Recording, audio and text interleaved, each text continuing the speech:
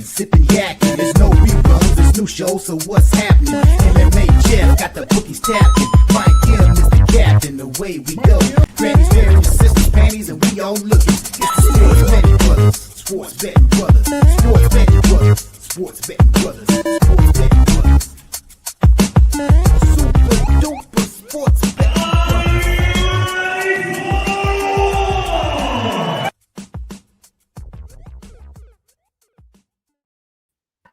A pleasant surprise there with a little set of cheeks to get you guys ready for UFC 328. I got the fellas here. We got a guy backstage as well.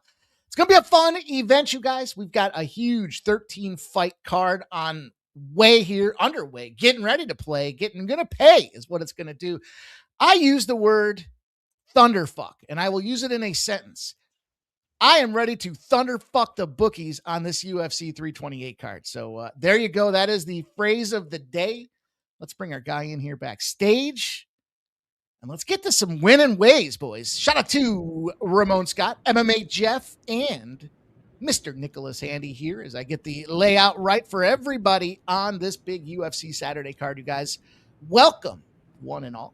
Expecting a big turnout, expecting big results. There's Rebecca walking his way in there. Looks like you got a little black eye or a little red eye. We're going to talk a lot about these fights. We're going to give you guys the full in-depth analysis, the breakdowns, our best bets, the way we want to get paid. We'll be live betting. We'll be play-by-play calling. We got the NHL playoffs, the NBA playoffs. We've got Major League Baseball. We've got the W back underway as well. Chicago Sky shedded a bad attitude to the Atlanta Dream. We'll get to that in due course here. MMA Jeff, welcome in. How you doing? What's going on? Yeah, I saw that Rebecca there, you know, red eye, black eye. As long as it's not pink eye, he's doing all right in my books. I'm doing great. I'm looking forward to this card, these numbered events here in Jersey. 13 fights. I think it's going to be we're going to see some bangers out there, and I'm excited to see some of the names on the card here. Been a couple of months since we've seen them, so I'm looking forward to it. And I think there's going to be some excellent ways to make some cash. Cash indeed. Mr. Nicholas Handy's been cashing throughout these playoffs here, and playoffs. But we're back to the UFC, my friend. You ready to go? I am. Definitely. I am super excited about the hockey tonight. Before we get too deep into it, yeah, I love Carolina tonight. I'm holding the Carolina sweep ticket, so I am looking forward to that. But yeah, I see a bunch of spots on this card, this UFC card, that I really like. So yeah, I'm ready to thunderfuck as well, my friend. well, way to put the phrase right in play. I like that. Ramon Scott's a man that's not afraid to put any phrase in play, and he's here to give you guys the ways to get paid here, Ramon. Happy Saturday. The morning steam, rocking and rolling. I know we're still trying to figure out when you go to sleep, but no sleeping on this card. You ready to get paid? Yeah, everybody's ready for this one. It feels like maybe the biggest one of the year so far. It feels like right now everybody's pretty fired up for it. So yeah, let's have a great day and a great card. I mean, there's a lot of stuff going on right now, so plenty to talk about. We'll have a great time with this card for sure. I hopefully it gets off to a great start for us. Got a great couple of main event fights here tonight. I'm looking forward to it with you guys. And man, what a week it's been here on the new Sports Money Network. Just incredible to see you guys pull this all together. And I know it feels like business as usual here right now with our show, but it feels a little bit different too on the new Sports Money Network. Fired up, you guys know the deal here. We are just getting started, and truly there is a lot more on the roadmap to go. So stay tuned and get ready for the journey, because we are building, we are looking to grow, pop the top off the shop, make the bookies panties drop, and all the rest of it that goes along with it. So get ready, you guys. It's going to be a lot of fun as we get to the summertime. Some would say the dog days of summer, and I would say, man, we're going to have it set up for you guys here between golf and NASCAR, and we're talking the WNBA and Major League Baseball, of course. So much going on. And then, of course, the UFC on Saturdays here. That's what we like to do. That's how we like to get paid. This is my favorite day of the week. Excited to get after it with you guys here. Before we jump in, I know there's going to be there's about 6 minutes until this card or the prelim apparently kicks off. Anything across, whether it be Major League Baseball or I guess the NBA or the W, that you guys want to talk about here? You want to share any live action before we jump into this thing and look to get paid? Yeah, Nick, I like I like Carolina as well in that game, but I didn't want to take the money line just since it's juiced as it is. I like Carolina -1.5. I think that being a possible elimination game, I think we're going to see the goalie get pulled if Philly is down. I did sprinkle the overtime in that game as well. Could be a tight one. I think I got the overtime at +350. I put a sprinkle on that, and Carolina -1.5. That's what I got. Yeah, Okay. man, I love it. If I was going to recommend any play for the Carolina Flyers game, I would recommend Carolina first period. That's what I'm on. Like I said, I've got a sweep ticket, Carolina 4-0 in this series. So I'd really love to cash that one. And then I've got a parlay because I wanted to knock down that money line juice. I just parlayed the Avs and the Canes. But yeah, outside of that, I'm sitting here sweating this Angels Blue Jays under. But other than that, that's all the action I got tonight. I'm focusing on this UFC. Mr. Ramon Scott, I know you have been show abundant here, giving plays out morning, noon, and night. Anything that you want to make sure that you get out there so that they can get it right, live betting wise? Anything kicking here before we jump into the UFC? They'll just get ready to focus on our show here right now. I mean, there'll be plenty of games coming up. Definitely looking at that next contest here with Carolina and Philly. Looks like we'll get that sweep. I went with Carolina on the show this morning. So, look, we're going to be not only talking fights, obviously, but these other games will be popping up. We're going to be here, 13 fights right now. I know we talk about how quickly it goes. I have a feeling this one might be a little longer tonight. Keep you guys around, and we'll just talk about all those games coming up, and especially when we get to the primetime contest here tonight. But yeah, so far, interesting baseball games here going on, and maybe a little comeback here. Maybe the Pistons can get going a little bit. The WNBA, Las Vegas, they must be the worst team in the league. Lose by 20 points at halftime to this Phoenix team. I know Phoenix is going to be a little bit underrated, but I didn't see that coming. And, I'm just happy to be with you guys here today. Well, let's do it, you guys. We are going to jump in. We've got the first fight on deck. It's going to be Clayton Carpenter. Jose Ochoa. When I hear Jose Ochoa, I think of the movie Blow. I think of the movie American Made. I do not think of the UFC, but here we go. Two fellas at 8-2. Some interesting matchups on this card as I was putting the graphics together. We got some guys that have it's kind of like the gateway here. Both guys coming off a loss. Somebody's got to win. We got a bunch of fights in the main card where they're both coming off of wins. I think they did a really nice job setting this card up here, but the 4-year younger Jose Ochoa comes in here as a slight favorite. These lines are as of about 18 hours ago, yesterday afternoon or so. I put together the lines from Bet Online. So we're trying to create our own benchmark, if you will, our own line movement report as it relates to kind of where those lines were, snapshot in time, and where they are right now. And it's moved a nickel in the Ochoa direction. It's also moved 10 cents to the over. Jeff, MMA, Jeff, kick us off here. Clayton Carpenter, Jose Ochoa. What are you going to do? Yeah, I think I'm going to go with the Peruvian here, Ochoa.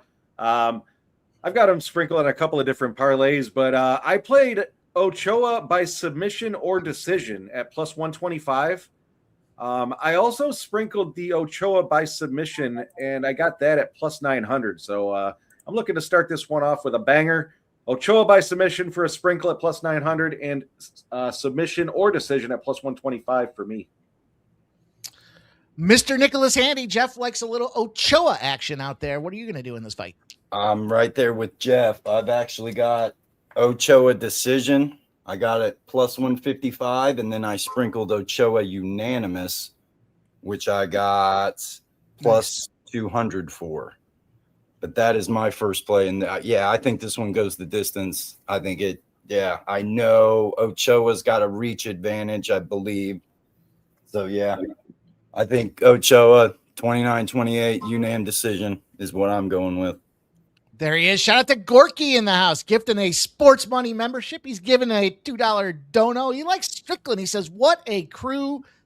Ramon Scott. We're going to bring our guest on here momentarily. But before we do, how are you getting paid in this fight? Yeah, Mike, I opened up my winnable card with Ochoa here in this one, and I took a -3.5 on the spread. I think Ochoa probably, the more sustainable guy, I think, over 3 rounds here. I don't know if the market is quite adjusted for maybe the gap in the finishing upside here for a guy like Ochoa. Carpenter obviously is going to be kind of a pace and scramble here in this bout. And, I'm not saying it's hard to say $1.75 is any value, but you look it up and down this card. Now, I know there are some closely rated bouts. We do have some lopsided bouts too, but I don't know. Ochoa, to me, has a kind of the higher ceiling here a little bit, and he's just a dangerous minutes winning kind of fighter to me. So I think the angle is that Ochoa, is above Carpenter here. Some say it's overpriced. I mean, it's hard to, $1.75 doesn't seem awful, but I did lay the 3.5 to, bring it down here. If you just wanted to play it outright, I think it might be okay there and not get too dicey like I'm going to try to do it here. So I think if it's a decision type fight, maybe that will be a factor, but I'll lay that extra hook there and hope he gets a sweep of the cards here in this one. I guess if Ochoa dictates the exchanges, avoids, getting down there and, might be a little bit tough if he has to grapple a little bit with this man. But I think the striking will separate the two in the fight eventually here. Probably gets to the distance, probably gets at least over the 2.5, which is heavily juiced anyways. I mean, it's expected to go the distance. So I did take Ochoa -3.5. Like that -3.5. Look, Blake M's with you on that one. John Gorky says Tifo cashes as well. We got the score bot in the chat, you guys. Trying to bring you updates on these scores as the innings change and so on and so forth. There you'll see end of the 6th inning, Blue Jays lead the Angels 8-0. Big Toronto Blue Jay spot. I'm with you guys here on the Ochoa decision side of things here. It does make me a little nervous being the, decent sized favorite, and the curtain jerker creates unpredictability. But I think in this case, we see Ochoa goes out there and handles business. I like to parlay this guy too, Jeff. Any parlays you can think of with this Ochoa factor?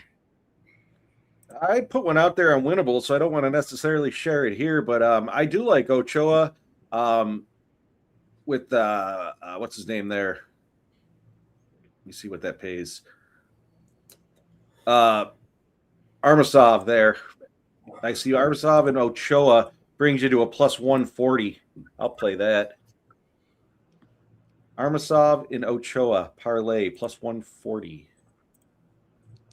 There it is, you guys. Welcome in our next guy backstage here. He's ready to go. Everybody knows this guy's been a live show betting machine with Mr. Nicholas Handy. Let's bring him in and welcome our guest. Let me get the layout set up. It is Dylan Betts. What's up, Dylan? Gonna dust the top off this bottle. I guess it's been sitting on the shelf for a while there, boys. Little dust on the tequila, you know what I mean? Hey, it happens. We Cinco do de have Mayo this was just the other day, though. How could the tequila cocktail here? We got a Slurpee, and then we're gonna take this tequila and just put a couple ounces right in there. Get the mood right. He's gonna set the mood here. Down before the fight takes off here. Is there anything that you took in this first card?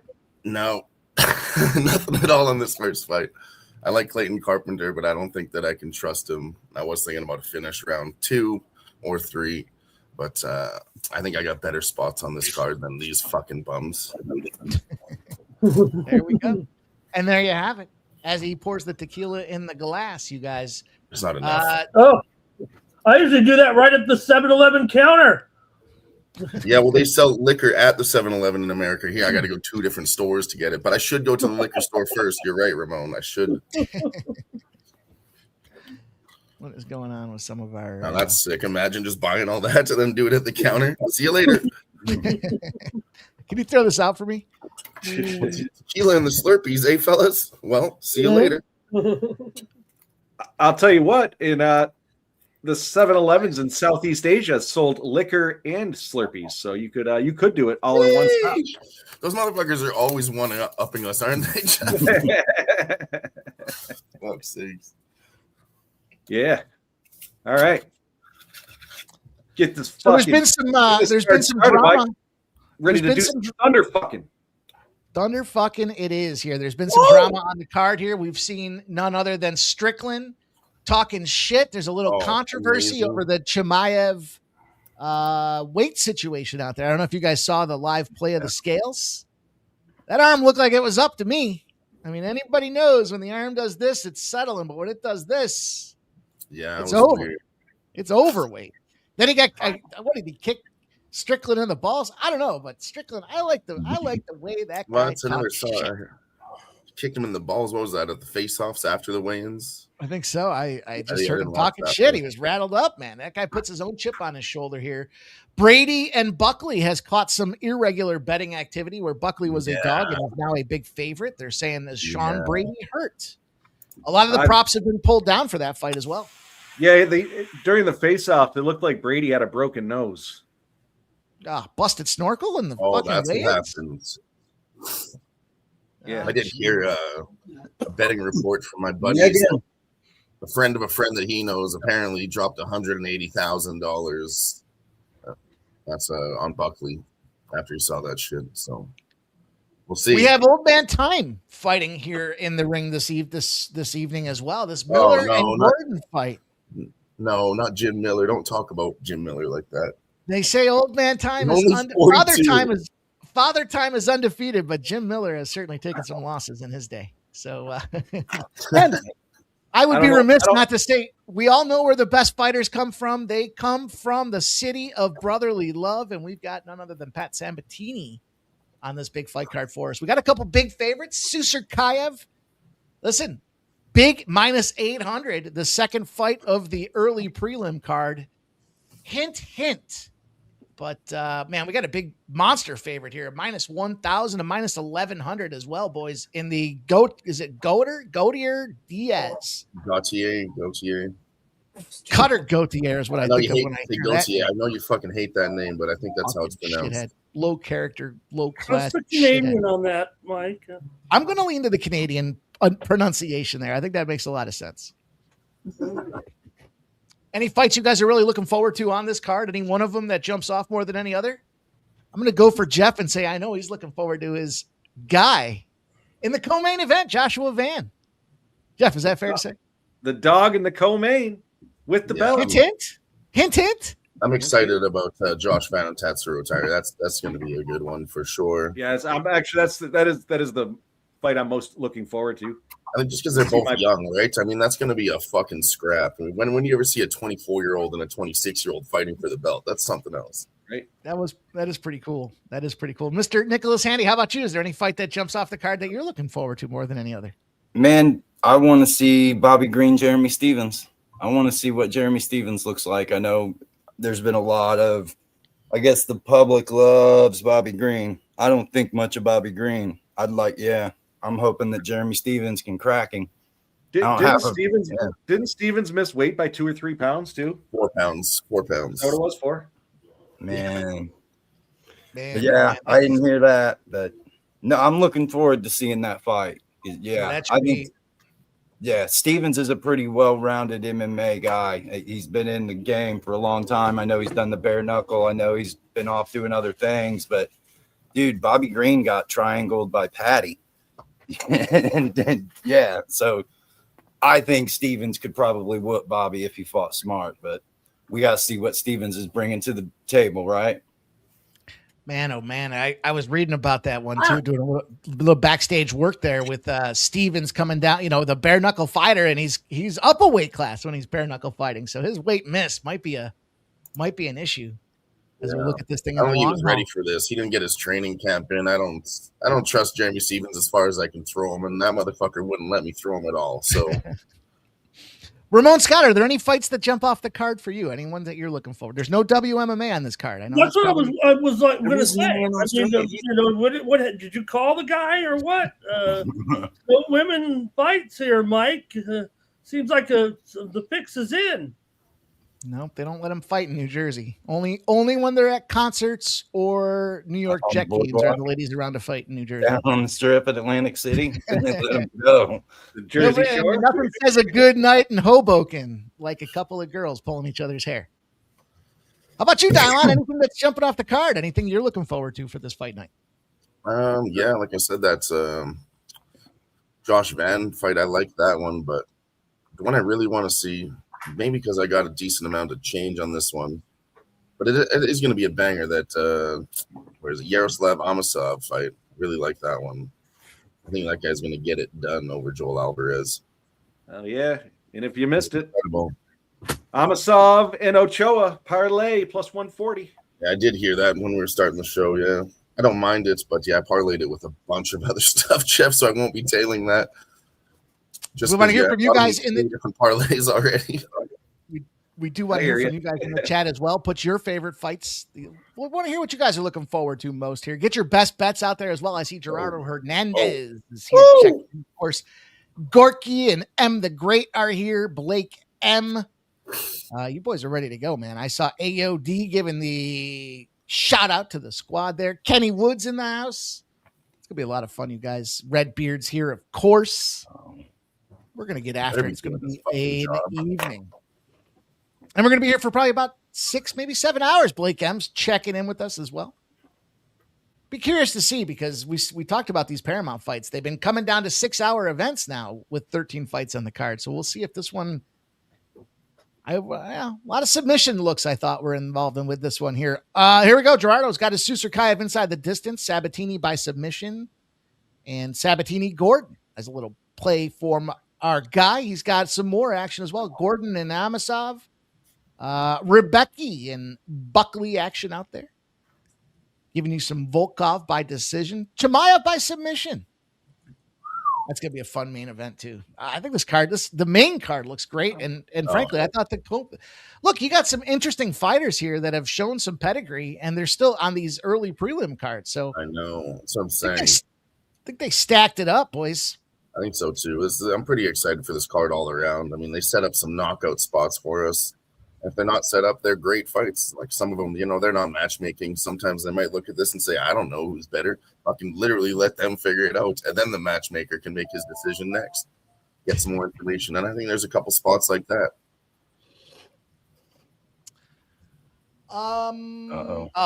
Here we go.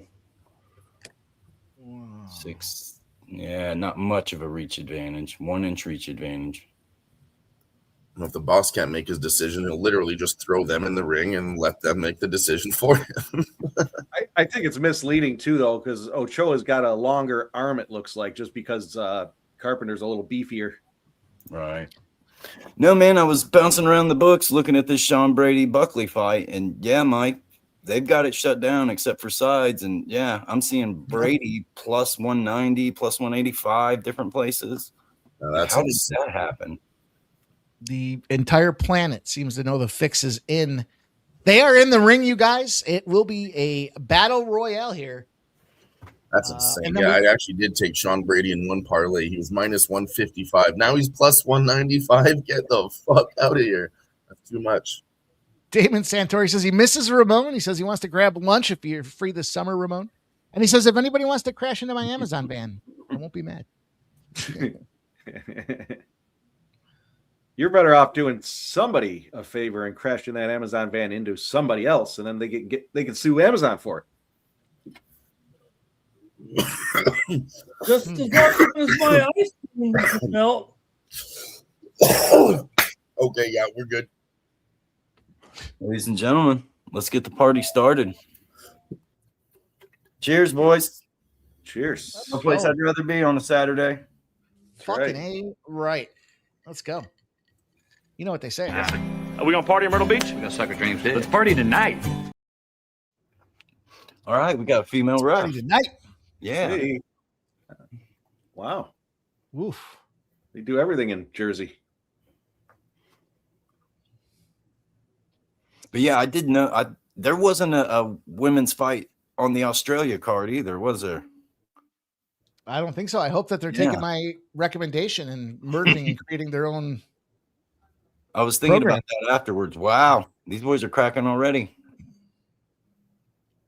But yeah, after that card, I was, thinking back on it, and I was like, wow, there wasn't a women's fight on that card, and then there's not one on this one either. So yeah, makes you think.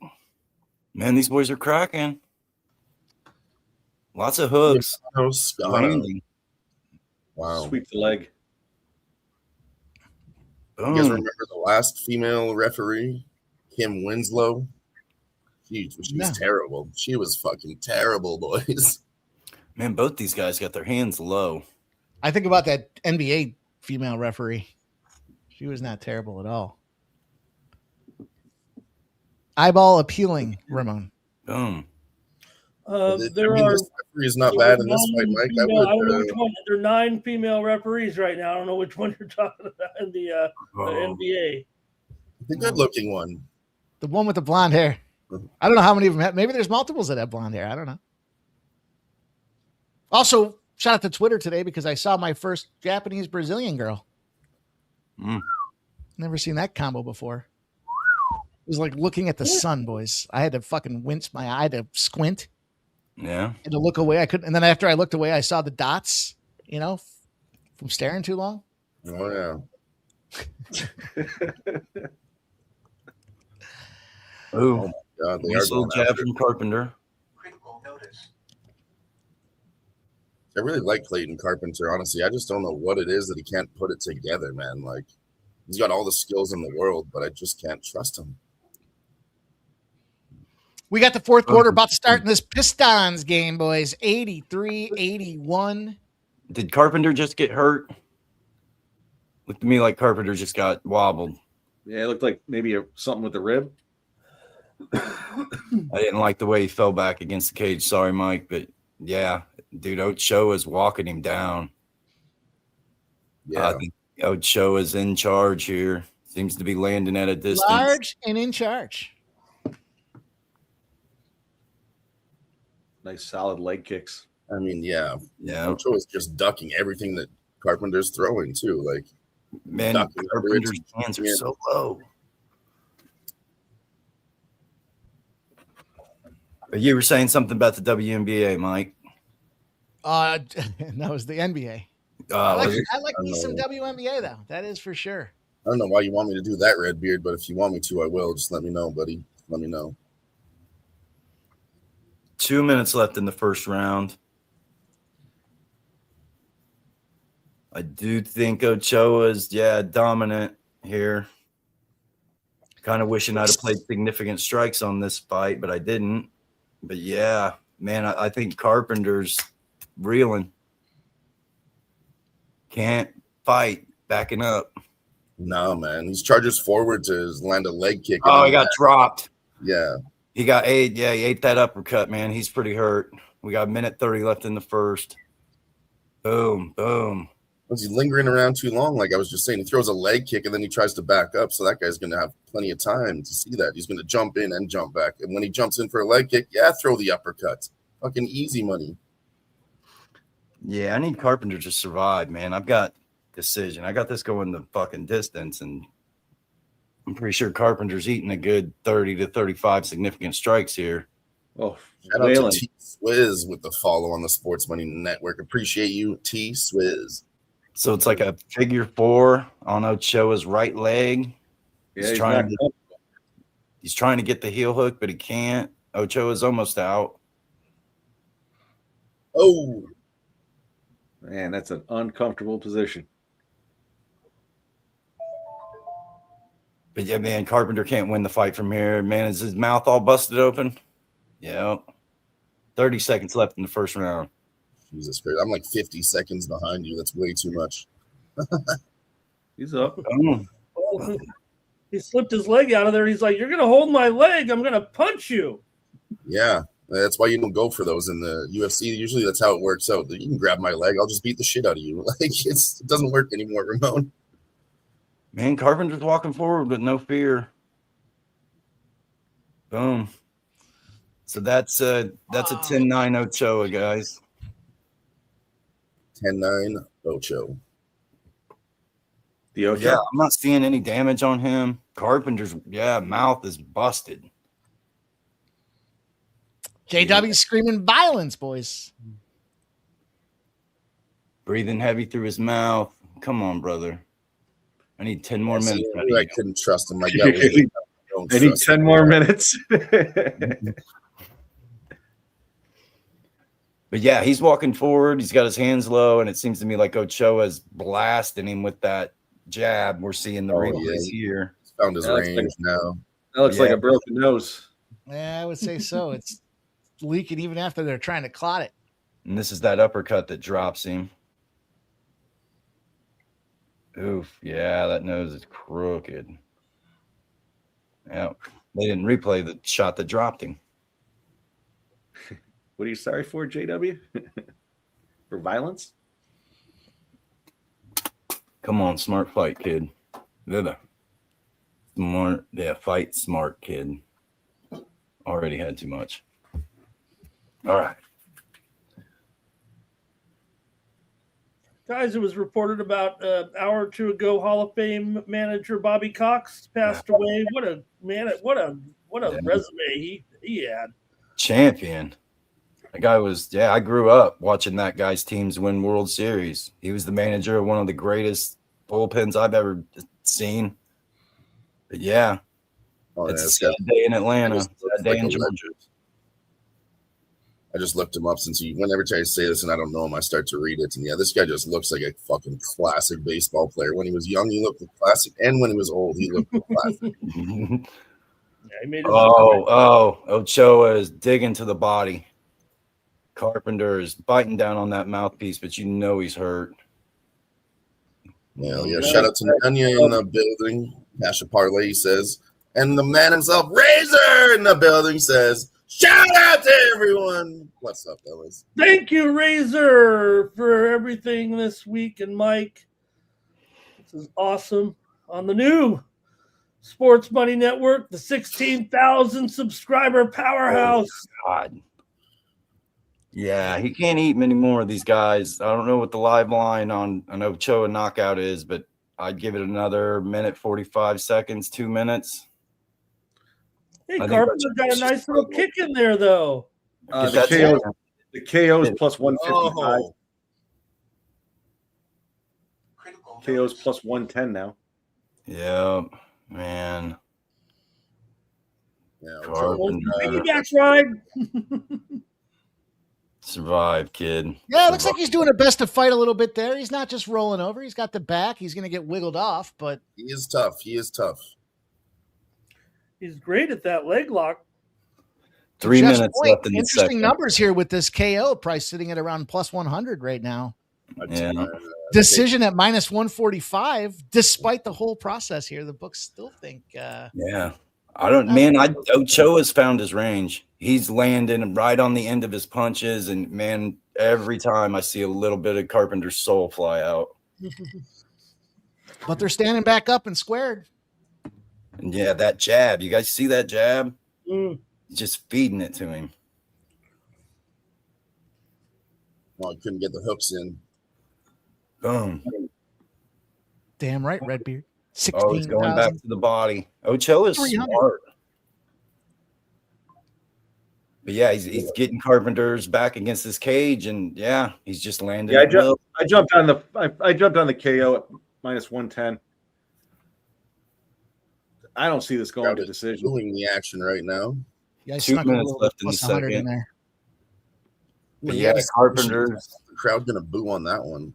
Backing away. They want to see violence. Boom, they nice saw violence, but they're not there. happy that it's not over yet as well. So he caught Ochoa with his mouth open, man. That was a great shot by Carpenter. There's over 1.5. Or sorry, over 2.5. Tick, tick, tick, tick, tick. Fuck. He was hitting too hard too soon. Fuck.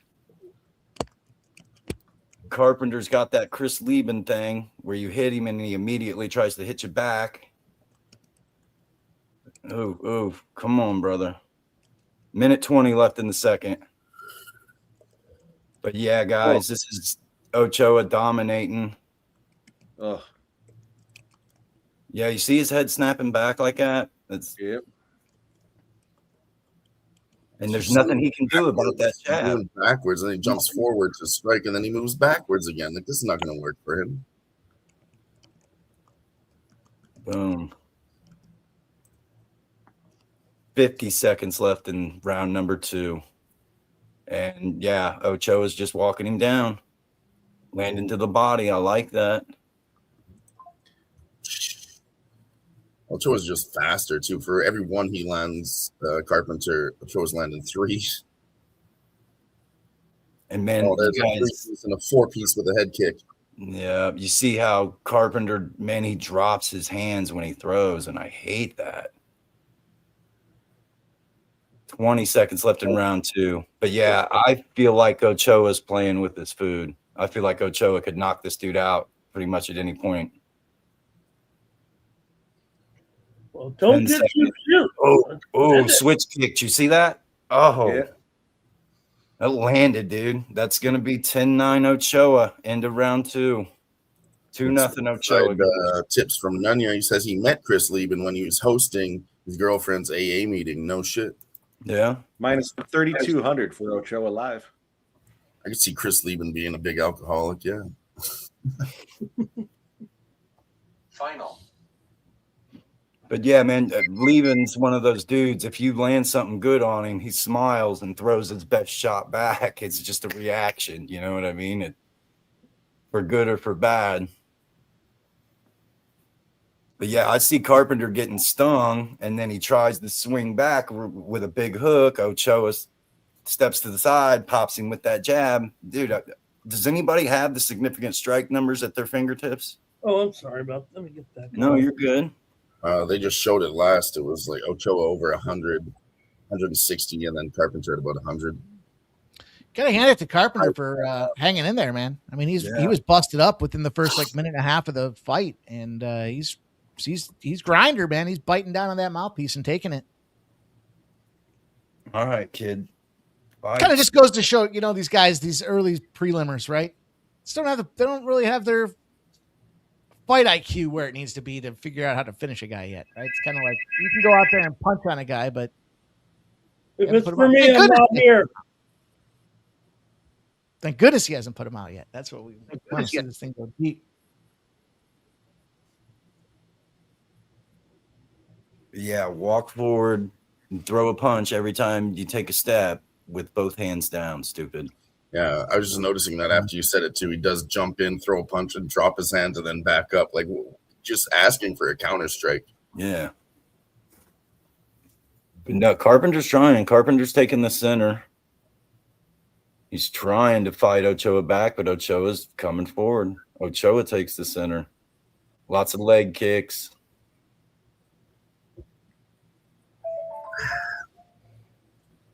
And I meant to go buy some weed too. I forgot I didn't have any.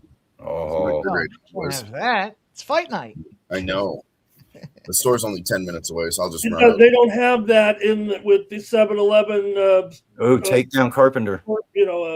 Vodka Slurpees. Nice double leg from Carpenter. They are pretty close though. Since I live downtown, like I said, there's about a weed store every half a block. There's a bar, then a store, then a store, then a bar, then a weed store. Man, Carpenter over him, boys. He took him down though. Carpenter takes the top here to kind of ride out some of this round. Might get a little bit of a. He's leaking all over Ochoa. He's trying hard to pass to the left. Final. That's gross. But yeah, Ochoa's got him busted wide open, boys.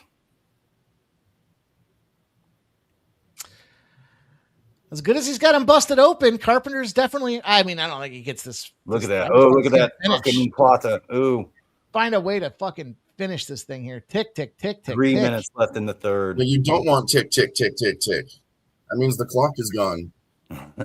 I want decision. What you want is fist, fist, fist, fist, fist. No. Oh, 1-2 lands for Ochoa. What? Shea Langolias. Oh, come on, kid. Come on. 2 minutes, 35 seconds left in round 2.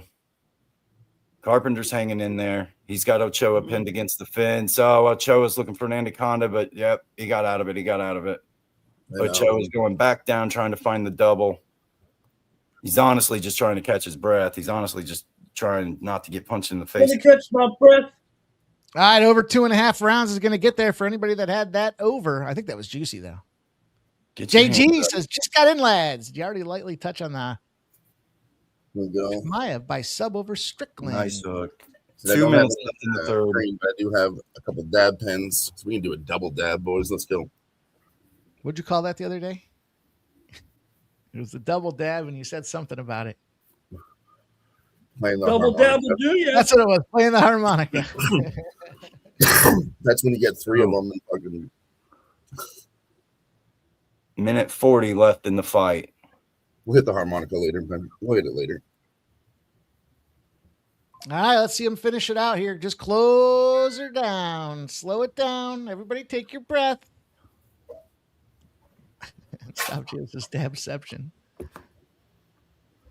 Come on, kid. I like it. Carpenter's a bloody mess, people. For those of you that aren't watching this fight, this has been a dominating performance. Ochoa here is approaching in this fight here. Has 1 more minute. It could finish in the top 5 in UFC history for most significant strikes landed in a flyweight bout. Wow. Yeah, I'm seeing they put the numbers on the screen now. Man, how did I miss that? But I did. I got Ochoa UNAM in my pocket, and I think, yeah, that's Ochoa definitely slowing down come round number 3. It was, thank goodness that Carpenter was able to get on top of him for that minute or so to boom. So, man, this is going to be 3, if not 4 losses in a row for Carpenter. I know. He's got all the skills. He just can't get a W. 20 seconds left in the fight. Ochoa walking him down, landing at will. Boom. Carpenter's got his back against the cage. Yeah, he's on his bike, trying not to get hit anymore. 5, 4, 2, 1. That's a 30-27 Ochoa on my scorecard. Oh, man. All right. Yeah, I agree, Nick. We just got it in, boys. Just in the mail now. Finally ordered my new hat. You won't believe it. It's a Dodgers hat, ladies and gentlemen. Dodgers hat. Boo! I know. Why, you ask, Ramon? Why did I buy a Dodgers hat? Why, Dylan? Why would you go for that ugly blue when you could get a beautiful brown and gold? That's what you want. Maybe. This one was a decent price, though. I did lose a bet to my guy, Jimmy Gomez. It was Blue Jays versus the Dodgers. And I still haven't bought my hat. And I kind of forgot. Fuck it, I'll buy it. I'll buy the hat. But yeah, had Blue Jays won. Damn. I had to go buy a Blue Jays hat and wear that in LA. So here we go. Throw it on. So that Dodgers home run. JG, I think we were all pretty much on Carolina for this game. I took Carolina minus 1.5, and then I sprinkled the draw at plus 350. I think it was 330, 350. Wow. Nick was on first period. Carolina minus the half. Man, that's guys. The Flyers do not score in the first period. They've only been once in the playoff season. So did you give out the money line on Carolina, or what did you play for that? So I took Carolina and I took Colorado and I parlayed money line. And I just took Carolina first period. And like I said, I'm holding a Carolina sweep ticket in my pocket. So I didn't want to get too invested on that. But yeah, my favorite bet on that game is Carolina first period, minus a half a pop. Ramon, what did you end up taking? The score of this contest, 30-27 for the winner. It was 30-27. Not really any doubt on that. Love it, boys. That's a nice casher for me, boys. Yeah, the submission or decision at plus 125 cash for me. I got burned taking that KO. I thought he was going to knock him out. Ramon, sorry, what were you on for the Carolina game? Oh yeah, Jeff, I'm on Carolina to close it out here. I like the over here, though. I think maybe that it just gets when you're going to be as desperate, maybe as the Flyers will be here. Maybe some gets tacked on the back end. So I just throw a little bit on the over, but Carolina here just to wrap it up. I just don't think there's anything left. Yeah, I'm doing the same thing I did. Like Nick already said, Carolina first period puck line. I'll be doing that every period, first, second, and third period. They're gonna win by one, if not 2 out of 3 periods. So that's gonna bring us some money home. I want to get that team total though. It's 2.5 at -160, so I'm not gonna play that. Yeah, Maybe if Philly does score one, I'll take a team total under live. And Philly not scoring in the first period, that's -135. I like that too, but I'm not gonna pay the juice. I like they do have to press tonight. But I've been betting that one. So far it's 2-1 for me. Yeah, I'm just gonna go to Carolina here. That's why I took that puck line, Dylan, with the Carolina, figuring a elimination game. The goalie's going to be pulled 4 or 5 minutes left, depending on what the score is. So it's going to open up that potential for 1 or 2 empty netters, possibly. For Carolina. Getting that, I think I got that at +150 or 155. Vladar's saves. Where's that at? 26.5. Nah, it's too high. Especially with what you just said, Jeff. They might pull that fucker. We'll be sitting there at 26.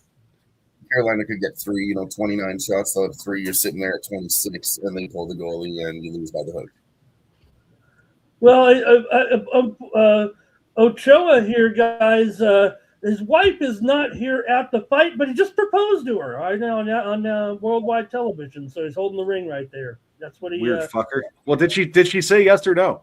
He's back in Brazil. We don't know. He's gonna go back, but you know what? It's a lot easier when you got a little cash money and a win under your belt. If you lose, you don't want to do that. Well, maybe he's gonna get himself fight of the night bonus too. We'll see. Fight of the night on the curtain jerker. There are a lot of fights to go. That was a pretty good job by Ochoa, but yep. All right. We ready to talk about this next one, boys? Yeah, you want to kick us off? Man, so I've got Susurkayev. This Waldo dude is tough. Digging through the stats, figuring out everything I could. The best play I could come up with, I've got – come here. 2 seconds, guys. I'm trying to pull it up. So I've got Susurkayev 2 and 3, and I really think he gets the knockout. So I took Susurkayev. I got 4 bets. Susurkayev round 2, Susurkayev round 3. Then I sprinkled Susurkayev by KO in round 2, and I sprinkled Susurkayev by KO in round 3. I think this dude's tough, but I think this Russian, it's just a matter of time. But I need a knockout. I think the dude's only, got a couple submissions on his record. He likes to finish with the knockout. But that's my play for the next fight. Dylan, anything for you in this Susurkayev battle? Yeah, it's got to be Susurkayev do or die here. I'd like to take a shot on a big dog sometimes with these big prices, but I don't think so. This guy's the training partner of Chimaev. There's a reason why he's on this card with Chimaev. Chimaev literally got him a fucking job. He's been doing pretty well. I tried to fade this guy. I'm not going to fade him anymore. I like what Nick said. And I think I'm going to go that route too, 2 and 3. Jeff, what say you in this one? 750, yep. I like Susurkayev as well. I went straight the KO round 2 at +425. And then I took him by KO in just round 2. Susurkayev to win in round 2 at +300. So round 2 KO at +425, and then round 2 at +300. Figuring if he does ding him pretty good, he could jump on top and possibly go for a submission, but not likely. But either way, finish in round 2. Ramon? Let's go, boys. Yeah, Mike, this is about a little bit of heavy chalk here for me, but I like Susurkayev as well. I took him inside the distance at -$1.60 for an official play over on the Win Club. I think here should be able to carry this one. Santos is pretty poor defensively here, and I think his win expectation is actually pretty low in this fight. I don't know if it's even representative of his chances here. I don't know. It might be big value actually for Chimaev. It feels like he could take this guy down. He can pressure him. He could dominate probably pretty quickly. I would think. I know we have sometimes trouble finishing these off, but I don't know. Maybe the market's starting to inflate a little bit here. What does it say right now, guys? That doesn't matter. My play's in, but at 750 up to 900 now, 1100 here at a book in Vegas here. So and that doesn't sound too bad to get minus 160 on a finish here that I got. I didn't look at the current line, but when I sent it out last night, that was the price for me at a $160 here. So I think Chimaev here. Santos struggles badly against grapplers who can chain together takedown attempts. So maybe under could be a little bit better price there. I think at a big plus money. It is 1.5, like plus $1.70, $1.75. Maybe you could end him that quick, but I just went by decision. I mean, by inside the distance. That's what I did, inside the distance. I like it, Ramon. Gives you plenty of opportunity too. I mean, everyone says he's a grappler and wrestler and all that. He's good at it. Of course, he trains with Khamzat, but he's traditionally a kickboxer. This guy's striking is not to be fucked with either. So you can knock him out or submit him, I believe. I would say if Chimaev looks like he starts slow, I think that is an opportunity for this big underdog, because I would think the way Chimaev goes, if he's into it pretty quickly. So if there's any kind of little even hesitation or struggle there, that I would actually have the slightest of concerns if he does not start quickly. Actually, Final. You guys, I don't hit when the dealer has a 12 in blackjack. I don't hit 16s. And I don't bet anything but decision in early prelim fights where everyone thinks it's going to go early. So, it's a principle thing for me at this point. So I guess it's the island, but it was plus 185. I don't love it, but I don't love it either. The way I got to play it. So I do like that it's different, though. I like that, Mikey. And everyone's saying knockout like we are 2-3. Like I'm going the distance. Fuck. Now we're the general public. No, I'm just kidding. Well, we've seen it time and again here, so it's cash. I'm pretty psyched though. I've got three curtain jerker winners in a row here. That's like I'm on uncharted territory for my own personal betting. So excited for that first one to have gone the way it did. Pistons and Cavaliers are pulling it up, boys. 106, 104, 2 minutes to go in game number 3. Stop, Gio. There you go. I threw it in the chat for you. Throw him in there. Oh, triple yeah, times. That's exactly what I was saying. I was waiting for you to answer since you asked you, but I was thinking, Amasov is the correct answer there, Jeff. That's the guy you want to throw in there. So, man, Chimaev is 11-0 in his pro career. 9 KOs, 1 submission, 1 decision. So when he does, only one guy's ever gone the distance with him, and he's only got 1 submission. He likes to knock people out. Now, Santos is 11-2. His 2 losses are decisions. He's got 3 wins by KO, 4 wins by submission, and 4 by decision. So for the record, Santos has never been finished, and only one guy's ever lasted with Chimaev. So take that into consideration. You got to figure too, you're getting the opportunity to you're on a big card here. It's a big event outside of Vegas. Bright lights sometimes blind you a little bit early in these spots. So we'll see. I mean, I don't doubt Chimaev should fire it off here. Our guy, Michael B, is either neglecting his duties or just not here yet. But we do have a red X check-in on this one as well. So, for what it's worth, that was a hell of a. I remember that because wasn't Chimaev at that Dana White Contender Series event? Wasn't that the big deal that he was in the corner at the event? Yeah, he was in the corner for his buddy there. Yeah, it's a hell of a name. Long one, right? Lots of fucking lots of vowels in that fucking thing too. Isinger, Chimaev. That's a Wheel of Fortune fucking buster right there. Nobody gets that one. They're sitting there. He's got a middle name too. He's got some. His middle name. It's 18 characters long. It wouldn't fit on the screen. They're saying that Buckley Brady fight might be in jeopardy as of Oh a half yeah, because there's too much money on it. Suspicious line movement. They're gonna cancel that bitch and tell us they had a cold. I'm telling you, man. as of a half hour ago. I don't know if it's still out there or not, but That's wild. That is wild. Yeah, Every book I looked at, all they got sides and Brady plus 200. That shit didn't move all week. I mean, there was no line movement, nothing crazy. That flipped in like 30 minutes after the weigh-in. So yeah, it's sus. It's fucking sus. Susarkayev? Dude had a fucking broken nose. Stop, Gio. That's not so bad given the fact that all those dudes are pretty good sized favorites. Yeah, I mean it's a little square, but there's nothing wrong with square in UFC. Not when it wins. No, I mean 3 favorites is easy to pick. Try to find 3 dogs. You don't want that. I think I hit a 3-dog parlay one time. So man, this dude's a middleweight. This is a middleweight fight. Isn't that Chimaev's division?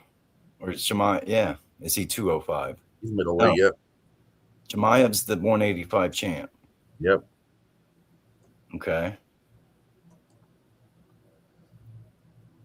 I see what you're getting at. Is he going to fight his friend? Well, it happens. I mean, but yeah, it probably means that Susarkayev is either going to go up in weight or down in weight rather than fight Khamzat. Or Khamzat will, drop that 185 belt and move on. Seems like Chimaev's having a hard time making 185. Yeah, he ain't moving up to 205.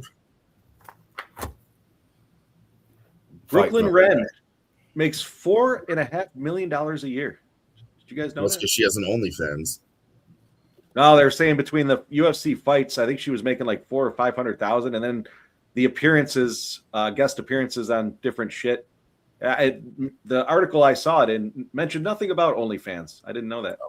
Yeah. I would be totally pissed if I was a UFC fighter and some ring girl's making 10 times as much as I am.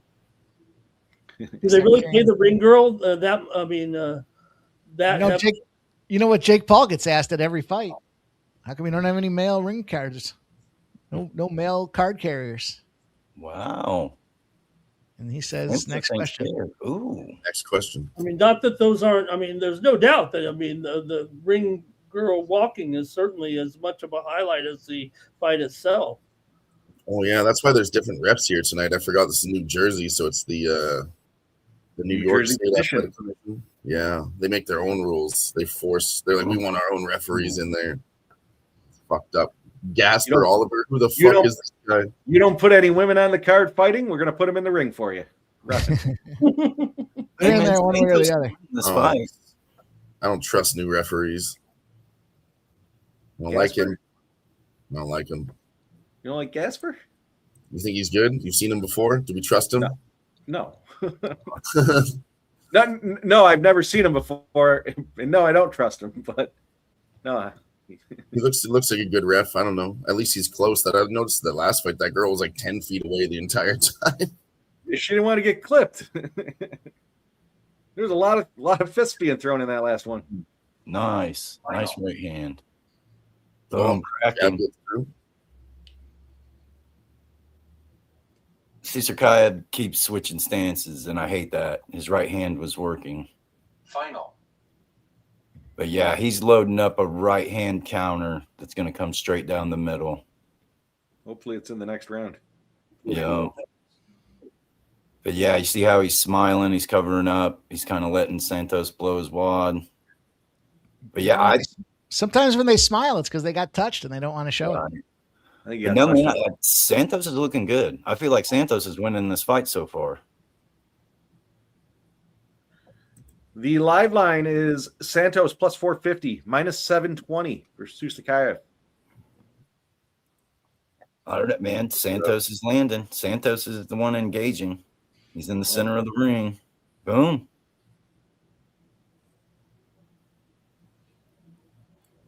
Redbeard, I saw a couple of people on X talking that Santos is going to ruin some parlays. Boom. Oh, it was a nice right hand. You see that? Oh. From Susarkayev. But yeah, you see that straight right hand? Yep. Every time Santos hits him, he's trying to send that straight right hand right down the pipe. Almost worth a sprinkle on Santos. Plus 300 now. Plus 250. Ooh, shot. No, Santos sprawls and gets away. But yeah, Susurkayev went for a takedown. Ooh, Santos touched him up. Yeah, Something might not be right with Susurkayev here. To see him shooting a takedown like that, and after smiling with that chagrin on his face after he got popped real quick. I like the way he's acting, dancing around and throwing a spinning kick that completely misses. That's foolish. Waste of energy, right? Well, just terrible showboating for what? You're not winning the fight. Does look like that nose might have some damage on the Susurkayev side. So is Susurkayev mocking him, throwing the same shots back at him? Did I just so. see that? Oh, he did the stanky leg, though, did Jordan Santos after that jab. Ooh, you get caught with that spinning elbow there, you're in trouble. No, he is a cocky little fuck. That might be his downfall. Looking away, being a douche. 45 seconds left in the first round. You're gonna be a highlight reel. It's gonna look really bad. Yeah. Just because you train with the champ doesn't mean you're the champ.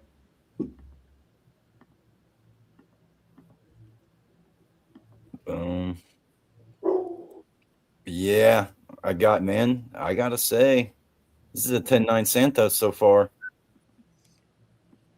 Definitely. The other guy's bleeding, and he hasn't really landed much. Santos is plus 154. Ooh.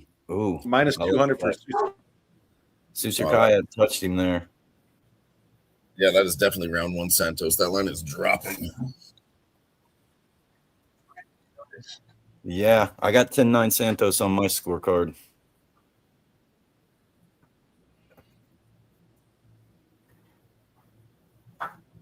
Yeah, see, this is a guy that you don't fuck with. It's a tough life. You hear what they just said on the broadcast? He's literally fucking put in a dog kennel in the favelas eating fucking dog food for lunch. You don't think that motherfucker's hungry? Depends on the size of the portion he got for the dog. I'm going hungry. That's crazy.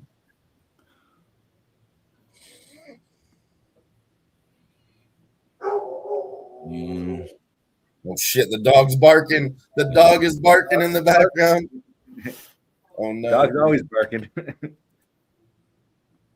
Redbeard said he's going to move on Santos plus 135. He waited too long. Should have hit it earlier. Nah, he's going to get touched up right here. Round 2 KO. Yeah, I think this is a good 2 spot and 3. to I had a jump feeling in this on was Susurkayev. very good. Alan Costa, that'll be a banger. That'll be a significant strike play. Which one? Melky? 5-round main event for the featherweight. Alan fight. Costa. It's on the screen now. They're running the promo. Oh, I'll see it in about 45 seconds. May 16th. Be there. I moved on a little Susurkayev action here. Minus 180 is now in the realm of reasonable price tag. Yeah, I think Santos is a big guy. I think he might gas out 2-3 also. Like when he hit him with that jab too, Santos did the stanky leg. It wasn't even that powerful. If he clips him with a nice shot, he could knock this guy out. I don't know. I don't like Santos's footwork. When they pull back to that wide shot, you'll see it. Like, yeah, he dances like Peyton Manning in the pocket. Boom! You see that right hand? Woo! Susurkayev came right across with that right hand. Looking to put him out. Yeah, minus 180. I mean, come on. Santos, noble effort for that first round here. Hopefully he goes the distance, but now he's up to minus 250. Swinging him back. That's the old overreaction, you know? Oh, nice low kick. I like that. Hey, Mike, it wasn't supposed to go down like it did, but the Phoenix Mercury with their 33-point win, it stayed under somehow. Did it really? Yeah. Wow, that thing was the whole game. It was shooting over the number. Well, Vegas was nice firing the 1-2 ring. from Susurkayev. Yeah, Santos is not quite hurt, but yeah, bro, he's wobbled. Just under, huh, Ramon? 165 on a 167.5. Woo! That gets me in a 1-0 to open up the WNBA season, boys. Nice. Just started the WNBA season, and only right that we got to say RIP to our mentees. You know, you love the NBA. Just launched. RIP, Tease. We love you. Shout out to Tease. Shout out to DJ Hardy in the house. He says, "What up, scumbags? What up? Loving life, watching fights, making money." Yeah, I need Susurkayev to take his career seriously. I don't know what the Looks like he's taking it a little more seriously now. He's got a busted up nose. Maybe his corner yelled at him in Chechnya, and who knows? What up, Michael B? Chechen rebel. Man, Michael you can't stand in he's a front of Chechen this thing rebel? and cover up. You can't do it. You can't go back to Chechnya and face the fucking president either after this performance. Be executed. Oh, nice uppercut, nice overhand right. Yeah, Susurkayev's coming on. Final. Just underway is the WBO heavyweight title between Dubois and Wardley.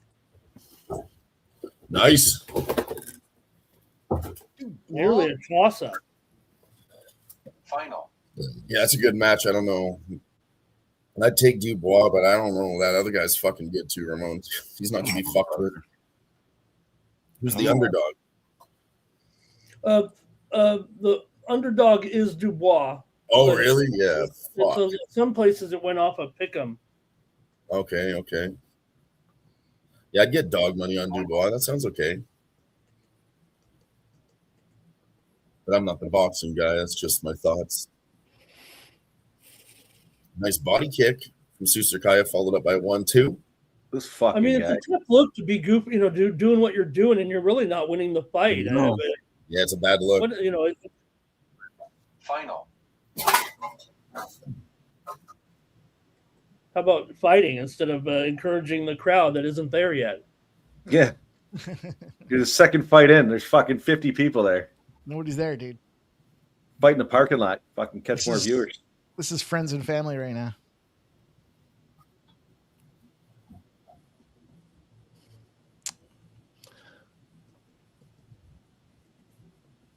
Final.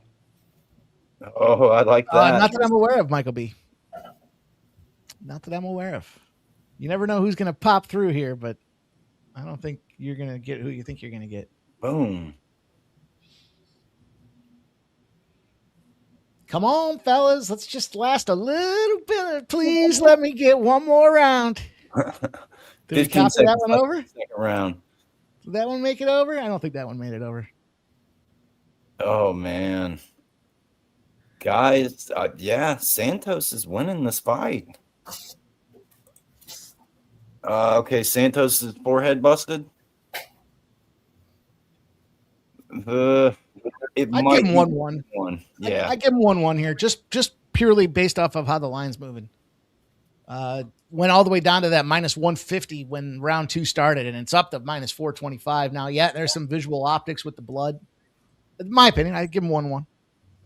I had the round 2. So I'm rooting for Santos now. Fuck this guy. -700. Yeah, I expected more killer instinct from a stablemate Chimaev. No nonsense. What are we doing? Oh, that elbow split him open. Nice. But yeah, man, Santos is landing. Yeah, it was a nice elbow. I like when they show that slow-mo shot there and you see it slowly open up and start to bleed. Disgusting. All right, dude. It would be great to knock this guy out in the third round.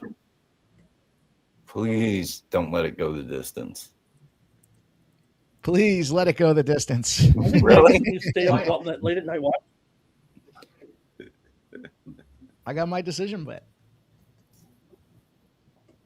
Come on. I don't need it to be Santos' decision, though. That would be a fucking massive upset. -345 now. Final. If I was the fucking judge, I'd give it to Santos because of the showboating. Yeah, right? Like, penalize this guy for being a fucking asshole.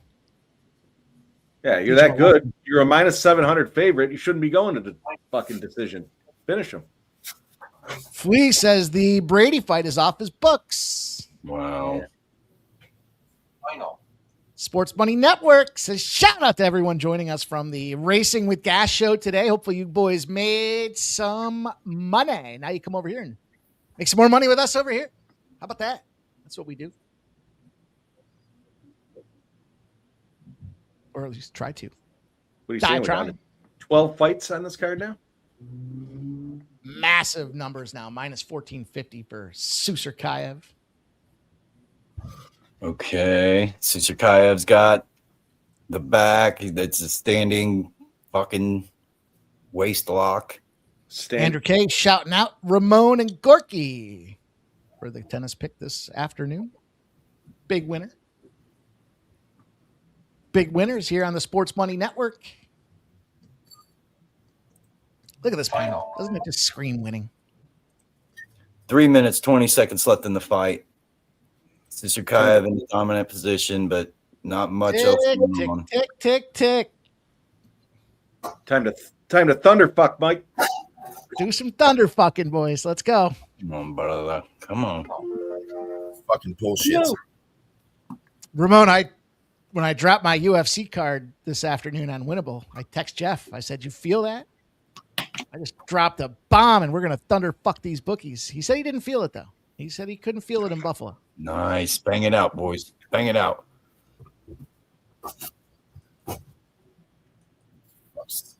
Fuck. This absolute fuck.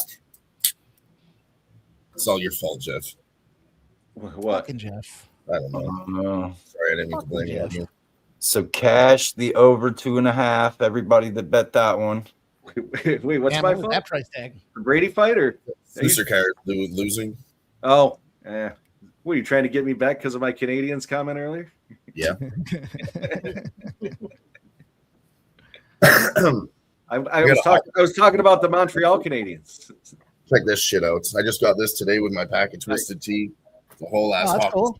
my fucking beer out of today. That's cool. I thought it would hold 2. It only holds fucking 1. That's kind of upsetting. I still got to give me one of them goal scoring things you got there where the thing lights up when the goals are getting scored. I got to get one of those. Honestly, Well, I don't know. It might not be. I mean, Dylon hasn't used it in months. I was gonna say the app kind of fucked up and it was very annoying to keep using. Oh, really? Sitting there with technical difficulties with a cup, like, no, that's not for me. I didn't realize. But it was mostly my phone too. I do have a new phone now, so maybe I'll bring it back. Minute 30 left in the fight. That was a disappointing loss, unfortunately. Man, I tell you what, the Canadians came out on fire in that first period. Obviously, they got the goal in, a minute and a half. And then the Sabres started the second period shorthanded, so that certainly didn't help. 2 periods in a row with a slow start. Then they got that goal. Has the back. Susurkayev. You going to choke him out here? He's getting there, brother. He's getting there. Tick, tick, tick, baby. Why did he make this so hard on himself? Oh, no. He's going to choke him, brother. That's a rear naked. 1, 2. Oh, it's a matter of time. He's squeezing the shit out of him. I think Santos is out. Yeah, that's going to be it. Submission for Susurkayev round 3. Woo! But, man, I'm still pissed at that dude. That was a shitty performance. Wow. But, oh, yeah, no, I'm still mad at him. We're not going to sit here and cheer. We'll cheer for our money, ladies and gentlemen. We will not cheer for Susurkayev, okay? All right, well, congrats, Ramon, on the inside the distance. When Santos got his blood back in his head, he thought the fight was still on. Congrats to anybody that had the round 3, and congrats to anybody that had the sub. Oh, son. Oh. That's how you do it. Congrats to anybody that tailed me on that live bet. Stupid number that came way the fuck down. We'll take it. 1 of Let's 4. no takeaways here, though, because if you see Susurkayev next time, I won't be doing that 2 or 3 on Susurkayev in his next fight, this motherfucker. No, fuck him. No, man, that was a shitty performance. This guy's a dog, though. Jordan Santos is back up on his feet saying, I'm ready to go. Like, no, the fight's over. He's like, no, I'm ready to fight. Yeah. It was like, right, here we go. He was bouncing around like, no, Chad, tell him. I think they have to get the translator in there, Ramon, and tell him in Portuguese that the fight is over. He said, what? No, let's go. It's on. Redbeard says Santos won that fight in his opinion. Well, the funny thing about it is he got choked out before it was over. So He might have been about to win that fight on some greasy judges' scorecards. Damn. Yeah, I think he was getting passed up there in the third, but hey, man, listen. He hung around just long enough to figure it out, and he did figure it out. So congrats. Fucking sub. Who saw that, man? Maybe Ramon with his inside the distance. Michael B says, are you Flyers going to show any heart today? Or are they just going to bend over for Carolina? I took the over 5.5 at plus 120. Uh-oh. This is not good, boys. What's the problem? What the problem is? Well, I mean, I thought you'd take this thing off and it would turn into a cup, but that is just going to be the riskiest fucking thing I've ever risked. Riskier than taking Susurkayev to get it done in round 3. I guess I'll just be a one-armed man for 5 minutes. What are the round 3 pay? I only got one. Plus 750. Nice. Hey, man, this Canes Flyers is popping off. I am on Canes first period. Minus the half. all right. Yeah, let's go. I took that too. That's going to be every period for me. If you guys want my live bets for second and third period, it's going to be Carolina Hurricanes minus a half every period. You want to parlay those, do what you will with that. Man, this next fight, I posted my play in the chat. Man, I like the dog. I like Gomez, but I just played his significant strikes. I just need him to land 40 significant strikes. I don't care who wins the fight.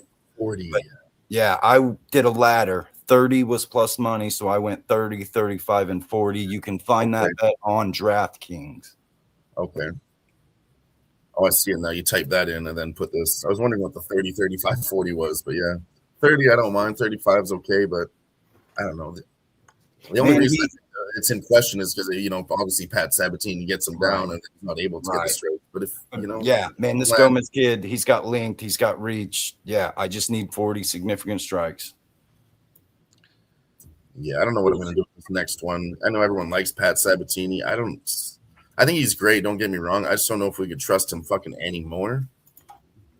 I don't know. I don't like what happens if he can't get his takedown. I'm going to take him to sub. I'm going to take him to win by sub, and I'm going to sprinkle on some sub in round 2 and sub in round 3 at plus 800 and 1200, respectfully. I just have bad history on these older guys that have been around for a while in the UFC. I'm all on the new guys now. I'm changing my tone. Fuck out with the old, in with the new, Mikey. But I honestly do think Pat Sabatini gets this one done, and I don't think that William Gomez's defense is going to be enough to stop Pat Sabatini's takedowns. I think he does get the takedowns. Whether that turns to a sub or control time for the decision, I don't know. But yeah, I would lean towards sub or decision for Pat. Well, certainly KO is a little bit off the table there. I just feel like the problem with Gomez there is that he's just so low volume. And you're going to, like you guys had said, if you get him to the ground, you're going to have a hard. Sabatini doesn't let dudes up. So, no, he doesn't. Could that mean that they just kind of fucking screw around on the mat for a little while and it ends up as a decision? Maybe. That could very well be. I'll take the risk on that there. But I think we see so far so good here with Sabatini. And I'm not willing to pull the ripcord on him yet. We know the best fighters come out of Philadelphia. 7 years, though, Ramon. 7 years. I think the best fighters come out of Brazil, but Philly might be a close second. We all know Rocky. Where was Rocky from? All right. Not a fictional character. Son of a bitch.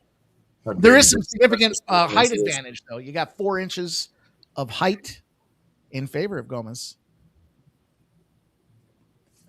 Look at them takedowns landed, though, man. Sabatini is a takedown machine. No, he's really good at it, too.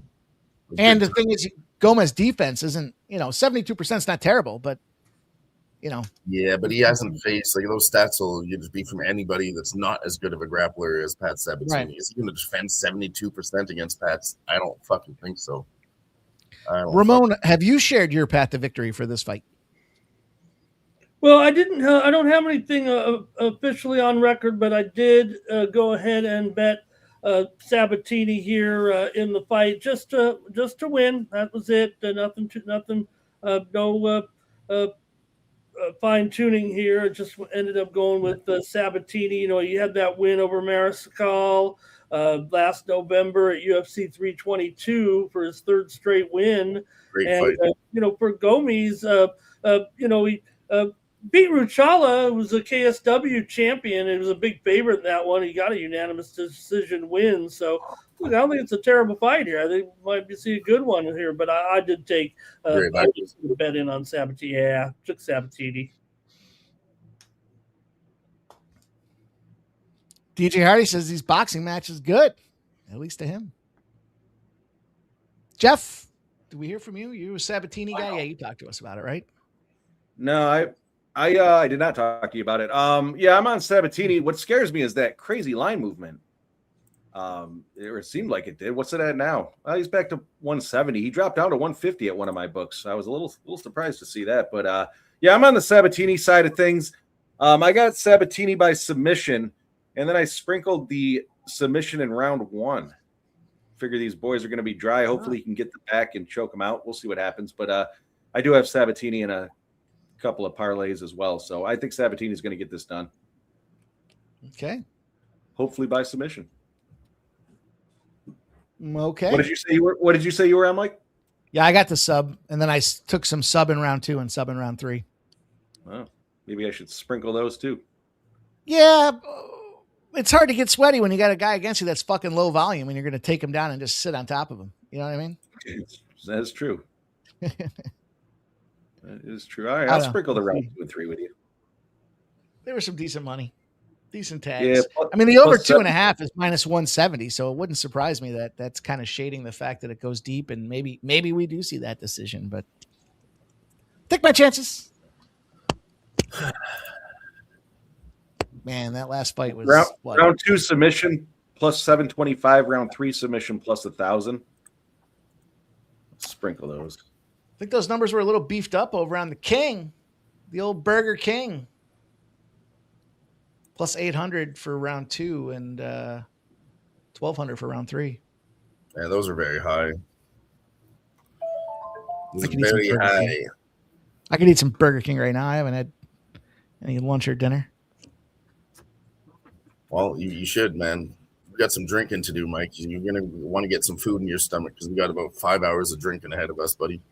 Oh, we're Mike, going to be drinking. Mike, why can't Chris find this on YouTube? When you say this, do you mean the channel? Look at the Sports Money Network. Make sure you look for the new logo.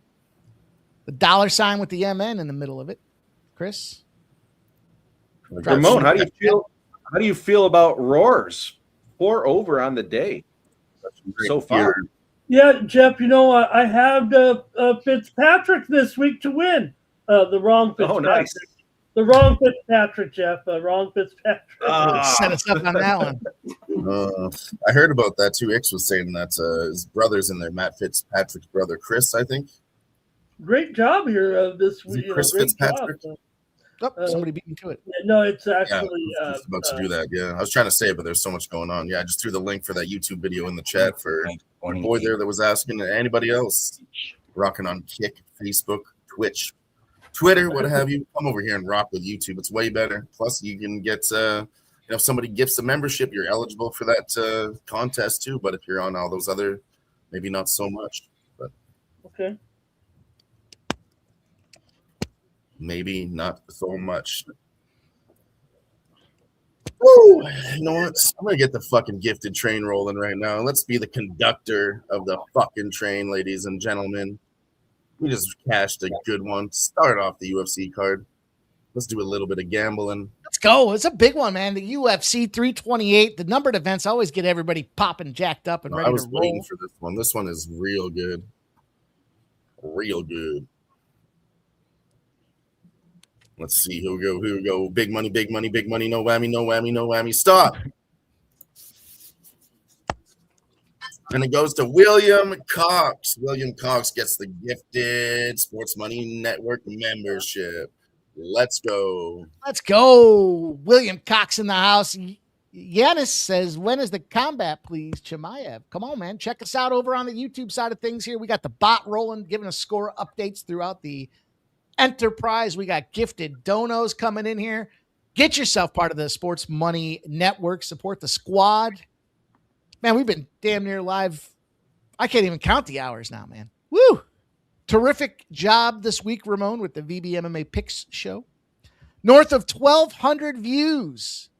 Well, it might have been our special guest, Mike, the one and only Clint McLean of the Die Hard MMA podcast. Could have been. Wow. Could have been. I'll tell you What a what. great guest. I know a couple guys that saw it because I heard from them. It was a good show, Ramon. It was insightful. No, there's always good insights. I mean, I don't want to talk trash about anybody at all. I don't do that. I did used to listen to his show, and it was very good. I got good information. Whatever I picked out from him was very good, digestible information. My bets were good. Listening to the information.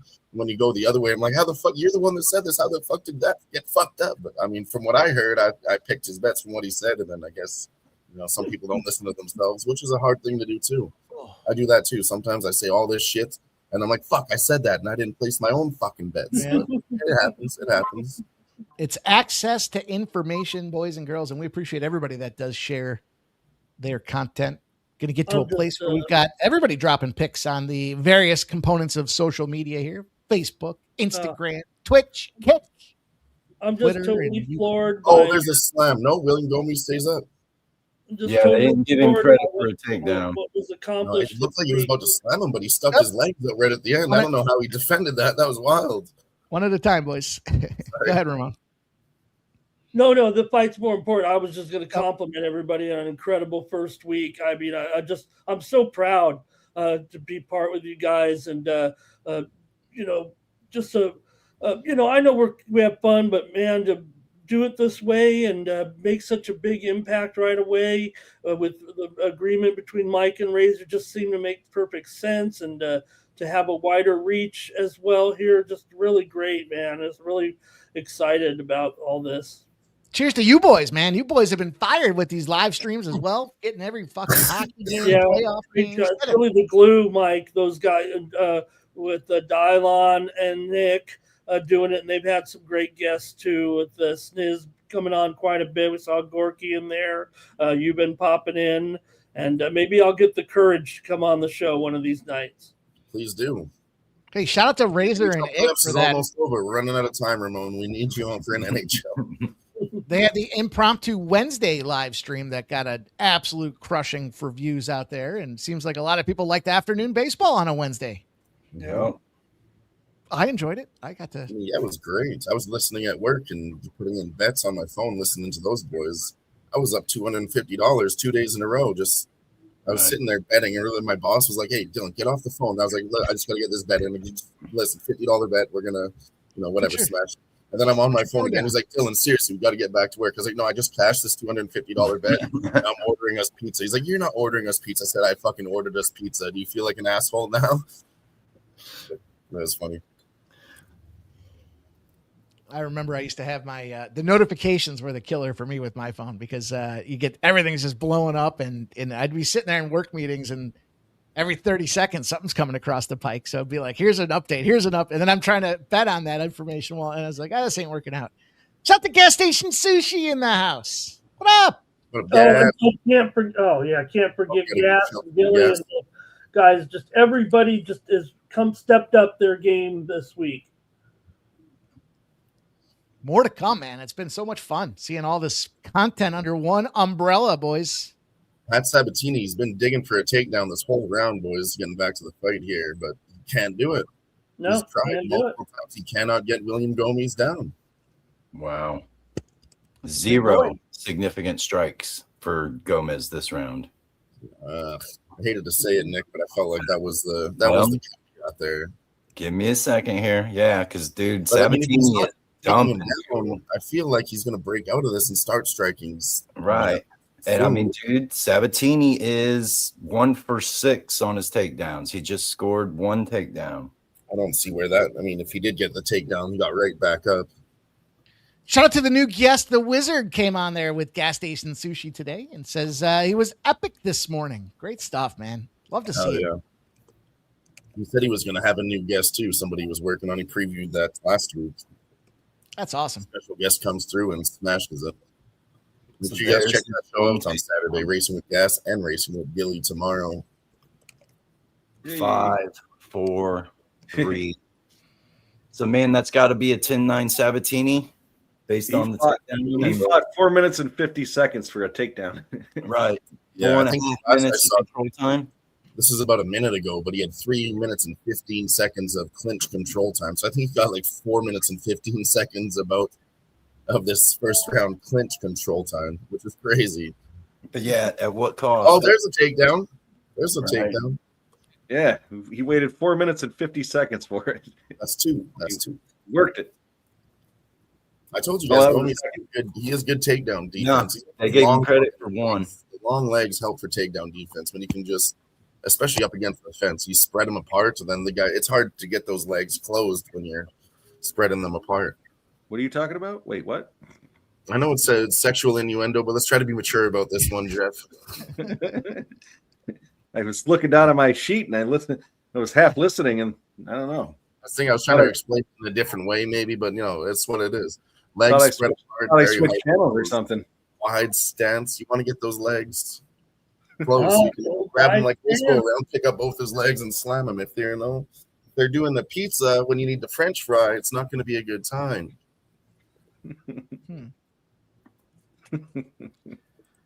Come on, brother. I need you to swing. Start around 2. All right, Pat. Pop's top, sucker. Let's go.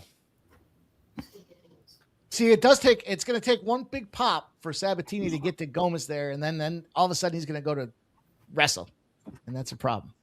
He was trying to I wrestle. made a plan for this Jim Miller Jared Gordon fight. I think it's Oh. probably the best plan I've Woo. made all night. So for that fight, I'm actually going to run and buy some fucking weed. That's going to be my break fight. I'm going to run to the store and buy some weed. I think that's the best play on the card. Skip that fight. Go get some weed. Might as well play a Miller submission prop before you go. No, yeah, might as well play Jim Miller. I think so too. Might only have 3 more attempts at my boy. By the way, Dante says he has something for you. All right, we're working on him here. Working on that neck early in this fight, boys. Get that neck, Jeff. You ever get that neck? There's one. I was talking about that the other day. It's funny. All right, there's your second takedown for Sabatini. No, maybe not. And I got to find a different place for these live CompuBox numbers. I'm using ESPN. This one's for you, Ramon. Stop Geo says Cash Auto Lopez over 1.5 bases plus 110. Gave out on the morning steam. Wow. He's just getting wrestled. Oh, Here we go. Get that hook. look at in. Ramon Scott running so hot. Stop Geo giving his flowers to Ramon. Nice work, Sports Ramon. money Oh, that makes was top money. That's Geo. why we. That was Stop top Geo tier. engineering, yeah.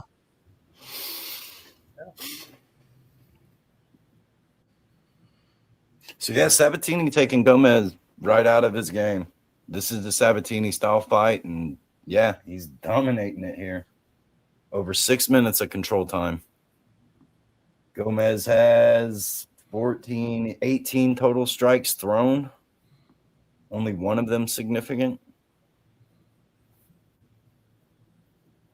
Wow. 2 for 10 on his takedowns. Well, but he's winning it with his strength because he only can't move. Right. He's Cole in the house here too. He's got Blue Jays, Marlins, Athletics, Cubs plus 784. Just needs the Marlins to hang in there. Let's go, Zane. 2.5 left in the second round. So cash the over 1.5. Oh, nice shot by Sabatini. He just rocked Gomez. We're standing. We're fighting. Come on, buddy. I need you to throw. But he's afraid to throw any kind of kicks. He's afraid to step forward the wrong way. He knows Sabatini's honestly, this is why Pat Sabatini had all the skills in the world, but he never became champion. This is not marketing, not marketable. Come on, brother. These are the guys that just go on 8-fight win streaks and never get to touch the belt. Doing this type of shit. There you go. Nice counter shots from Gomez. There's a body kick. That was nice. Slipped that big wide hook of Sabatini's as well. Check the low kick. This is how I thought this fight would go. I need this Gomez kid to throw. Stop being afraid of this takedown. Yep, Nice. there it is. Sabatini said there was a low blow. Sabatini says, no. Let's keep going. Fuck that. Sabatini is a monster minus 1150 right now. Yep. Yeah, I was thinking about doing the same thing, like you said before, minus 175. I was about to fucking lay that for two reasons. For one, minus 950. But for two, like I said, RIP to Tease, and we're betting on Philly for my guy Tease. Can't bet on the Flyers, so we might as well go with some Pat Sabatini. I would say Sean Brady too, but that one's getting a little fucked up now.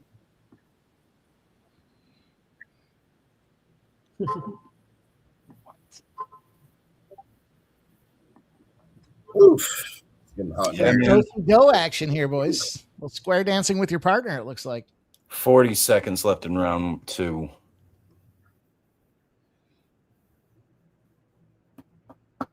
Pat Sabatini working on 8 minutes of control time, 2 for 13 on his takedowns.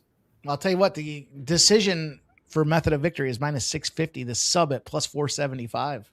Ooh, Gomez gets away. All right. We're Big man's a standing. little too big to be taken down. I think I'm going to sprinkle a little bit on this plus 475 here. I'm already invested, but what the hell? Come on, 10 seconds left.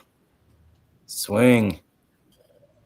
What are you waiting? Yeah, Gomez is too gun shy. I thought he'd throw more than this. He's getting countered with the takedowns. He's definitely gun shy. All right. So that's the end of round 2, man, and I'm going to have to say 2-0 Sabatini just because Gomez has 0 offense. Sabatini's able to just smother him, control time. I'm sitting on 13 significant strikes right now, according to my instruction from his corner is do not brawl. He's probably thinking I'm trying not to. Guy won't let me take him down. But yeah, this is Sabatini hug fest, right? He's going to come out here and he's just, he's looking for a submission. He's looking for body lock takedown. He's looking to fucking cuddle. Yeah, just when you're looking for that man heat right there. Yeah, right on his cheeks, Chef. All right. Come on, man. I don't need you to win. I just need you to throw strikes. Yeah, I think Gomez needs a finish to win this fight. I think Sabatini's got 2 rounds. He absolutely does. He ain't gonna win by decision in round 3. Fuck no. That was a nice pop from Gomez. Oh, man, we got too much glare on here. What do we 6 minutes in the first You period? can't stand there and look at him.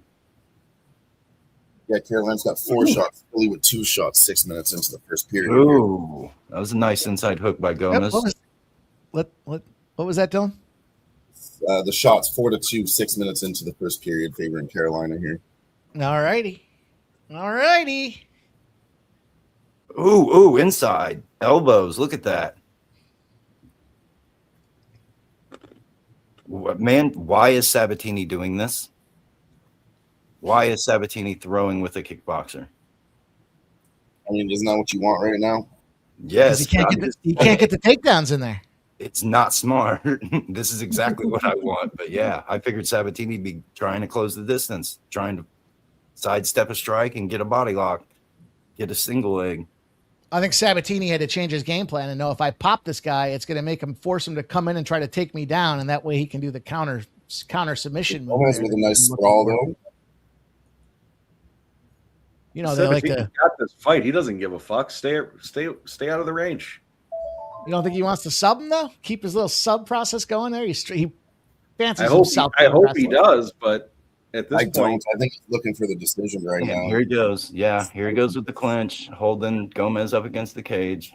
It's a stall technique. I'm sitting on 19 significant strikes. Come on, buddy. It's crazy because they call it high level IQ fighting, right? Smart way to win the fight, but not a smart way to move forward in the division and get towards the belt. So maybe it's a smart fight IQ, but it's not smart career IQ. Boom! That boom represents the Flyers making a statement, boys. Everybody check them out game. Really? Okay, they got one every game. Critical notice. What they need to do, Mike, is get at least 1 goal, in the second period or the third period. So far, they've only scored 1 or 2 goals in 1 period. They failed to score in either other period when they do score. It's like, I hate to just sit here and shit on Philly, but it's what we're fucking seeing. And I they've can't earned do it. They've earned it. I'm still. Am I missing? I mean, that was a nice fucking shot, though, man. They got some snipers on their teams. I'm way behind on the hockey game. Yeah, that was a snipe shot. All the goals Philly are getting are nice fucking goals. Like Trevor Zegras yesterday, beautiful fucking goal. Dude, it was a lot of work for Sabatini to get Gomez down there, man. He had to really. I mean, look, it's like, fuck it, I'll just take his legs. There you go. Now get the back. Crystal Get the Craig arm around there and choke, baby, choke. Redbeard's moving on Carolina plus 105. And Chickadee Sports has started up great with the Jays -1 cashing. What up, Crystal Craig? I saw that head shake, Mike, for Carolina money line. Oh. When does the goal come? Yeah, I was waiting for the 11. I think are they reviewing it? It's 11. I'm so far back. I'm on. I just got it now. Am I behind here? The sports book's got 11-11. Oh, okay, maybe I was a few seconds behind, but jeez.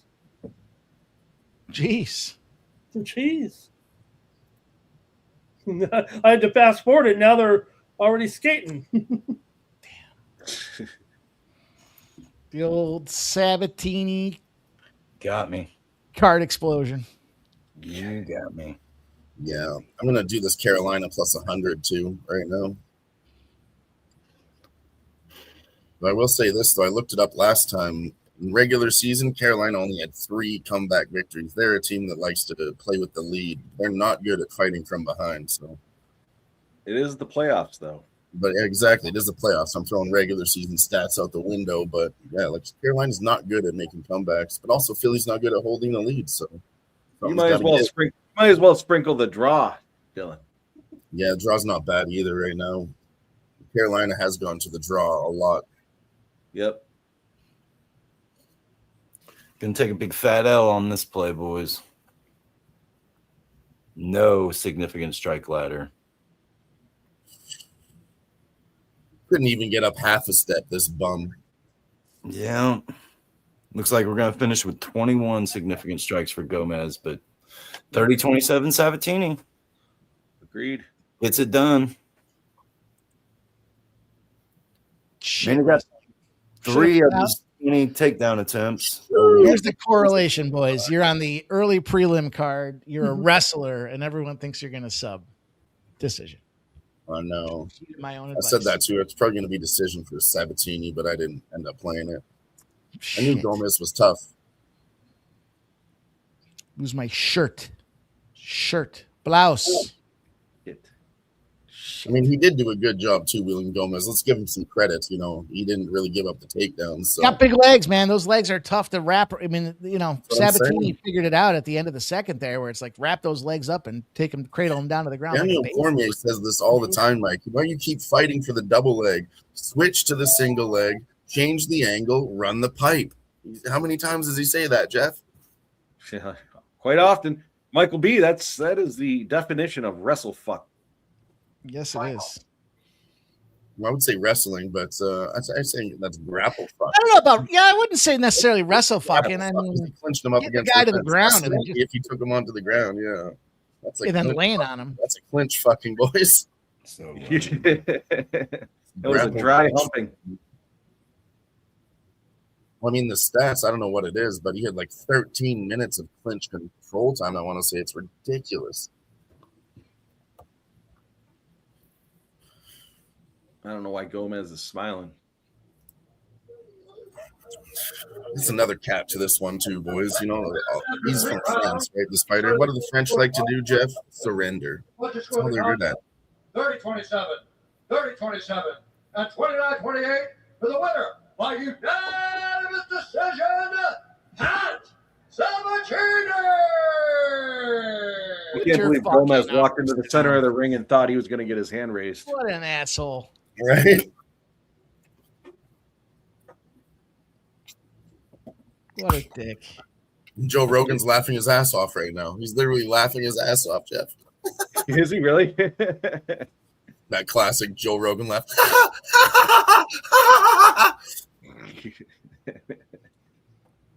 Get these fucks out of the ring. Let's go.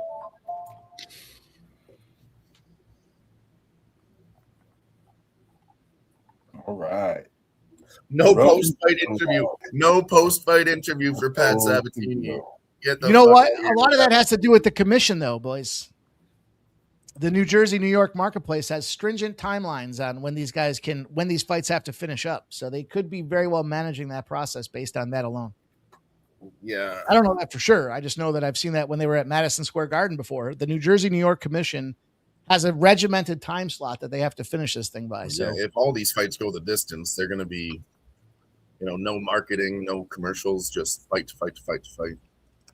What are you going to fucking interview that guy? What are you going to interview that? What are you going to ask him? How'd you do out there?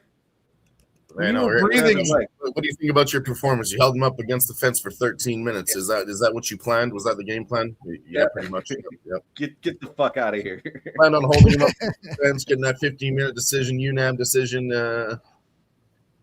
You just wasted 15 minutes of everybody's time. You wasted 15 minutes of everybody's time. Get the fuck out of the ring. There's 15 minutes of my life I will never get back. Oh. All right, let's break down this next fight, boys. This one should be pretty fucking good.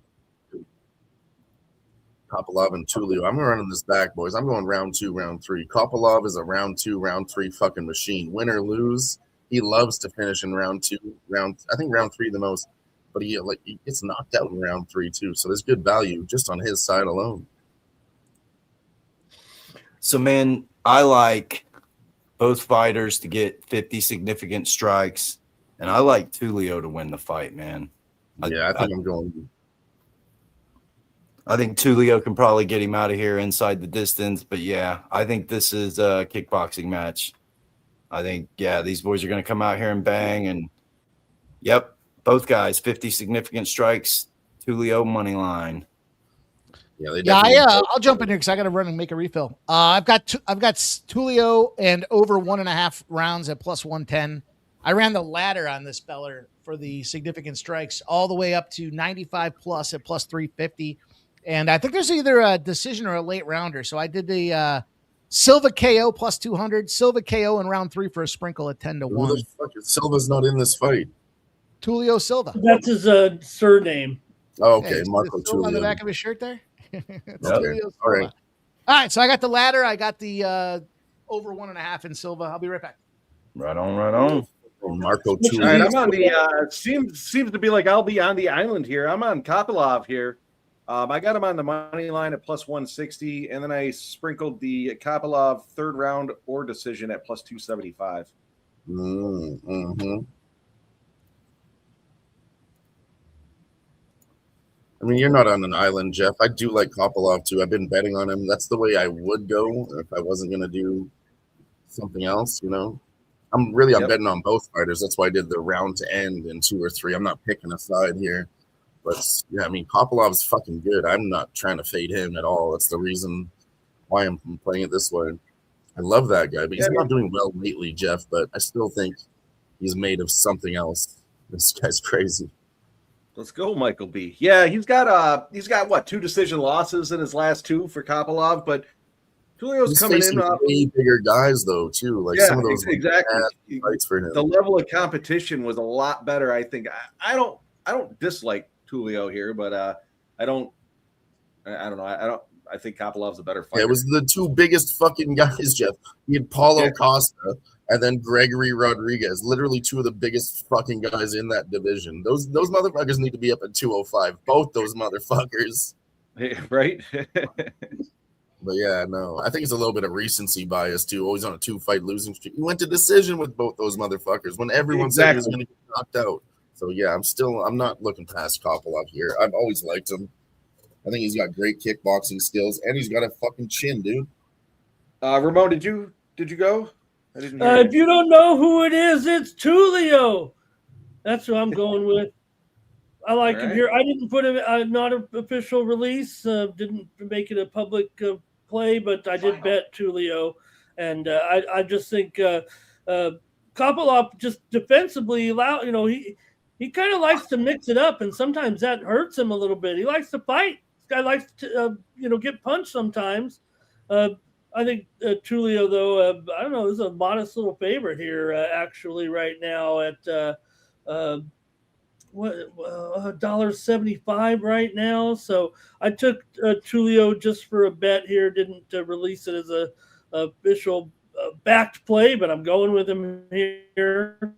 I think this is one of the. I think we might see some violence here. This one feels like it could be pretty exciting. So I was a little worried here about old Kopylov a little bit, but I did take Tulio there. Maybe it goes the distance here, but I won't be without some fisticuffs, that's for sure, I think. But like I said, Kopylov's dangerous offensively, but he just allows clean exchanges, I think, a lot of times. So still, I think this will be a fun fight. These guys throw their punches with intent. Yeah, this should be a good one. I'm looking forward to this one. Kopylov's a tough motherfucker too, though. So to your point, they do throw with intent, but they might be a little reluctant here, knowing that they could put each other out. So maybe we see some dancing. I don't know. We'll see.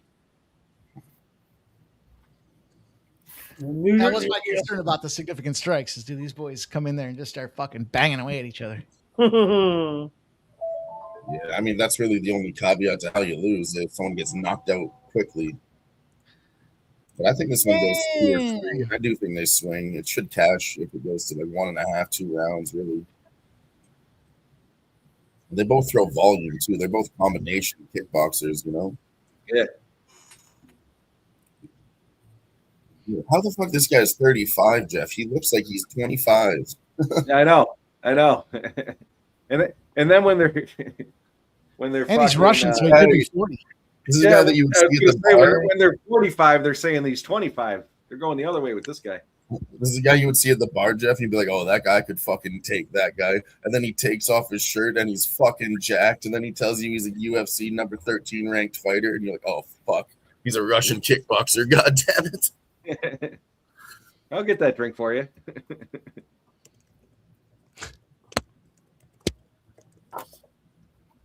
What round was it? Decision, DJ?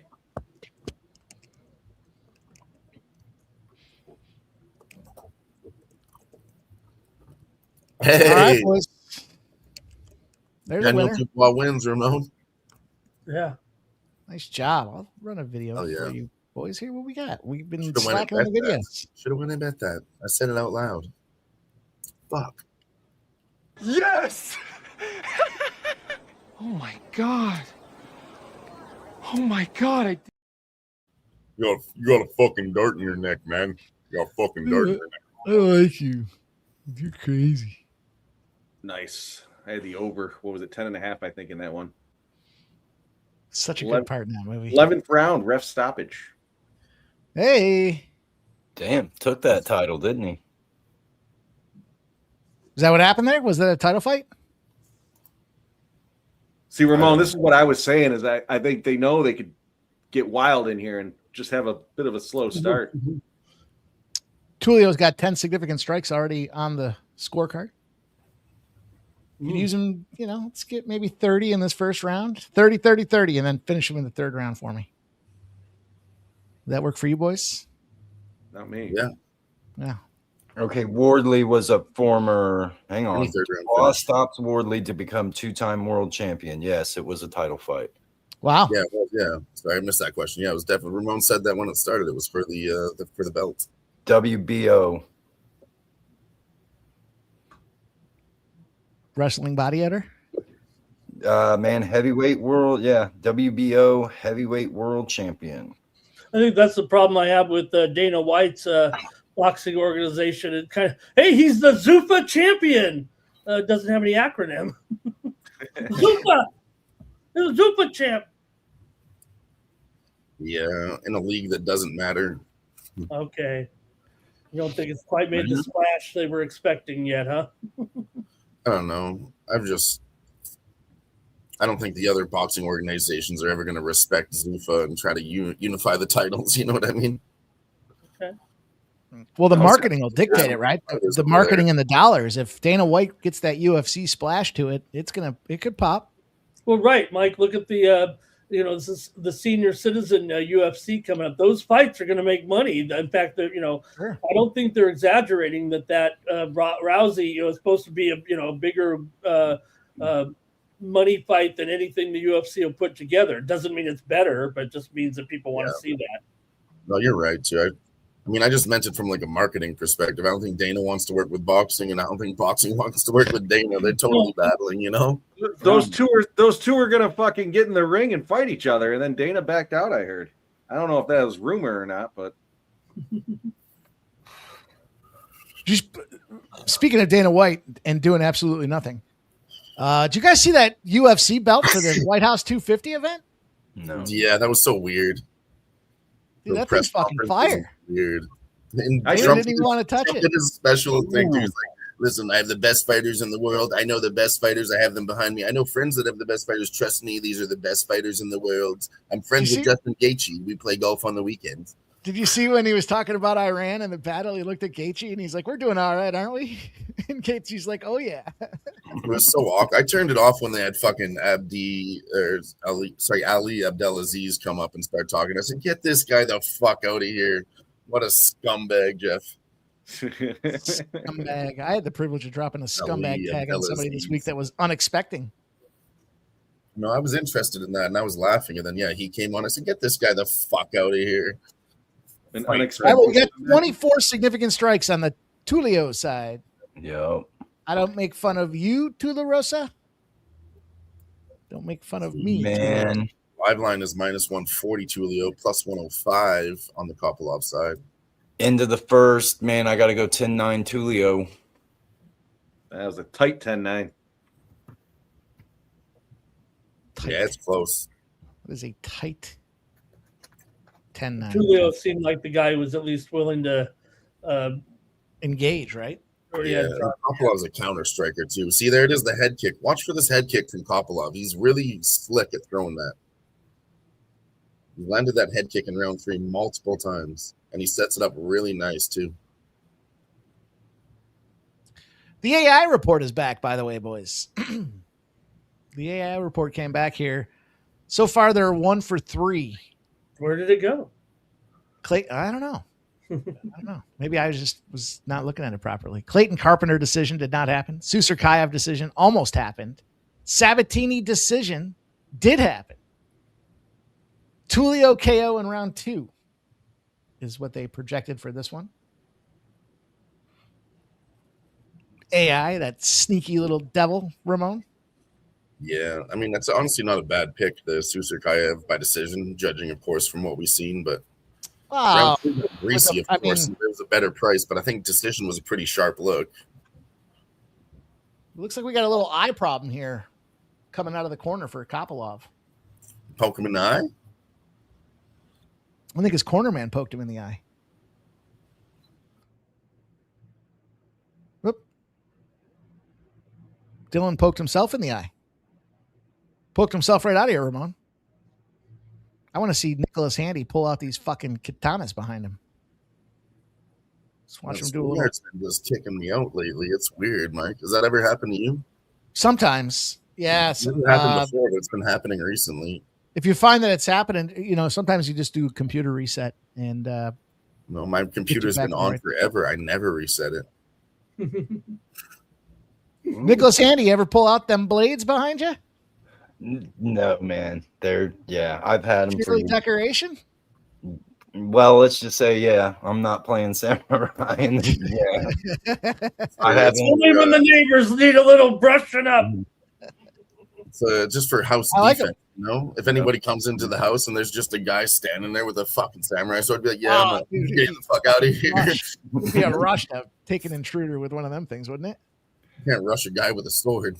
Yeah, man, I got a pit bull and samurai swords. I'm ready. Dude, you fucking let the pick hit him and then you whack him with the samurai sword? Mm-hmm. Myself, I have a cinder block attached to a long metal chain. I just start swinging that around in the air. Then you fucking post it to Twitter and say, "Don't you mess with me, motherfuckers." Yeah, they are really just keeping their composure out here, Mike.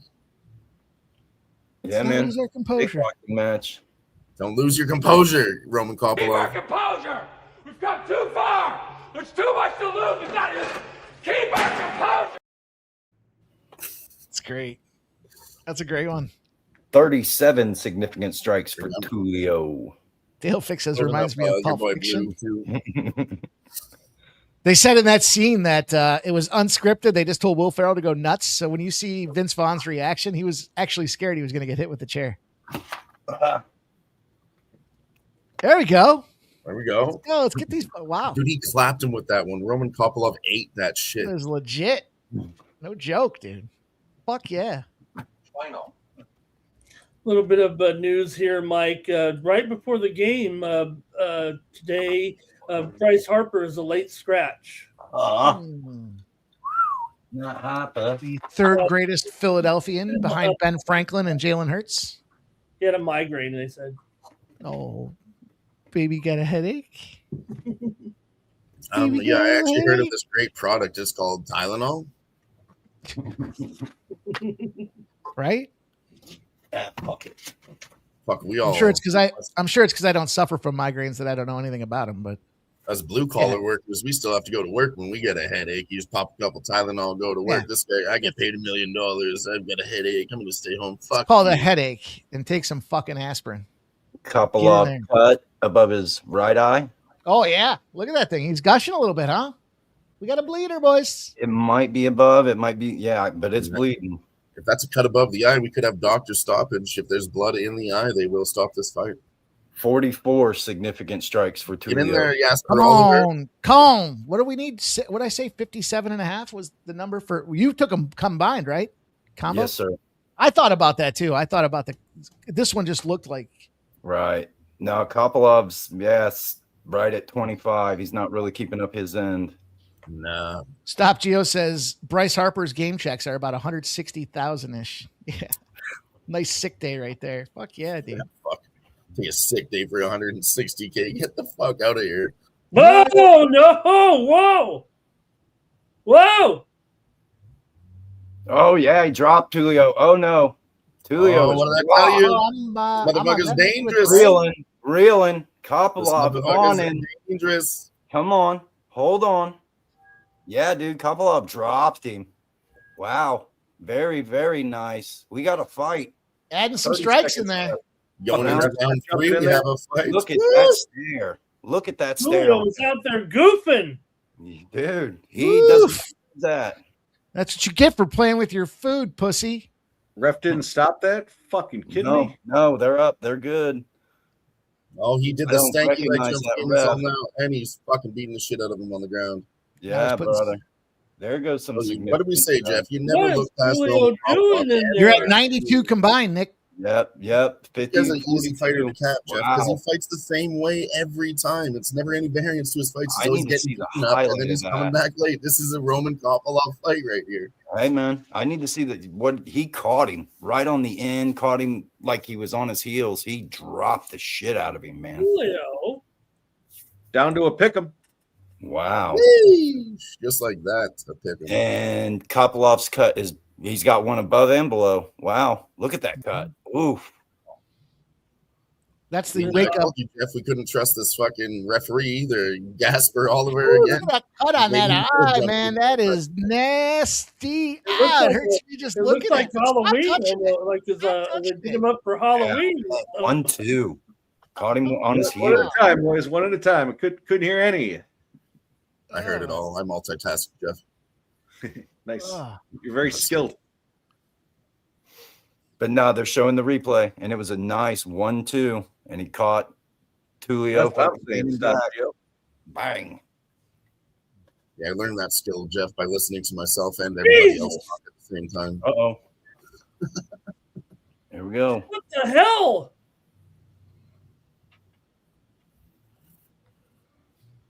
Am I behind or something? Yeah, I was going to say, Ramon might be ahead of us. Ramon's Yeah, ahead of the UFC. Tulio is nuts. Wow. Oh man, Tulio's a plus 280 Yeah. right now. I don't know what. Yeah. Yeah. Let's go. Come Touch him on, up. boy. Come on, Ref. Call it. Yeah, man. Deep waters here. Tulio is in desperation mode. All right, he's gonna grapple him out.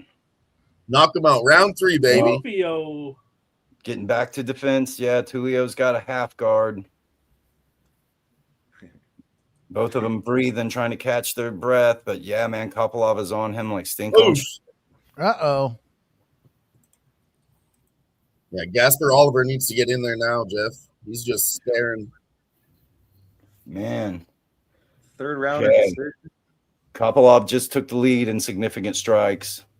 Minus Tulio's got a full guard. Minus 1450, and it's grayed out. Wow. That's what you get for fucking around, Tulio. Wow. Unreal. He was fucking landing. We saw his fucking Kopilov's eye. He was landing those jabs. Yeah. Yeah, but you can't jab. You got to fucking kill, not jab. They call it kill for a reason. Pops cashes that first period under in the hockey game. Well, it feels like to me that after Kopylov, ended up winning that second round, right? And then that exchange here early. I mean, you guys already said the odds have switched. I think he swayed himself to a big favorite. Yeah. Plus 900 for Tulio. Minus Tulio's getting up. Tulio got to his feet pretty easily. 3 minutes left in the fight. Might be a bad thing. You know what? In my notes, I had the over 2.5 and fight goes the distance. Come I'm a little on, mad at Tulio. myself for missing that note. Where the fuck was that? I had so many Tulio walking forward. Final. I made sure to record every price tag on the significant strikes, and I fucking missed my fight goes the distance. We'll see what happens. No And I'm more going to go notes. second period. Like I said, Carolina in the second period plus 105. I'm going to take a little shot here on Tulio at plus 700. Don't do it, Mike. Plus 750, I guess, is what they're going to want. Roman is a round 3 fighter. Yeah, but I'd imagine Tulio knows he's got to finish him. They both need to finish. He done fucked around. He's about to find out. Watch for this Kopylov head kick late. He's going to throw it. Oof. He looks like the fresher man out there. Grab it and counter him in the bag. I don't know, man. Tulio's coming on. Minute 45 left in the fight. JF coming, boys. Suggest that. Minus 2,500 live. JF. Is he really? In the house. I just took him at 1,200. Final. I've got Tulio at 12. Plus 1,200. DK's got him. He's plus 1,100 at DK. I was saying Kopilov's minus 2,500. Okay, gotcha. But no, man, minute 20 left in the fight. The boys are standing and banging. That's right. Tulio's just been rocked and dropped too many times. He has been like he won the first, and if he can win the last minute of this, we might get a 29-28 split for Tulio. Yeah, there could be some fuckery. I'll agree with you, but I don't know. 1 minute left. Kopylov did We'll good. cash the over 57.5 significant strikes for Tulio, but a long ways away. He was trending so well in that first round. He just kind of, like you guys said, he kind of ran out of, took a couple pop and a drop.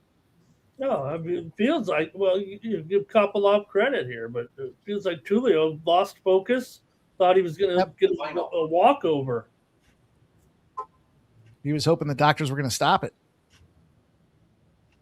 J-Dub's asking if there's first-time judges here. 30 seconds. I don't know about first time, but yeah, it is different judges than we've seen before. Is that right? Give their names once they go to the decision. Man, I've got Tulio ahead on total strikes. 65. Yeah, are dead even. I think the optics of Tulio getting dropped 3 or 4 times is significant. Yep. Those knockdowns really should have been 4. I mean, there was twice I thought the ref should have jumped in there and stopped it. Damn. I told you, we can't trust Gasper Oliver, Jeff. We can't trust that motherfucker. No. He was in there staring. Even in the other fight, he was standing there staring, and we were like, come on, man, that's enough. Lots of other referees might have called that one for sure. In both fights, Jeff. In both fights. Please don't be a draw. Please don't be a draw. I'd rather lose than there's that head kick attempt from Roman Kopylov. 20 seconds left. I told you he throws that motherfucker late in round 3 every time. All right. Well, I missed 70 plus, but the 65 plus significant strikes was plus 150. So as long as they don't fucking take one away, he got 65, boys. Well, they swung heavy at the end there, last 3 seconds. You might get a couple more, Mike. They might adjust these numbers. Give me up to 70. So far in the Give me first 5 two more. fights, we do have in the first 2 fights. So yes, I would say some very inexperienced judges in the first fight. Ricardo Almeida was judging his first major professional fight in 10 years. Here comes the results here, you guys. Let's go, Michael B. We go to the judges' scorecards for decision. All 3 judges scored this contest 29-28 for the winner by unanimous decision. All Right. Cash the 160 and the plus 275 for third round or decision. Okay, Jeff. Oh yeah, that's a nice way to play Nice. that one. Nice Jeff. work. The round 3 or decision. Fuck Yeah. DraftKings Yeah. special right there. You could have PayPal'd you some money to place on that bet. That was a good one. A Wow. great fight. Great fight. That was a good fight. Yeah, I'll be honest. I'm surprised that was UNAM. Yeah. Get play on the third round. 30. Well, I don't know. He had rounds 2 and rounds 3, it seemed like. Right? Yeah.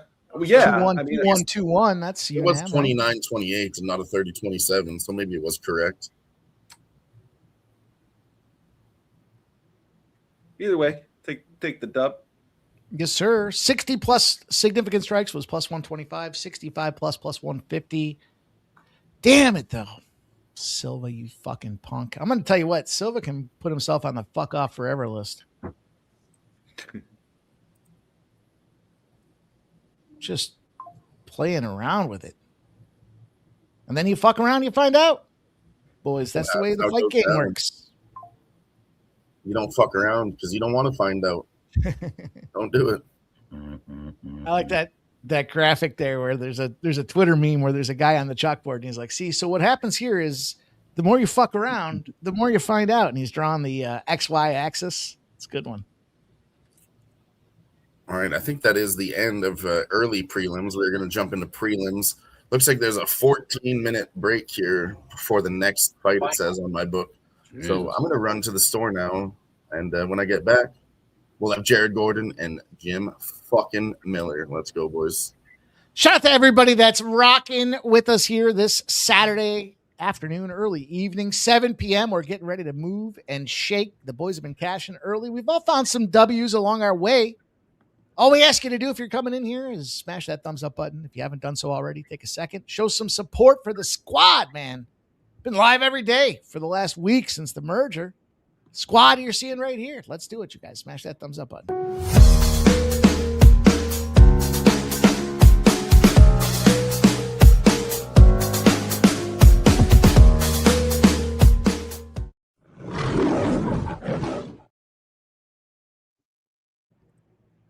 Really excited about that thumbs up video. Like the lion roar at the end, Ramon. Mike, is it raining there? It's about to. Yeah, I was out puffing a butt earlier, and I felt a couple drops on the dome piece. It's the benefit of not having any hair. First one to tell you guys when it's raining. Thunder and lightning, severe here. Thunder to the thunder. Thunder fucking. Thunder fucking. Oh shit.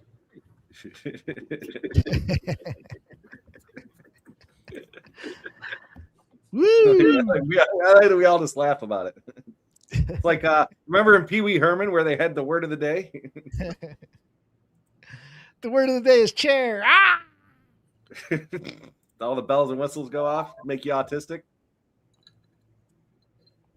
That was high quality programming back then. Nicholas Handy's got the whole catalog. Man, I remember the coolest thing. You guys know Rob Zombie was a set designer on that show, Pee Wee's. I did know that actually. Yeah. Yeah. Dude, there's a lot of stars on that show. Yeah. But Yeah, yeah, you got to I'm- remember back then there was only like what 8 channels or something like that, so you were forced to watch Pee Wee Herman. no, I watched it. I enjoyed it. The movies. Remember when Big Top Pee Wee Yeah, yeah. joined the circus? But Paul he Nick- makes Nick- a bunch of cameos in the Cheech and Chong movies. I don't know if you got, but he was associated. really? Yeah, Paige and fuck. His I'm not sorry. You don't remember? Yeah, he plays a bellboy. I can't remember which one. If it's Nice Dreams or it's got to be Nice Dreams. Paul Rubin, plays a Nick, his best movie was Blow. I was going to say Blow's got to be up there with his accolades there on his Hollywood checklist. Large Marge. I was just thinking that, Zane. That dude was Large Marge. Tell him Large Marge sent you. The dude that ran the circus was married to the little midget. That's fucking great. Yeah, Paul Rubens and Cheech and Chong. Paul Rubin. He Excellent was role. He died, didn't he? Let me double check that. But yeah, he's in Cheech and Chong's next movie, which came out in 1980.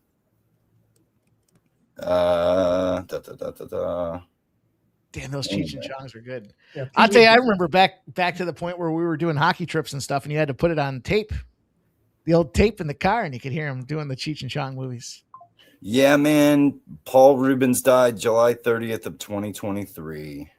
Yeah, I thought he passed away. Shortly after the movie Blow. How did he die? Heart attack? I'm waiting for the internet to tell me now. It's tough. Come on, internet. Improvisation Oh. comedy. Come on. The adult theater. Yeah. Plea deal. God, adult theater can't Hey. go out any better than that. I'll You tell you had me what. at adult theater. If I go out in the adult theater, man. Phew. Hypoxic respiratory failure. Acute hypoxic respiratory failure. So He Coke. probably did a few drugs in his day. His death was diagnosed with both myelogenous leukemia and metastatic lung cancer. Okay, sorry, Pee Wee. Too much smoking. He had 140. been Fuck diagnosed me 6 running? years earlier. Did That was not Bobcat Goldthwait, wasn't it? Bobcat? Yeah. Didn't he pass away too? I think he's dead too. Here we go. Shit. Bobcat. Woke's Joke says, yes, he died. The documentary on him is gold. And Dale Fick agrees that Pee Wee. I got to check it out, maybe. Man, I'm I not didn't seeing. even know there was one. Hey, Pee Wee was really misunderstood, man. Was he? Hey, man, Bobcat's still alive. Is he? Yeah, I'm not seeing any kind of death here. Wow. Can't yeah. this academy? We got to get this guy back on TV, man. We're making some money. We may have to reach I'll out tell to you, this his guy. best movies were the Police Academy. Police Academy. Yeah. He needs his Oh own man. What was it? One Crazy Summer. Yeah, that one. That one might be my favorite, but yeah, I like Bobcat. Let's see. Are these boys Career. coming to the ring? No, not yet. Not yet. Uh-oh. I gotta go get these dogs. Give me a second. Shit. We're talking about Pee Wee Herman, Jeff. They're nowhere near the fucking ring right now. They were showing the scoreboard, the lights there. So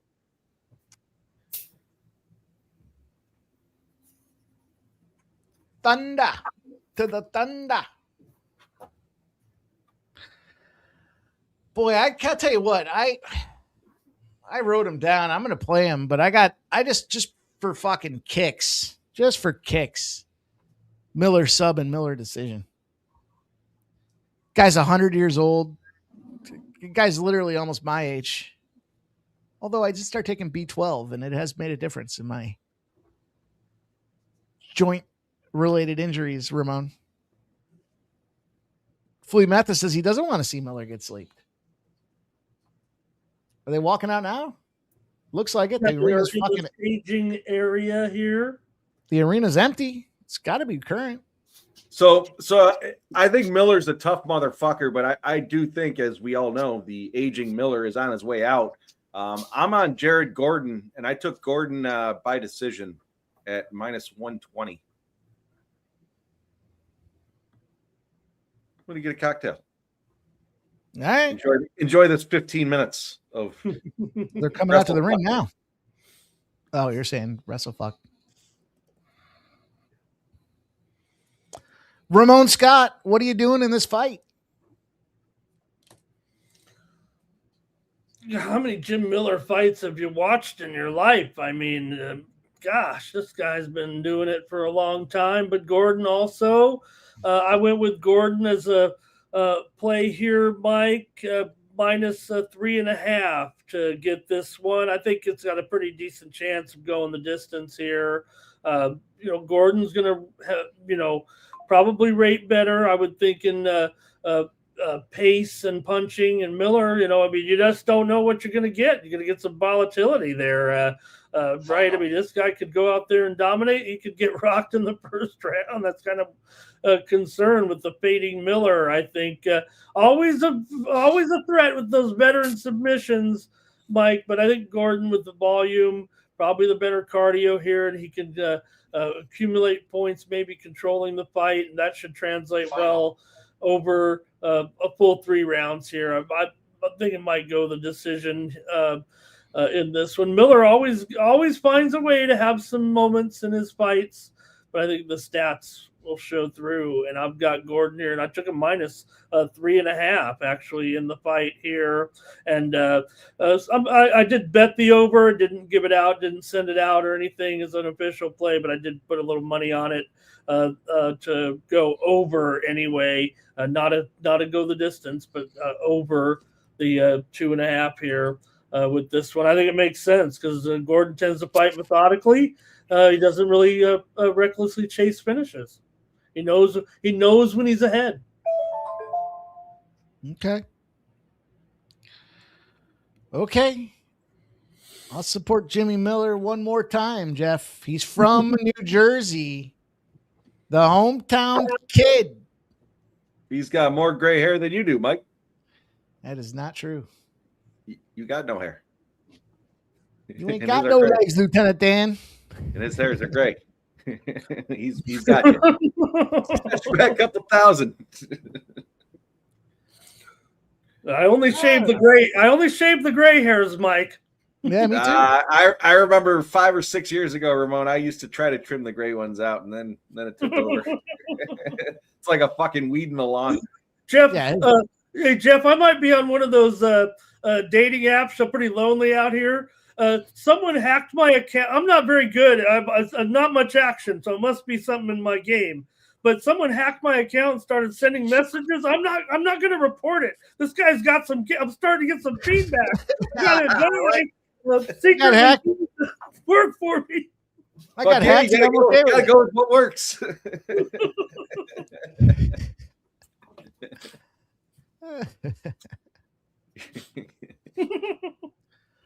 Woke is a joke. I tell you what, those movies were great. I think Chasing Amy was probably my favorite, though. It's hard with Mallrats and Clerks. I mean, they were all in the same genre. Yeah. Wasn't Chasing Amy the one with the finger cuffs? Yes. Yes, it was. That might be why that one's my favorite. I don't know, man. She did a topless scene in Mallrats. I must have forgotten. Gosh, it's been a long time since I've seen any of those. Or I was about 12 years old and blacked out. Man, I took Gordon by decision just to sprinkle. But yeah, I ain't got a good read on this fight. Same. Yeah, I don't have a good read on this one. I was thinking about it on my walk, right? And I was like, man, I don't know. But I think it goes the distance, man. I'm still going to trust in my boy Jim Miller to be tough enough. Jimmy Miller, baby. Got to support. Represent the NJ, man. Kiss her where it stinks. Take her to North like Jim A10 Miller, of course, and like the fighter jet. But he said, if I get 50 fights, I want Bruce Buffer to say Jim fucking Miller. He's got most wins in the UFC, right? 27. Sparta, New Jersey. I'm not sure where that is, but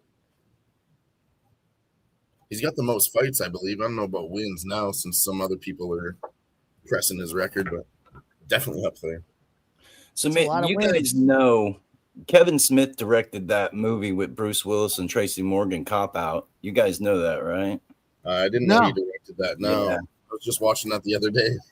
Yeah, I'm kind of a Kevin Smith junkie, but yeah. I don't know where that came from, but I love it. I was actually watching that the other day. I think it's one of the funniest movies. Sean William Scott part in that movie is so fucking funny, Nick. Oh my God, it gets me rolling every time. You see what he's doing to me? Boy, Bruce Willis has had a tough go of it, huh? Yeah. If we're talking side facts here, Bruce Willis, if you guys didn't know, he actually was in a jazz band too. He had his own little jazz band, Bruce Willis. Yeah, they said all those years ago he foreshadowed his own death when he started doing Die Hard. Never heard that. It's crazy though. Ooh. It is tough though. Hate to see that, dude. It's sad. Families posting pictures, guys carrying him around like he's the little dog about to be put down. Dude, Miller is coming on. Miller is landing on Don't this. sleep on this guy, man. The home fan. Look at him. Pop, pop, pop. Pop, pop, pop, Jeff. Yeah, Anthony Gallo. Good stuff, man.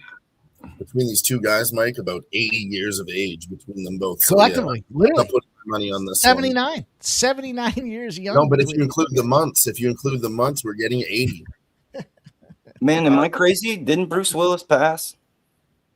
I think he's close, man. Yeah, he's close. Stop, Gio. I'm on Gordon by decision in this one.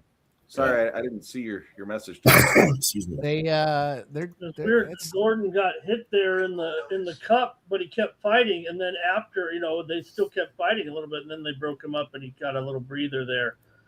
But it did keep square in the cup. Bruce Willis is alive.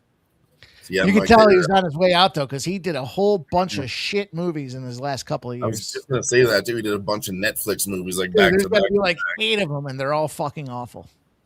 And he's kind of got the same look on his face where he doesn't know where he is. It's terrible. That's his Last look. good movie he did, I think, was I don't like Looper. that look, Nav. I don't got any others. But yeah, I looked up their ages again, Mike. It is 42 and 37, so it is 79. But they're both at 8 months. That's 16 months. It does put them at 80 years and 4 months. Dylon, if you look at those beautiful graphics on the screen, the age is the top number. Yeah, but he's adding the months in there. Oh, you're oh, 8 months on both sides. It's a deep cap. That's a deep cap. It's deep, boys. 8 months, and we can get deeper if you want. I can go deeper. Dale Fick, that's a great call. Dale, he says Bruce Willis and the Jackal was awesome. 100% agree. I like how they have this on Tapology. 42 years, 8 months, 1 week, and 2 days for Jim Miller. On the other side, Jared Gordon, 8 months and 3 days. So it's kind of interesting, Ramon. They're both 8 months. A little weird, kind of cool. What was the one that he did? Wasn't it with Sarah Jessica Parker where he was the cop in the Pittsburgh Final Marine unit? That was a good one. An old school Brucey Willis. I mean, Jeff's favorite, Armageddon. Harry? Jeff don't want to close his eyes. Don't want to fall asleep. Because Jeff will miss you, Harry. Seriously, that's probably the first drama I ever saw where I was like, wow, he sacrificed himself for his other person. That's like the first time I ever saw it in a movie. I said, holy shit, that was crazy. Did he tell Steve Buscemi to get off the rocket? Get your guy off the nuclear. Get off. Was that him that said that? No, I think it was the guy from Buffalo that beat the drum the other day for the Steelers game. Yeah. Well, what happened there? Nut kick?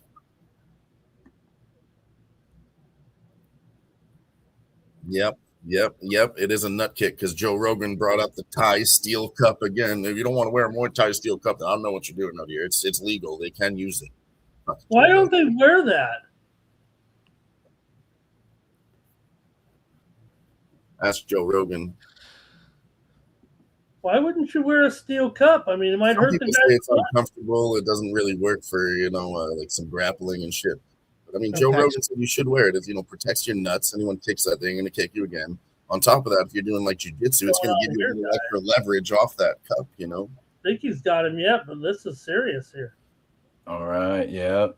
Exploded Miller testicle. working for a guillotine. Let's go. Choke him! Choke him! Choke him! I don't Choke think he's the got life out of him! Tap or snap! Go to sleep! Baby, go night-night! I don't think he's got the angle. Yeah, he got him. Fuck. He got him. Wow. Jim Miller by sub. Yeah! 1,100, boys. 1,100. Jimmy Miller, are you fucking kidding me? Let's go. Nice. The dog that never dies. Let's Jim fucking fucking go. Miller. Right? Holy shit, he snatched that up. I'm not fucking leaving.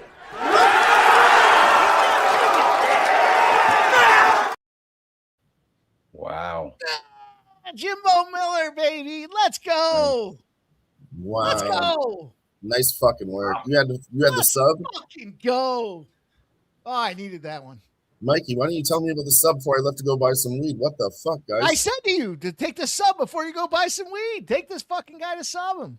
I think you did say that when I mentioned it. I said you might as well sprinkle him on the sub before you go out of there. Let's go. Yeah, I think you might have. Let's fucking go. I was too scared, but man, fucking, I'm so happy for Jim. This is the shit you love to see. And you, 42 years old with a W, this is the shit you love to see. Let's go. Yeah, good for him. Woo! Striking Get you distance. jacked up. That's the one, Ron. Thank you. That'll get me jacked up. Woo! Who had fucking Jim Miller round one? Jesus Christ. Oh, the round one sub had Right? fucking ridiculous. I thought that was going the distance. I mean, I could have seen a late sub or late finish for sure, but round one, I didn't think so at all. Not even on the table for me. I mean, usually I bet on Jim Miller round three. That's what he's, really good at, actually. But fuck me, he jumped the gilly. He jumped the gilly. Woo! That'll get you going. Grab my Real work. celebratory smoke on that one, boys. I'll be back here in a minute, but Very nice. Very nice. woo! Damn. Phew.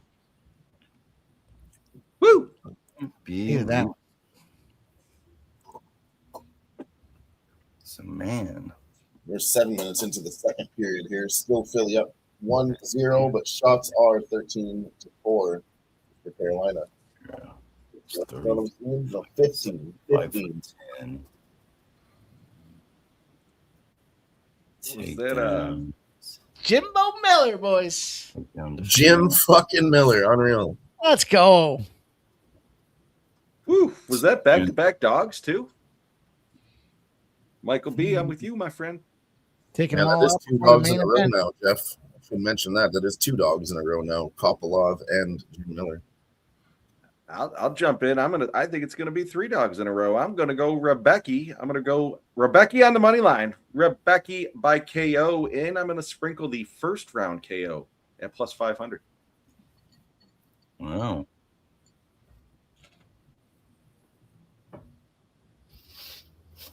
Man, I'm looking at this reach advantage, man. I'm looking at the reach advantage for Dawson.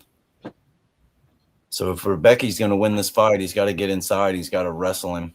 Man, I can see Rebecca, ground and pound, dominating into a decision. You guys might have to come back to me. I'm still on the fence about this one. New Jersey's his hometown, too. Maybe we should have seen that one coming. I love to bet on the hometown dogs.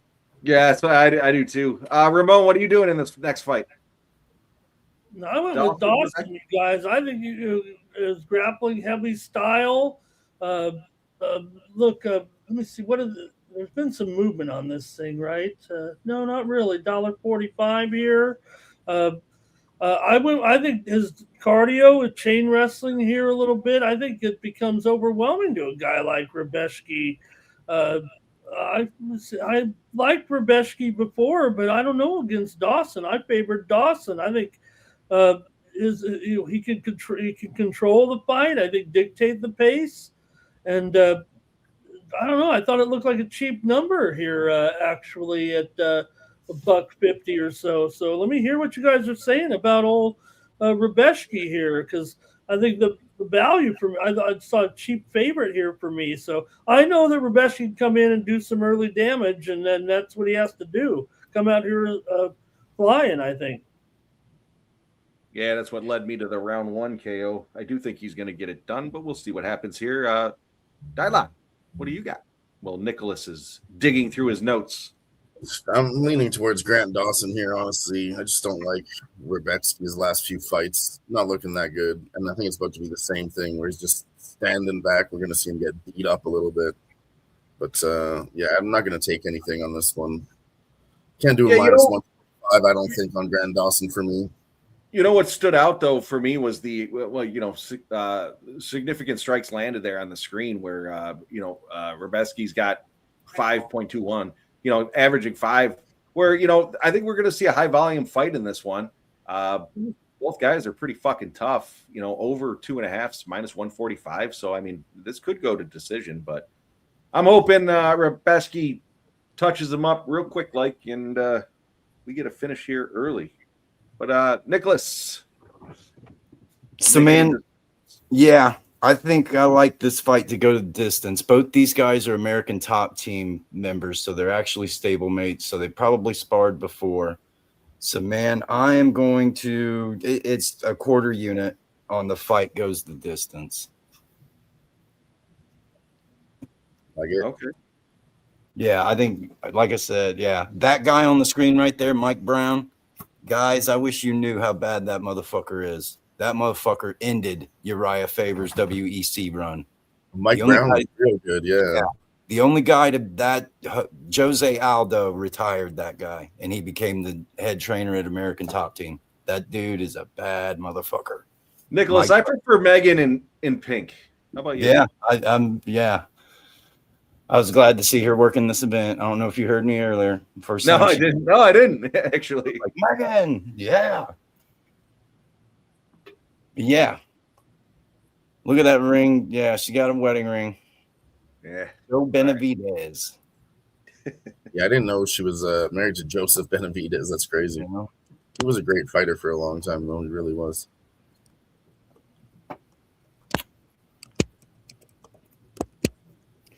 But yeah, man, I don't know about this one. Like I said, I think it's two stablemates fighting each other, and yeah, Dawson's got such a reach advantage that I think we're gonna go the distance. I think probably Dawson, 29-28, maybe. But yeah, Rebeski's got power in his hands. He's a short, stout dude. Oh yeah, he's tough too. He's really compact body style. You can get some torque on those punches with that short body. I was looking at the decision there. It's plus 105, so I don't really like props around that number, especially if it's a decision. I don't know, but I got some big bets coming up here in the next fight, so I am going to skip this one, boys. I dig it. That's some big shit here coming up. Big boy bets coming up, Jeff. So that's another reason why I'm chilling. Fuck yeah, Michael B. I grabbed him last week at plus 200. I snagged him again at plus 175. I gave him out at my winnable at plus 145. He's down to plus 1. I saw 130 that too just now, moving down a lot to that number. Yeah, I'm on fucking Van pretty good here, and he's my boy. It's a homer play. I do like the dude. I've been fucking following that dude since he fucking came up. Now he's the champ. Yeah, me too. I don't understand all the love for Tatsuro. I mean. It was also a week. Michael B, dude, I literally don't bet UFC that early, but when the fight was canceled, was it 2 weeks ago? I think it was when it got canceled. He came out again as a plus 200 dog, and I was like, all right, fuck it, take a shot. I don't know why the line would change, from 1 week to another. It doesn't matter when they fight, right?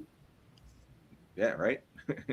Well, I ultimately, Van, I guess, was the one that was injured, so to speak. I never even heard anything about what was specifically injured, but he was the... I'll sneak peek it for you boys. I don't want to be the downer here, Debbie Downer, but Taira's going to sub that fucker, probably in round 2. Why, because he got a lucky sub in the last one and blew the dude's knee out? No. Come on. No, honestly, I like both these guys. Fuck yeah, Zane. Really good. I'll tell you what, Michael that's B. a 5-round fight. Yep. Van and Michael B, we're going to look for the significant strikes. We're going to ladder that puppy. Significant strikes. You boys wait. You watch Van's gas tank. Shush. Wait, is that the dog barking? Dog in the corner barking? Dude, shut up. That's all right. Let him bark. What are you barking at? Barking for Mateusz Rebecki in the next fight, I guess. That's the next one up. Oh, 3 in a row? 3 dogs? You don't know, actually. Nicholas Henny's dog is the only dog that's actually given out a bet. She was barking at us before, and she did cash her bet. The dog she was barking for did cash. She's actually 1-0 on the show with Sky. 1-0, undefeated. You're tracking the dog's record? Yes. I like it. Michael B, I don't know. I'm feeling pretty good about that Miller submission prop. But, hey, it's all good. And that's a great bet. I mean, I'd be so happy to cash that one, but then just to say that Jim Miller got it done too. I did that last multiple times. I was on him before, and I was like, hell yes, we got another one with Matt, 40 years old. Are you kidding me? It feels good every time. That man is a machine. No one else will ever do what Jim Miller did. Nobody. Sean O'Malley, Ayman Zahabi, Josh Hokett, Derek Lewis. Man, it's a thick card, boys. That's a card right there, boys. 7 fights. Oh, yeah. I didn't even see they added some. Was the Hokett one got added, right? Wasn't it the Hokett one that got added because Trump likes him? Yeah. Yeah. Trump likes Derek Lewis. I believe Dana White said the only person that's going to add more fights to the card. He wants Derek Lewis on the card was the one. Yeah. I didn't see Michael Chandler. Yeah, it was after the last Hokett fight there in Miami. He was at that fight, and he said, "Why isn't this guy on the card?" So. Oh, he did say that for him too? Okay. Yeah. I know Derek Lewis is one of his favorites, so yeah, he would put that together. Fucking Trump. I love that fight, though. That's a good fight. Yeah, I saw Michael Chandler on there, too. He got added. Because when they first released it, there's just 3 or 4 fights, but I haven't actually seen that Michael Chandler fight either. Of course, he makes the cut. He's a businessman, company man. He always does put on exciting fights, too, Michael Chandler. Phillies taking over. The PHL, baby. Philadelphia Attack. Starts with the Flyers. It includes the Phillies, and it ends with the Sixers. But you got to wait for tomorrow's conclusion on that Sixers one. Got a lot of work to do. The old gentleman sweep. Let's go. They're really making us wait for it now, boys. Yeah, we go on a little interview. We got an interview here of Van here going on, so going to be a few minutes.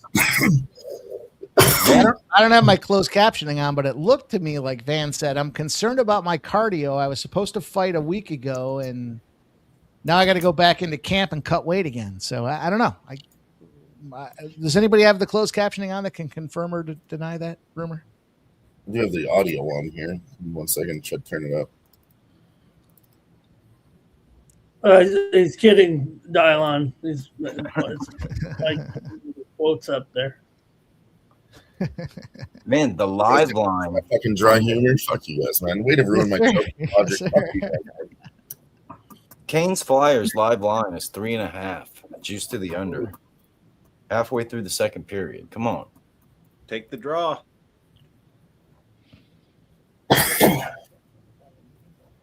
Flyers really going to shut out the Canes? Not anymore. You just ruined it.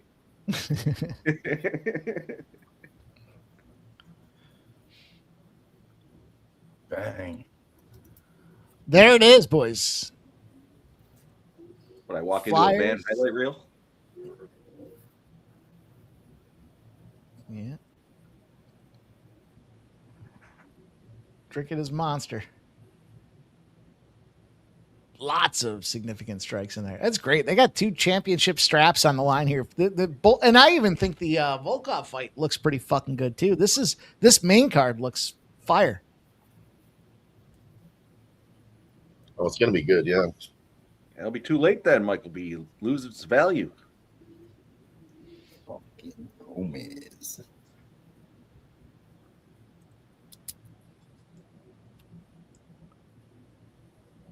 This fight opened at -145 on the Dawson side. Red X is on the Dawson side of things as well. Things you need to know as you're preparing for fight night. It has moved to -140. Well, I guess it's still sitting there. It's oscillated a little bit here. But here's the funny thing, boys. Over 2.5 was -145 yesterday.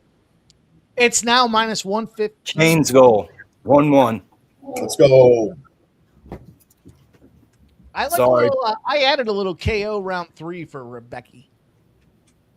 You fucking jinx him there, Nick. Man, I need Carolina, brother. Man, I got a Carolina sweep ticket at plus. Oh yeah, this was decided Bought it tonight. after game one. It's worth $200 bucks. I'd really like to cash it. Hell yeah, I forgot about that ticket. Yeah, that's a big sweat for you tonight. Second of this playoffs. Michael B obviously thinks Strickland has a shot, or he wouldn't be asking, does anyone think Strickland has a shot? No. I like the way Strickland talks shit, man. That dude is. I'll tell you what, I'm gonna sprinkle Strickland, but I think the way I'm gonna play that fight, there's gonna be plus money all over the place. So I am gonna sprinkle a little Strickland on that one.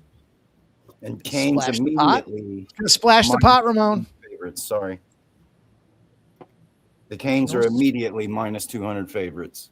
No splash in the pot when Ramon's dealing. Oh yeah, I still got Carolina money line and that second period money line rolling right now too, boys. Let's go. But yeah, man. Oh shit! There's another one. They're up 2-1. Carolina, damn. 2-1 Carolina. Goalie was on his Let's go, ass. Buckline. Let's go, Come Buckline. on. I mean, what happened there? How do you give it up there so fast in there? I mean, they go over.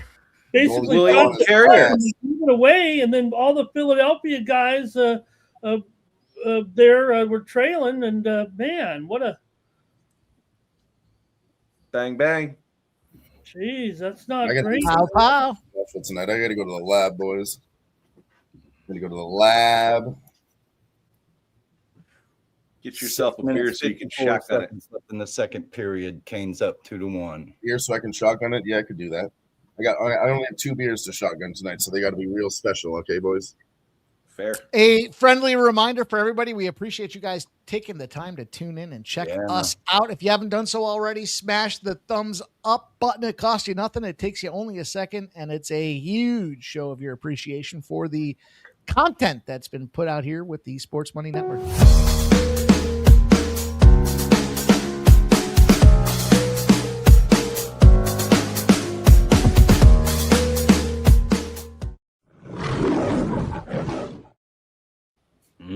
So they're going to challenge. challenge. You guys might not know a little known fact that Lion Roar is actually Jeff. It's just a challenge. It's true. It's true. Oh no. They are looking at it. It is a coach's challenge. They are in the situation room. Nuke, do you want me to sing the song? You want me to do a Doom, little... doom, doom, doom, doom.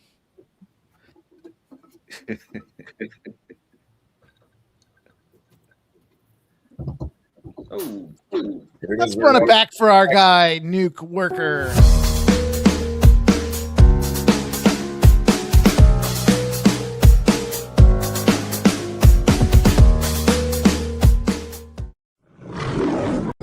Grab his dick and twist it! You twist that dick! I see you guys recorded a new one. Other than Mikey in the end. They gave that second goal for Carolina to Jankowski. It is a good goal. Ron loves the Lion logo. It's 1-1 on the scoreboard right now. Okay. If you didn't hear, Jeff, they went to a coach's challenge. Oh, I did I not think it hear. was goalie interference. Oh, they took it off the board on ESPN. You challenged that shit.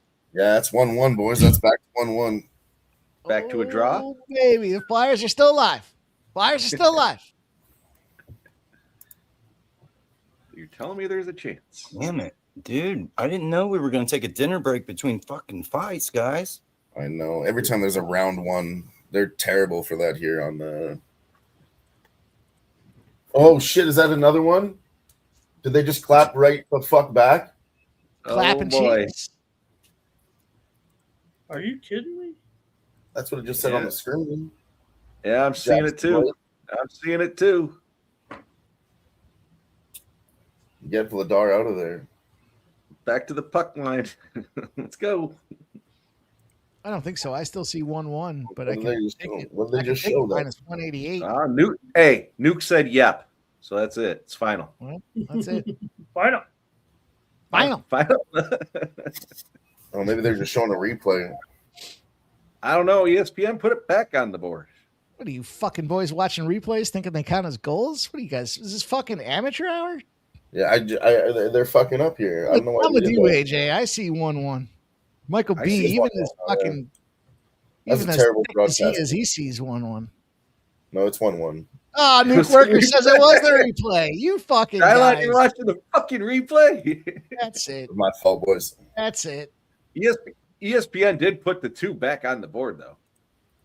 Yeah, I don't know why they showed it. They showed me 2-1 again on my book, and then they showed the replay for like the first goal, not that last one. It's ridiculous. You fucking Ridiculous. guys. So what are we supposed to live bet the Flyers now? Plus 145? Is that what you're saying? I mean, you could just donate to any one of your favorite charities instead. All right, boys. We are finally getting ready for Actually, Michael B says all you replay watchers are fired. Damn right, Michael B. I'm not even watching it. I went off what Dylan was saying. One source around here, boys. That'll happen. We are a one source network. All right. Fight goes the distance. Dawson by decision. Polish power. Nick, come on. There's only one Polish power. That's Jan Blachowicz. Final. Look at Dawson's Final. already down. Dawson's already down. Dawson just lost. It's final. KO'd. Went to touch Why is gloves he and he on- got popped. Why is he on his knees? He's tired. I told you. Cardio Yeah. issues for a bunch of these guys. He's tired. It was a long walk out to the ring. All right, fellas. Settle Trying down. to fuck around. Get me paid, bitch. Come on. Something to be said about that, Redbeard.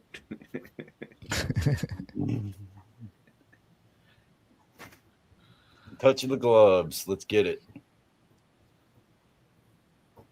Jesus.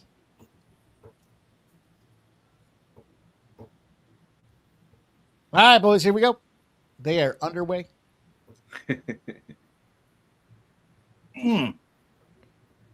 Nuke standing up for his fellow countrymen.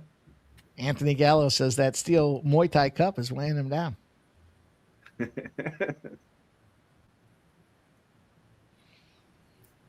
It's been a pretty good card so far. I mean, we've had some, some shit outcomes for me, but some big outcomes as well. So I'll take it.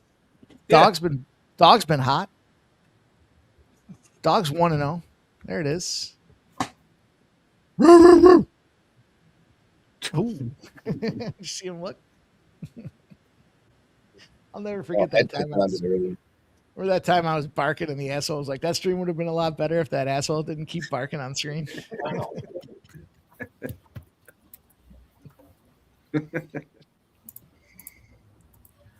Dawson's Damn, burning Ramon. up. You might have called this fight perfect. Dawson is on him like a cheap suit.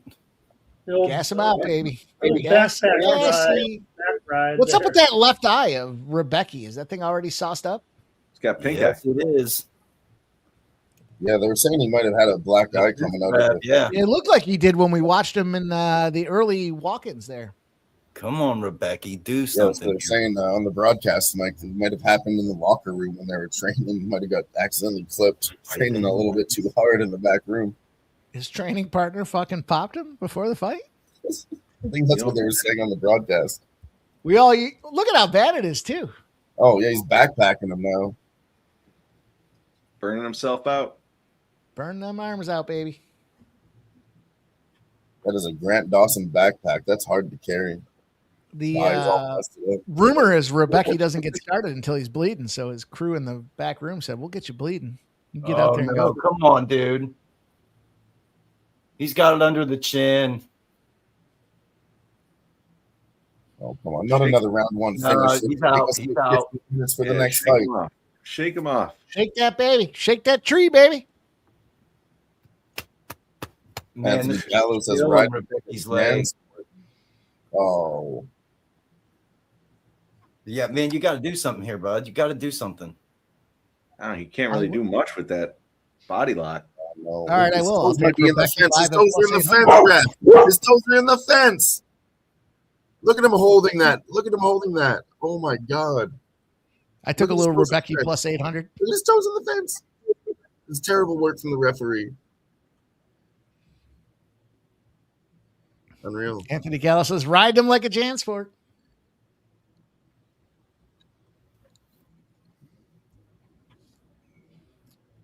Come on. Come on, motherfucker. Come on. Come on, motherfucker. Come on.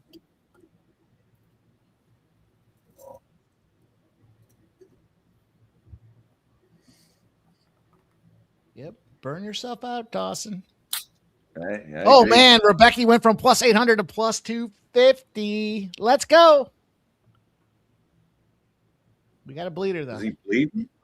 Bleeding everywhere. Yeah, Bleeding everywhere. Everyone's bleeding. he's leaking. Yeah. Nice nice little transition. reversal there from Rebecca. Yeah, now pop him. Now make him Make it- pass his own D. Make him smell his own foot. That's right. The L4 and L5 aren't feeling too good now, fucker. Let's go, Dawson. Take that D. Plus 200 for Rebecca now. Yeah, it's a big drop in price. Plus 800, boys. Let's see if he can hang. I mean, he's got to win. But, Plus 240 to minus 333 now. Basically, both prices have doubled. Yep. Yep. Wow. I can't believe he turned it Yeah, around at all in the first round. That's great Anthony work. says, making him suck his own big toe. Oh, and he gives him a big right meat hook right to the head. Right to that big fucking noggin.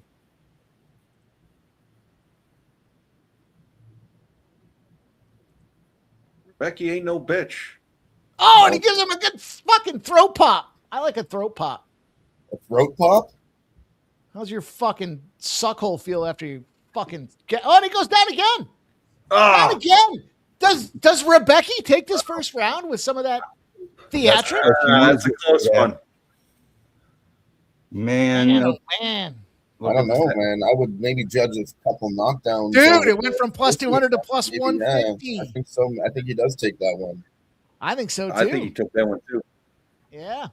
Big finish in that first I round. mean, according to the rules, get more That's strikes. heavy. I know that that was dramatic. The stats were heavy in favor of Dawson for the round, but that was dramatic. Yeah.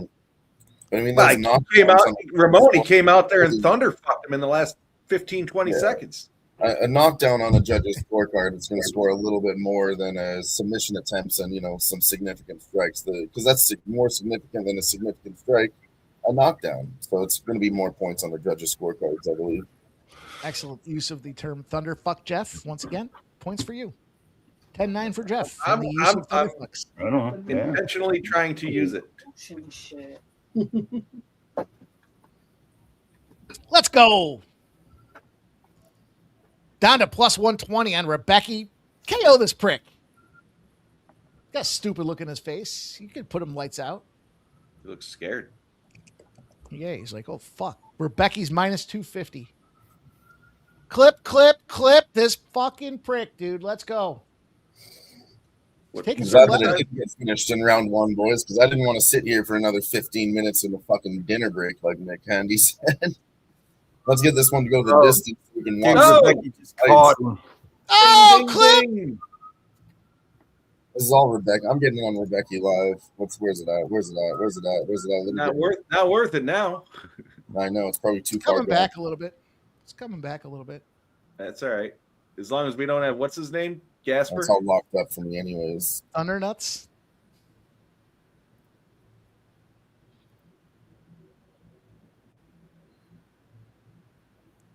Let's go. Michael B says going to need that KO. I'll take that KO. KO in round 3, preferably, but we'll take it anywhere we can get it. So if you like Grant Dawson, and I'm not, this is a good hedge opportunity. If you got that Rebecca plus 800 with me, you can take some Dawson plus 150. He's down to plus 130. Yeah, I'm seeing Rebecca minus 200 now. Fuck. Little Dawson's Creek From plus action. 800 to minus 200, Mike. 1,000-point swing is wild. Dawson's Creek, that dude's dead. Fact. Wild work. Only in the UFC do you see shit like that. Maybe ping pong. Ping pong moves pretty fast. Matter of fact, they're down to their third string quarterback, Jeff. Both them fellers have all over checked here, the guys. box, as they say. Let's go, Rebecca. You clip this bitch. West Canaan High? Wasn't that what it was? West Canaan? Yeah, they're down 2 quarterbacks. Oh, Rebecca's looking for that left. Oh, he's looking too. He's Dawson, desperation, knee. Big spinning kick attempt from Dawson. Oh, he almost got put down there. Dawson's looking chinny. Yeah, I mean, Rebecca's turning this into a fucking brawl. We said that earlier. You know, Dawson does not want to brawl with this motherfucker. Oh. He don't. Then he loses his reach advantage, all that. all right. Now you got some Dawson's Creek action at plus 100.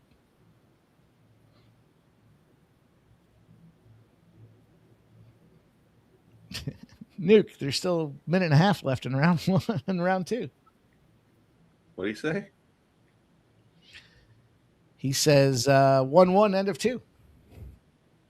That is it. We do cash Carolina second period, minus a half, hash that plus 105. Let's go.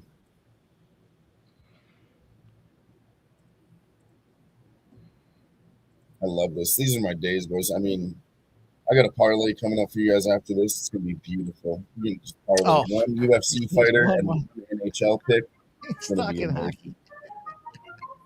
It's fairly sad. Does somebody have the Willy Wonka fucking sound? Is there? Come on now, Mike. Is that what that was? Yeah, Newporker says it's 1-1 Dawson versus Rebecca going into round 3. That's what Newporker was talking about. Clip this bitch. Let's go. Man, look how labored Dawson's looking as he's swinging those big meat hooks. I mean, yeah, we see that too, you know, with that backpack and all that submission attempt. That does waste a lot of energy for him. Yeah. And when Yeah. you What I take was that saying. guy, put Yes, him, himself out. Rebecca did the right thing where you take that guy, you put him up against the fence, and it'll make the fence carry a little bit of that weight. And now he's doing more of the work than you, so it does drain his cardio a little. Oh, nice slug from Rebecca.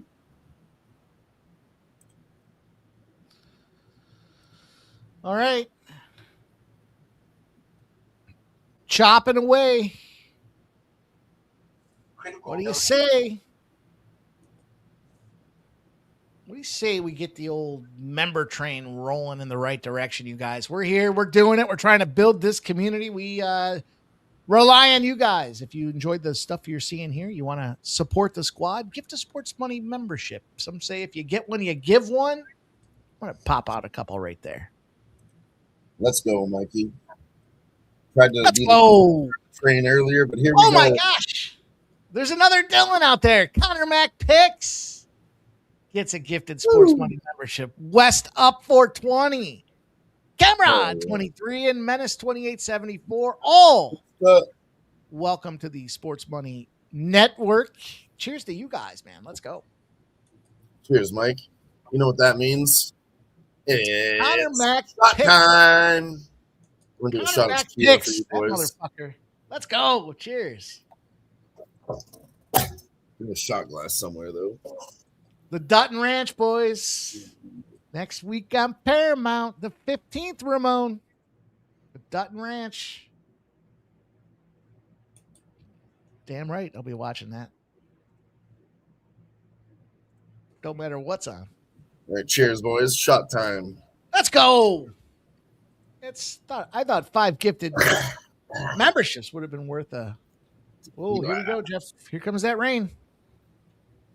Yeah, it's still raining. Uno, here. dos, tres, cuatro. Tequila. Dun, dun, Come on, Ramon, sing it. dun, dun, dun. Uh-oh. What's going on here? Rebecca's a plus 220. What are we seeing? A takedown. Dawson's on his back. Oh, no. Yeah, he's got the lock. No real danger yet. He's out of body lock. I mean, if you could find it, no. if you put Rebecca, you definitely wanted to take Grant Dawson at plus money there too. Yeah. That was a great arbitrage spot. But no, man, Dawson's got Rebecca in a bad spot. 4 minutes, 10 seconds left in the round. He's got a body lock. Again. Great out. Great out. Jesus.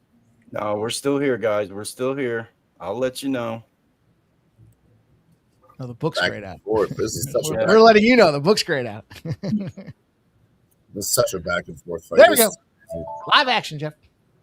All right, man. Yeah, Rebecca's Woof. fending it off. He's fighting the hands.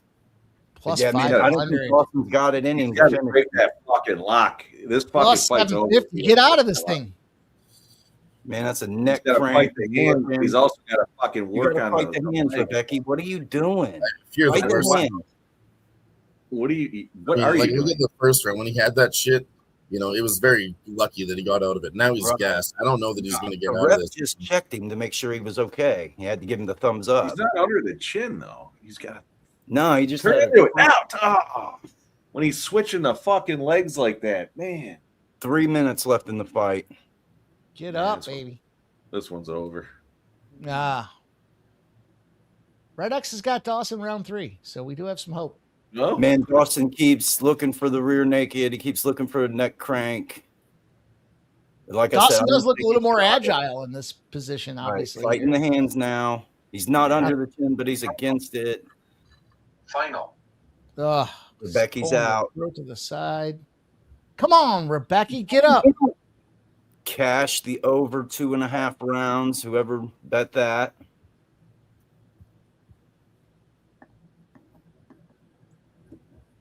But no, man, Dawson's so gassed. He's so gassed. He's just clamped on, holding on for dear life, in my opinion. Rebecca's catching his breath, looking for a spot. 2 minutes left in the fight. Michael B says that's going to be Dawson holding him here the rest of the round. That's a smoke break. Man, no, Rebecca's got his hips. Rebecca's getting ready to turn. Man, it's about to fucking rain. Come on. Come That on. wind is You're almost picked out of up. it. No, Dawson's looking for like a face crank. I don't think his arms are so gassed. I don't think he's got it enough to finish him. So, Here man, Rebecca's belly down. He's up on his knees. Dawson's raining down some shots, but nothing significant, really. Rebecca's doing a good job of covering up, but there is no offense out of Rebecca. Minute 10 left in the fight. Oh, Rebecca, come on, buddy. You can do it. No, we're scrambling. We're doing a good job. A minute left. Man, Dawson's got him flattened out. Rebecca's doing a good job, man. I think he's going to survive. I think Rebecca's doing okay. Line is down. That ain't good, boys. Come on. 45 seconds left. Hang on. Hang on. He's gassed, too. Yeah, He's tired of defending. I think we're gonna ride this out. Arm. No. 30 seconds left in the fight. Come on, tick, tick, tick, baby. Give us a chance. Oh no. Fucking Dawson got under. He's out. He's okay. Yep. Okay. He tapped. Yep. Shit. Sub in round 3. Wow. Fight does not go the distance, dude. It was 30 seconds, brother. 30 seconds. Wow. Oh, that's the worst. Oh my God. How did he even That's the second time tonight we've seen that. Wow. Oh my God. Oh my God. He switched his grips. First he had the right around his neck, and then he switched it up and put the left around and locked it in. It is nice work from Grant Dawson. While he's trying to fight the right, he just switched to the left. That's great grappling skills right there. He could choke you with the left or the right arm. That's wild work. Unreal. That fight was crazy, though, boys. I mean, that was Grant Dawson, and then it was Rebetsky, and then it was Grant Dawson. What a swing.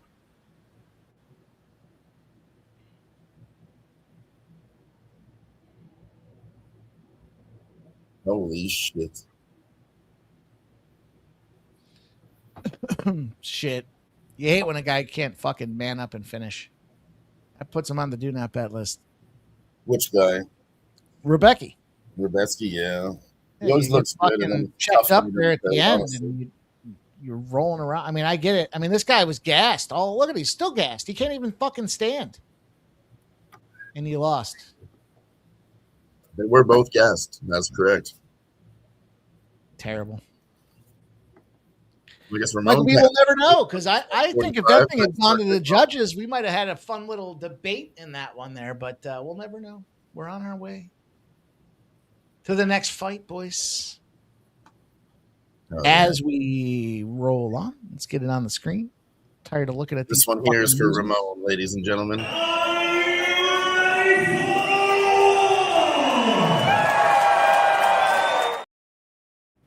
Well, that's Notice sick. the camera work for the ring girl on the right side. I didn't know what that video was, Mike, but I had to click on it. That's a sick video. That one's fucking sick. Note the camera or the ring girl. I like this. I haven't seen these UFC videos that are back here. Let's run another one just because we haven't seen it before. How about that, Mike? Listen, if all my bets were safe, there just wouldn't be any juice. Juice. That one actually applies. It was a minus 145. It was a great bet, but sometimes you got to take the juice. Shout out to Ramon. Congrats, boys. Nice work. Those I that like did that one for cash. taking some juicy bets. Yeah, I got a couple coming up here. Like I said, I was waiting all night for this. We did cash pretty good through the prelims, but this is where shit gets serious for me, boys. Shit's about to get serious. This is where we got big money involved now. Those other ones are $25, $50 pops, which was great. They paid out well. We got $100 pops here, Mikey. Welcome to Seth Moito in the chat, joining us on X. Hey, shout out to welcome, Seth. Seth. Yeah, in this next fight, for me, I'm going Yaroslav Amosov, and I parlayed it with the next one, Atiba Gauthier, round 1.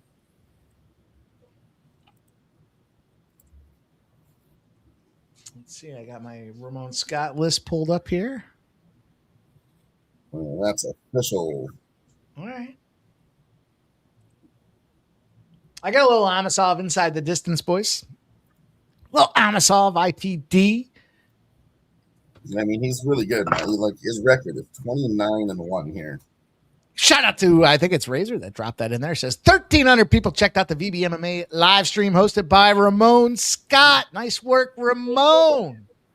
Getting winners out to the people. Nice job, man. That's a tremendous effort. Congrats. 13 hundo, baby. Nice job, Ramon.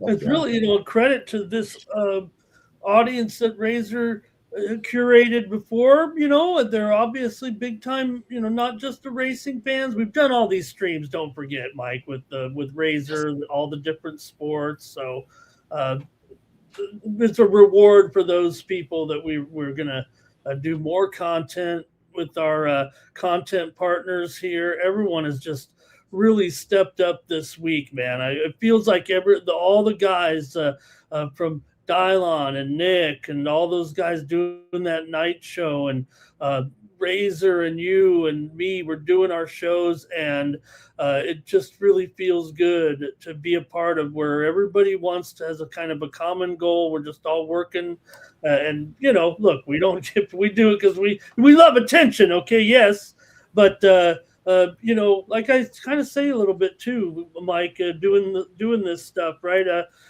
Hey, if you're so good at betting, why do you need to sell your pick? Why do you need to be a tout? I'd be lonely if I didn't do this here. I actually look forward to, getting on there and chatting with the people. Otherwise, I might whittle into oblivion here. I don't know. I love it. Appreciate you having us with us, Ramon, too. I do enjoy capping UFC and any other sport with you. It's always a good time.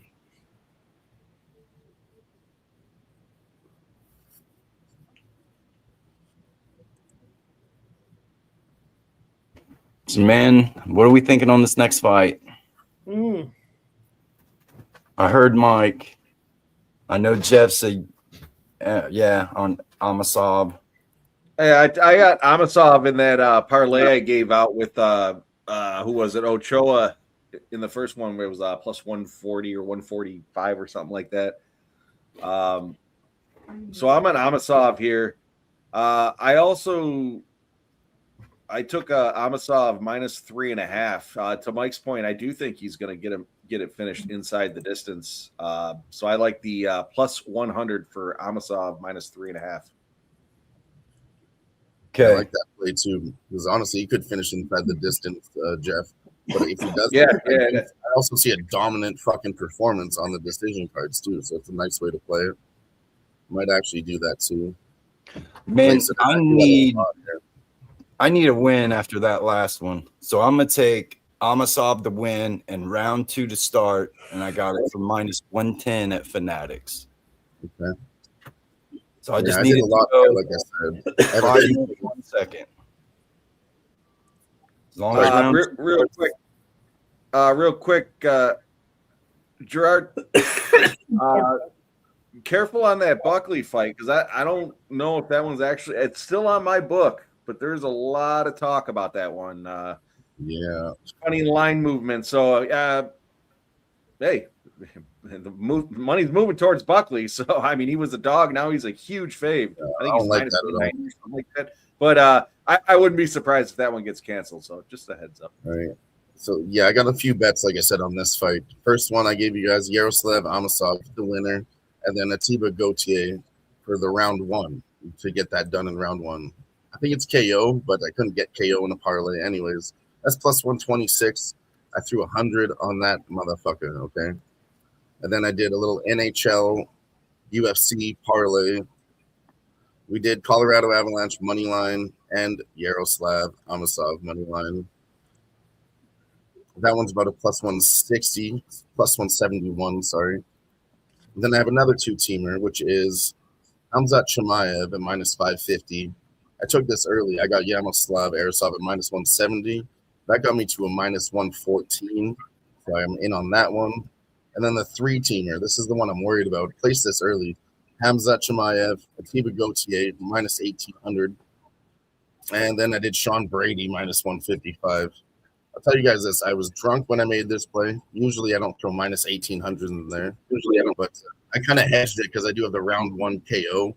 And if he doesn't get it done in round 1, I believe he does get it done anyways. But yeah, the scary part here is Sean Brady at minus 155. And now that line has flipped. I'm pretty scared about that 3-legger, boys. Pretty scared.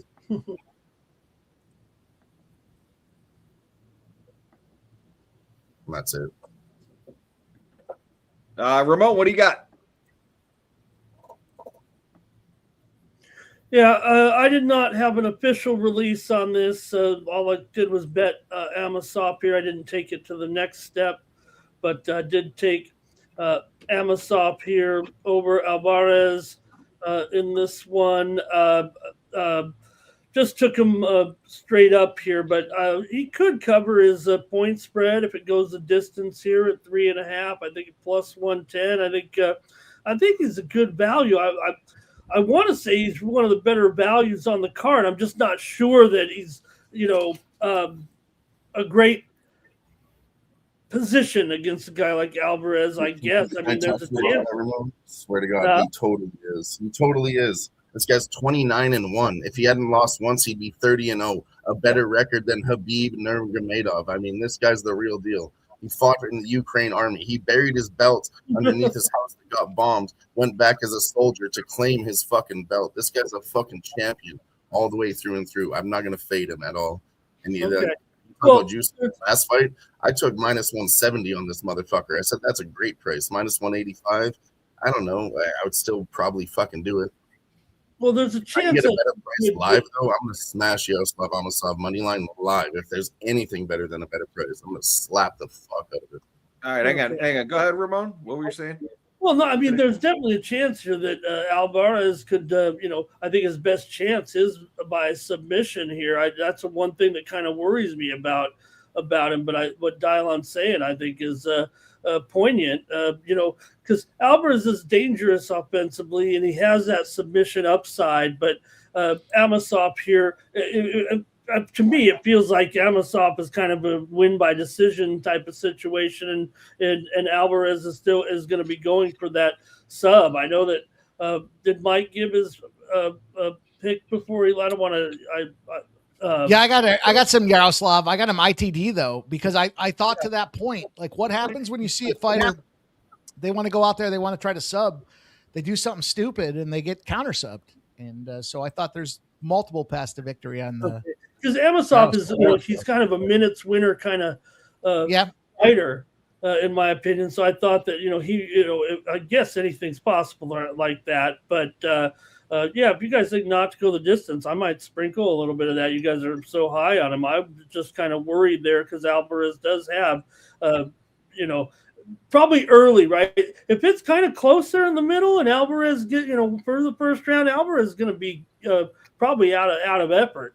And that might be a good time. I don't know if it'll be a better price on Amosov at all. And again, I think Alvarez, the fight might look close early, actually. And then in the second and third rounds, kind of accumulate the points and build it up like that is what I kind of thought here. So I just ended up doing Amosov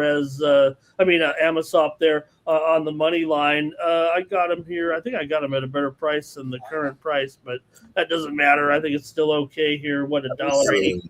$1.85, yeah. I think it's a fair line movement. It's only -160 to -170 early in the week. Okay. Now it's -185. It's not really running away too far, in my opinion, as far as UFC lines go.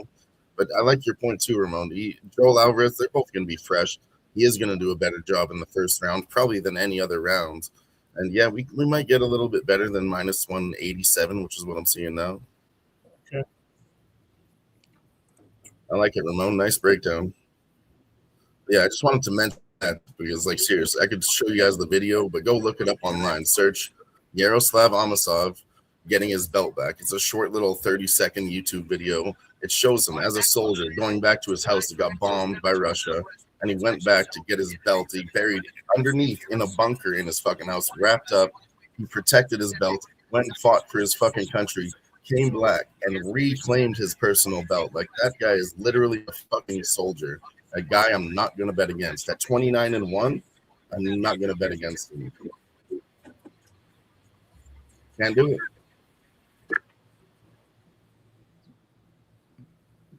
All right. Can't do it. Can't do it, won't do it. Can't stop, won't stop. Rockefeller Records, yo. Rockefeller, y'all.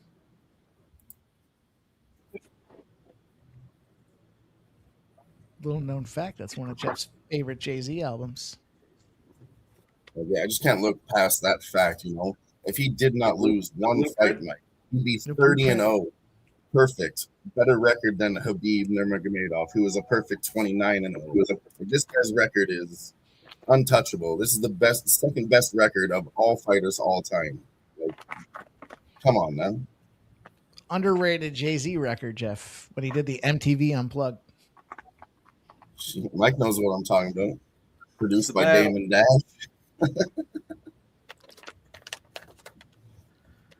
Dame Dash. It's Mary. Good. It's that was a good Hove. one. HOVA. I got my mojo back, baby. Oh, behave. Jeff knows that one. Actually, Jay-Z just dropped a new song. It's pretty good. Did he? I think he changed his name too. He added a hyphen to his name, which is kind of weird. I think it's because if you search him, there was some relation to some files that are out there or something. Oh yeah, J-Z. Now it's Jay-Z with a hyphen on top of the Z. You're not wrong about that, Mike. My name wasn't in those files. I was J to the 2 dots. I wasn't J to the dot. Busy does know what's up. Oh, bang. Down, baby. Landed a nice left hand. Oof. Amasov has taken the center. I'm going to, let you guys see this. Unplay, roll out, whatever you want to call it.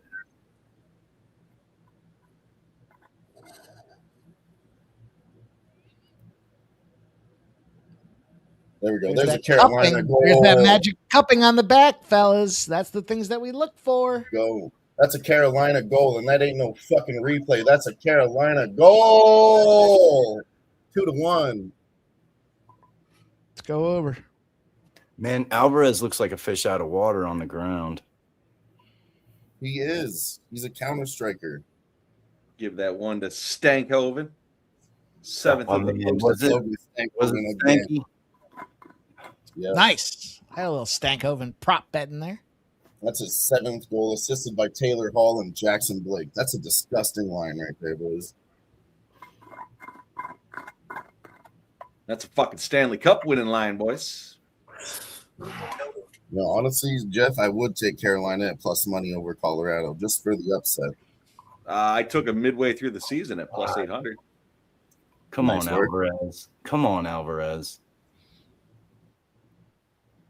Fence grab. Yeah. I don't see how Alvarez is going to get up. He's up, but he's not happy. He's taking that. Man, Avitsov is all over him. Just all over There we go, him. boys. One more like for 50, and it becomes shot time. Let's go. Please That give like me out there. one Guys, haven't more. done so already. Smash that Give me thumbs up. one more. Don't get me started, Jeff. I know. It's early. Please let me get one more. Amasov takedowns would have been a great look.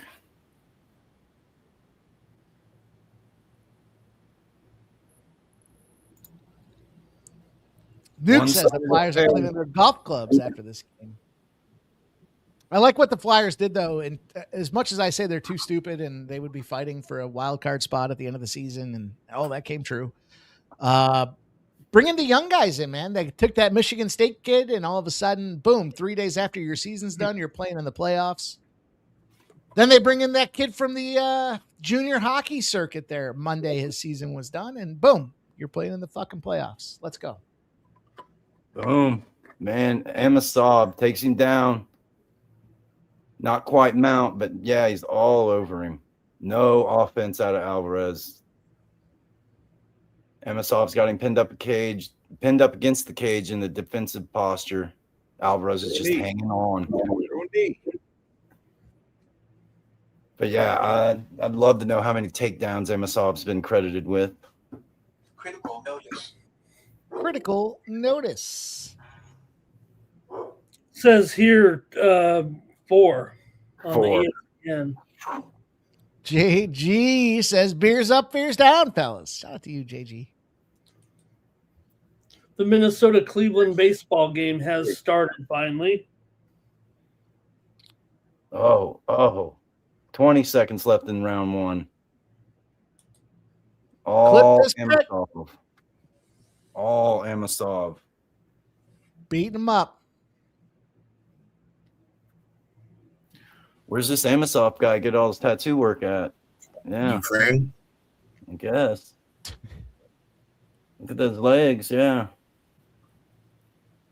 All right, man. That's a 10-9 Amasov, and I'm pretty sure he got like 5 takedowns there.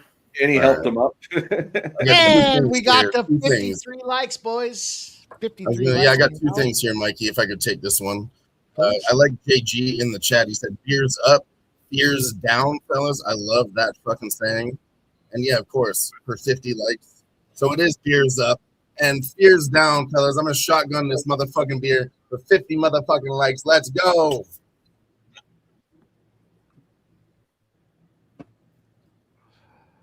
It's a knife right there. Cheers. Shout out to 50 likes. We got 2,281 views right now, okay? Make sure you stick around because the main card is just starting and we're just beginning to cash the fuck up, ladies and gentlemen. Cheers.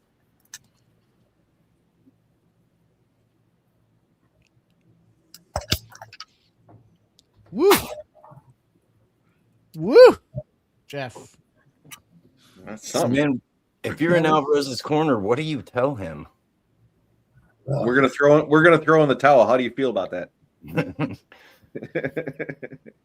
Try to stay on your feet. He tried to choke you out with your own arm. I'm showing a Flyers goal here. Oh, let's go over. Let's go overtime. No, how about those stats though, Ramon? What was the actually official takedowns for Yaroslav Amosov? 5 takedowns for Amosov. Okay.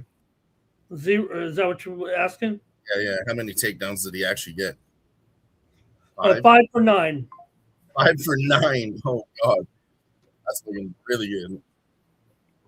Thanks. What'd you say, Jeff? A bump. Oh, number 1 jersey being sold in Philadelphia. They're taking the A. They're making it say Key. And Key Bump is going to be the jersey you see rolling around the Philadelphia arena. Are they really? Yeah. That's fucked up. Yeah, that is it was his first game was like 4 games ago, maybe when they sat Michkov. Oh, head and arm. He's to the side. We're working for a submission. Ooh, that was a big body slam. Yeah, it was his second of the postseason too. Yeah, key bump. Baby. Oh, tappy tap, tappy tap, big tapster. Let's fucking go. That's what we need. Oh, is he doing the fucking spin a Rooney? Look at this guy. What an insult, Mike. Not only do you lose, but you're watching a guy break dance in front of you right after the front of you. Right in front of you.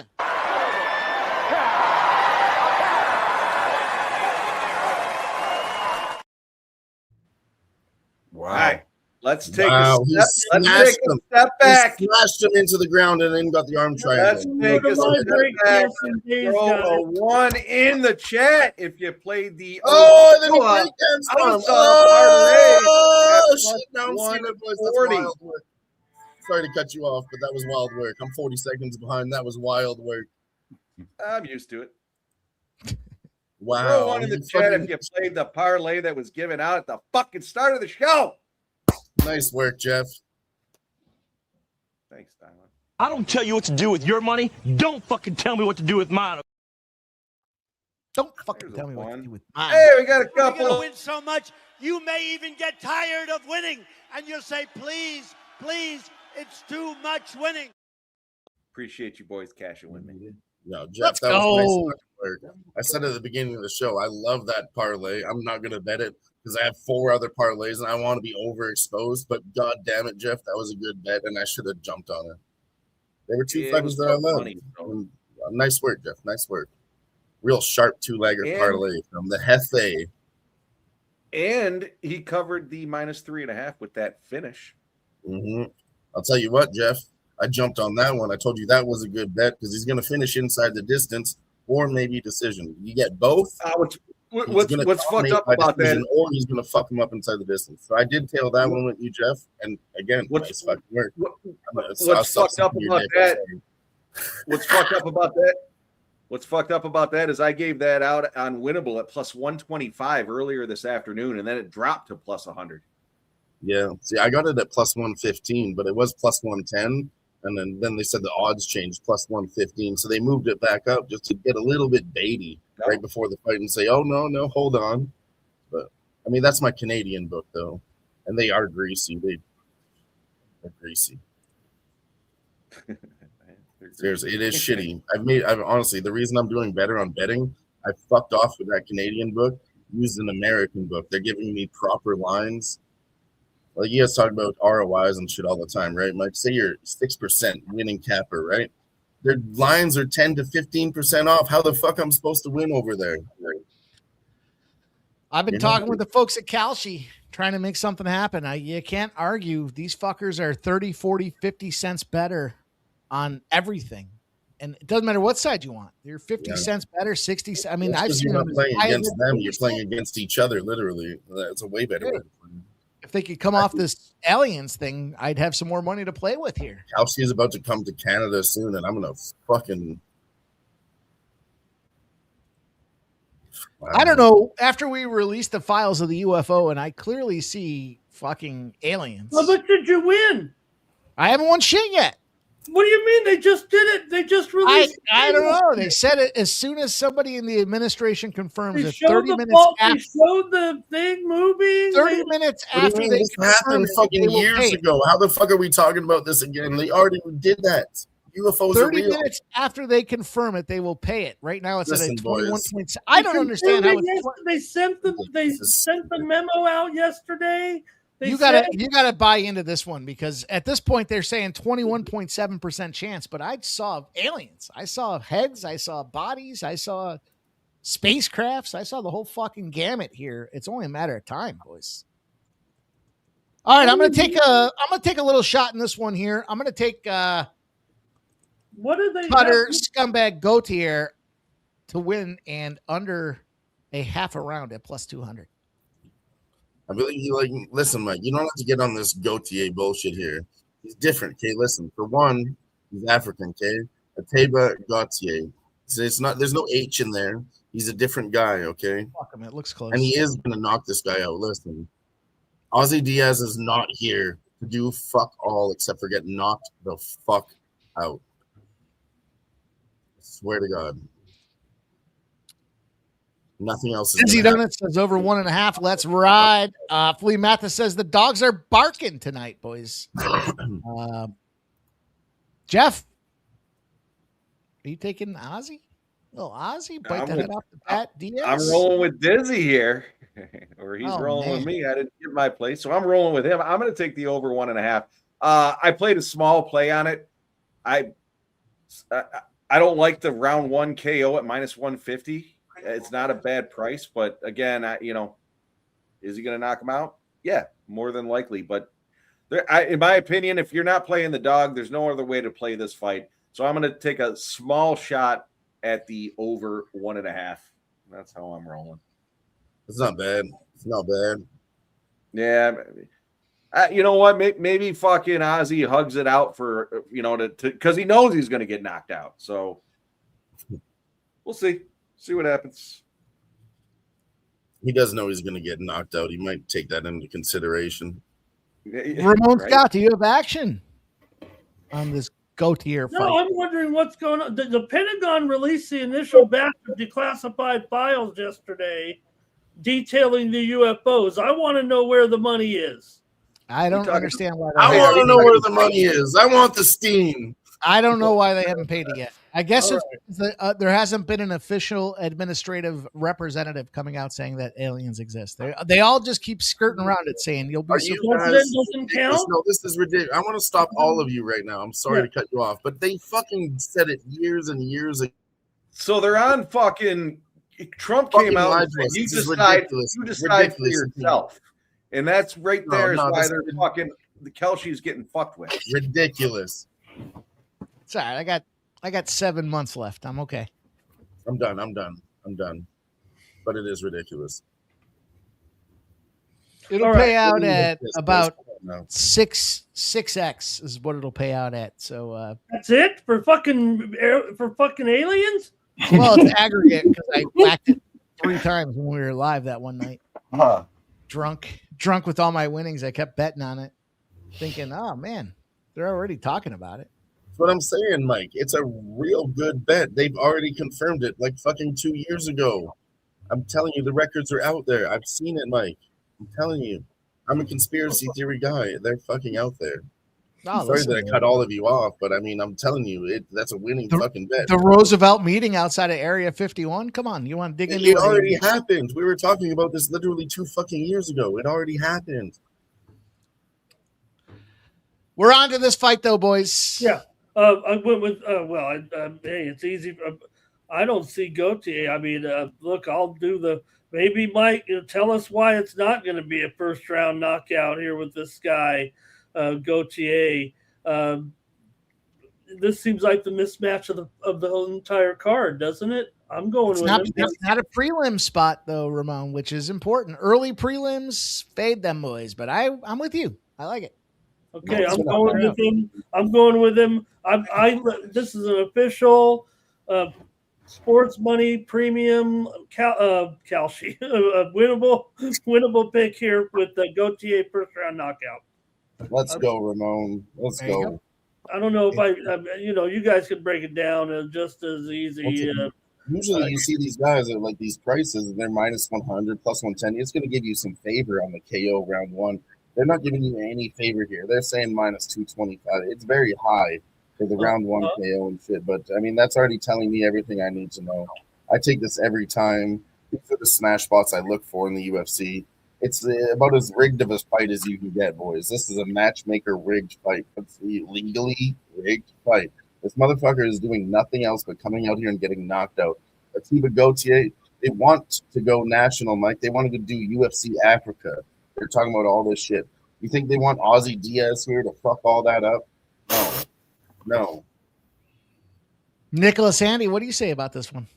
Man, so I can't bet Gauthier round one.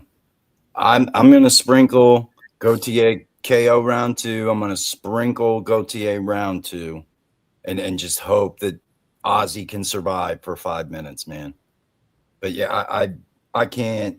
Yeah, I don't really like this fight, and yeah, I like the later fights. So yeah, I'm just sprinkling Gauthier KO round two and Gauthier round two. Hopefully the kid can survive the first round. All right, that's it for me. Yeah, like I said, I'm not super crazy about this fight. Everything you guys are saying, yeah, this is a total setup fight. This is made the Gauthier look good. Yeah, absolutely. I think the biggest one on the card. That's why he's minus 1,800. Of course, everyone sees it from a mile away. Let's go, boys. Once again, I did jump in on Gauthier in the under a half a round, plus 200. Oh, half a round. Yes, yeah, sir. I like that. I was thinking about the gone in 60 seconds, but I was just going to mention that. Yeah. Nice. What was it at, Mike? Plus 200. Oh, gone Anthony in 60 Gallo, seconds. yeah. 200. That's very low. That's very low. The last time I cashed it, I remember it was Terrence McKinney, Mike, and it was minus 110 for gone in 60 seconds. I was like, oh my God, that's telling us everything we need to know. But plus 200 is still very good for that number. 60 seconds at plus 200? Well, under a half a round. So he's got the whole 2.5, right? Yeah, no, I would definitely take that. DJ Hardy wants to know if anybody's got anything on the Lakers game, boys. The Lakers game is popping off here. Thoughts? Sides, totals? Nothing for me. Props. LeBron triple-double. The Lakers are 9-0 to the over when they're a dog of at least 3 points after losing by at least 9 the previous game. And they're smoking the over by 18 points a game, boys. But on the same side of things here, the Thunder are 9-0 to the over when they allowed less than 110 points the previous game, and they are smoking the over by 15.9 points a game. So little over love in this game. Yeah, did hit last time the over in this game. We are half an hour away from Game 3, Colorado Avalanche, Minnesota Wild. Get your bets in. I did have some news for you on that one, Nick. Erickson Ek still out for Minnesota Wild. That's really what I was looking forward to. Consider Minnesota. They're bad without him, in my opinion. It's supposed to be like 2 games. Looks like it's going to be 3. That's why I moved on that Colorado money line with Yaroslav Amosov in the parlay. For this new Colorado minus 130. It's going to be Wedgwood versus Wallstad. I might go Wallstad saves. Colorado is going to light it up, I think. I really think so. Yeah, I have the Abs in the moneyline parlay with the Canes. Critical notice. Yeah, I'm showing Abs minus 130. I think that's a decent price. I guess to be mentioned, Ramon Scott, you'll appreciate this stat, but no team in the NHL Finals has ever gone 8-0. Carolina looking to do it first, but Colorado also with a chance tonight to go 8-0. 2 series sweeps in a row never ever happened before in the NHL playoffs. Wow, that must show these two teams are on a crash collision course. Yeah, they're definitely both the juggernauts.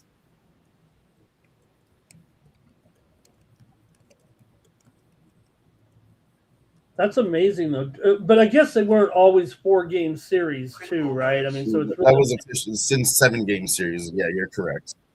Ever since the inception of 7-game series, 4 was a different story. You're right.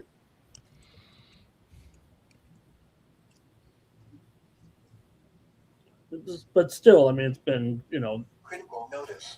we've been doing the 7-game series at least 25 years, right? Yeah. It's unprecedented, really. 8 in a row, 2 series in a row. It's wild. Wow. Critical notice.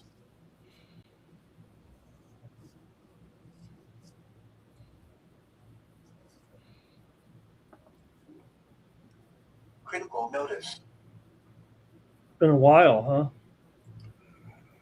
Yeah, I'm scared. Like, I mean, are 2 teams going to do it, Ramon? Are we going to see double legendary status? I think one of them doesn't do it, to be honest with you. Just by probability alone. But I don't know. They could. This is the season to do it.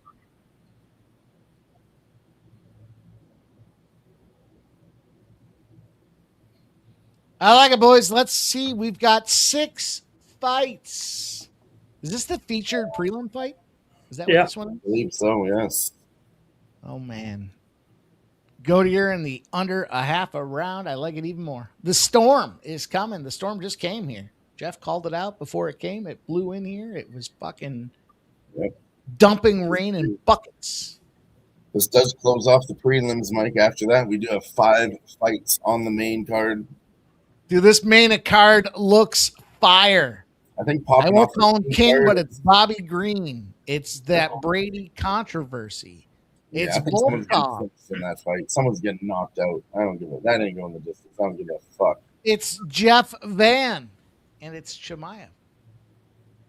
Joshua, No, Jeff, his younger brother. Jeffua Van. You know what's fucked up is you guys fucking shit talk that I like the dude fighting style, the fucking everything about it. Been fucking on that, never faded that dude, and he is the champion. Huh. There it is. Huh. Oh, Razor Sharp Picks is dropping a live bet in there, you guys. Action abundance here. He says Dylon minus 500 to cut off the next person to top from Razor Sharp Picks. It's 10 units. 10 units. 10 fucking units. It's free. It's 100 units. It's the maxer. It's the fucking play of the year. Max banger. Whale play. That should be someone should come up with like their gambling name. I'm Max Banger. Oh, Ramon, are you talking about my burner? It's Mike's burner, Max Banger. So is it? There's I'll a just couple raise of my numbers hand. at the end of it, but I'll send you. Cash it. No. I waited for silence. Shut the fuck up, Jeff. I waited for silence. Don't you dare. I put my hand up and waited for silence. That's why I put my fucking hand up. You guys are about to lose this bet. I'm going to put my mic on mutes, and this is an easy bet for anyone else to win at You plus already money. lost it. I already cashed it. I'm walking to the window. How would you consider maybe Jeff cut me off? Everyone was silent, and I started talking. How the fuck am I the culprit there? No, we're going to the coaches challenge here. This is bullshit. Bullshit. No, I want a fucking review. I want a recount. I demand a recount.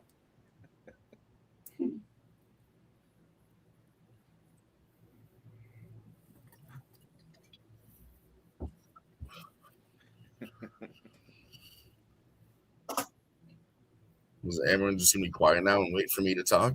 No, man, things are getting hairy in Philly, man. I'm all eyes on this NHL game. We got 5 minutes, 11 seconds, and a 2-2 tie. Fuck you, scumbag Hardy.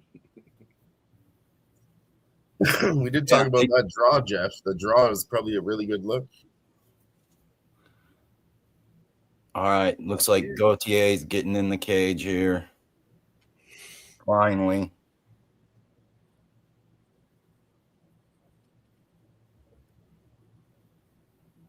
But yeah, man, it's getting hairy in Philly, dude. Man, overtime is minus 230. Not when I gave it up. What I'm saying, Jeff, overtime was a great look here. Carolina does it a lot. Yeah, I figured it's going to be a close game, but again, with the goalie pull, if as long as Philly wasn't up or isn't up, I guess that puck line, both plus money plays though. So, oh my God, this guy's 35 years old. He's fighting a 24-year-old. 11 years. Okay. Plus 700 underdog. Nah, I think it's more than that.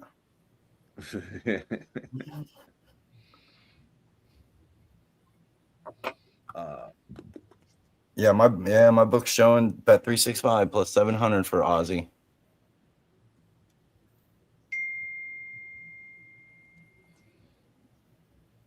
Dylon, the draw was plus 310, but I took a boost on it to get it to plus 372. Right nice. on. At DK.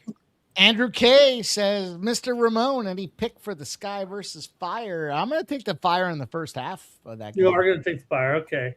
A lot of question marks around. They're probably the worst team, but there's so many problems right now with Chicago coming in with their personnel. It seems like getting a full team together here. So I got the under in this one. All right. The under to the under. The Fire looks like they might be the worst. Got to see them out there for the first game tonight, Portland, but they just started not only the shorter personnel too. Home run Padres. Oh, hey. The Fathers. I like the expansion teams, though, man. Shout out to them gals doing their expansion thing. WHL is expanding as well. Oh, look at Hard Nips Harry's in there. Hard Nips Henry's in there, guys. Look at it. 4-0 in the PBR. I don't even know what the PBR is. What professional bull riding? Bull riding. Hard Nips Henry. DM me. I need some of those plays, dude. I'm not against bull riding. All they got to do is you guys are a special brand of degenerate. You were real fast to say that's bull riding. Yeah, that's a Canadian thing, professional bull riding. My cousin actually was a professional bull rider. My uncle was, and he also raced horses too, the barrel racing. Dude, That's I got a cousin. Because Mike is a professional bullshitter. I got a cousin that wrestles steer. That is true. Here we go. Knock him out. Knock him out. Round one. I only bet when they come to I only bet the world championships actually in rodeo. Yeah, one of my best friends growing up, his mom was a champion roper. You know, where they set the calf out and then you're on horseback and you got to rope it and tie it. And she's competitive. The viral video? I don't know if it might be an old video, but the cow had gotten out onto the street and they went and did the roping on in the street when the animal had escaped the enclosure. You're like, does calf roping really have any purpose? Well, here it was, right in the middle of a highway. Man, hey, man, the rodeo is bigger than you boys might think, man. There ain't a lot going on in, the Dakotas and Idaho. This shit is big out there. Well, you say it like that, but where I come from, even in Southern California, one of the largest rodeos is in my little was in my little hometown of Lakeside, California. They have a parade every year. It's a really huge deal. The rodeo would come into town. Listen, if I can Lakeside bet on it, rodeo. I'll watch it. If I can bet on it, I'll watch it. Doesn't look like I'm going to get my under a half a round. Man. All right, that's fine because I got to get myself a refill. What's going on? I mean, this guy's trying to entertain Under us. a half a round for me to get a refill. Cash it. Yeah, this motherfucker is just taking too much time here. Round one. Get the fuck in there. Yep. Hug it out. What did I say? He's going to going hug on? it out. He knows he's going to get knocked out. Ozzy knows he can just survive. It might be a victory for old Ozzy. If he gets out of the first round, it's a victory. Oh, right there. Oh, he's getting snagged. That hurt him.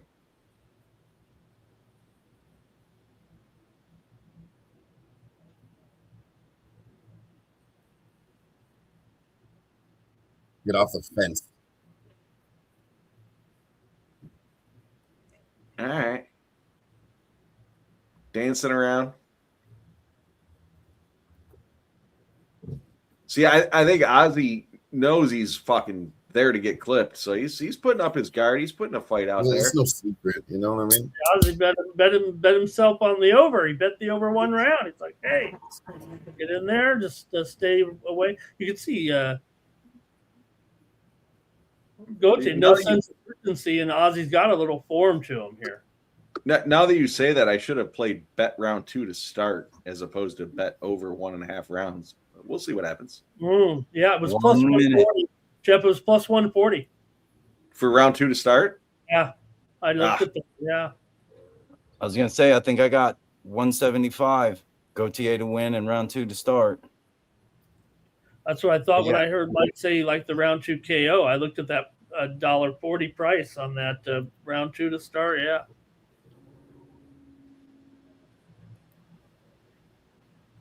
Ozzy, single leg. Gets to the back. 30 seconds left in round 1. And Ozzy's got him in a belly to back body lock. Perfect. Pressing him up against the cage. Oh, this is terrible. He's turning around. Perfect. Ozzy looking for a trip takedown. Can't get it. Goes back. That's what I was saying, Dylon. I didn't want to the minus 150 for the first round KO. That was still juiced. 7. I know. This motherfucker should come out here with more pressure. This is disgusting. 3, 2, 1. Kid survives the first 5 minutes. Perfect. Yeah, I knew it too, Jeff. You know, that's why I only put it in one parlay. It's fine. I did, like I said, I did the TV Gautier money line. When I placed those bets, I was drunk, though. I'll be honest with you guys, but still, I knew he was going to finish this motherfucker. There's no way he loses. So, I have a lot of hedges too. Lots Minute of hedges. 30 left in this hockey game. Well, that's going to overtime. Let's go, baby. Shots of 34 for Carolina, 15 for Philadelphia.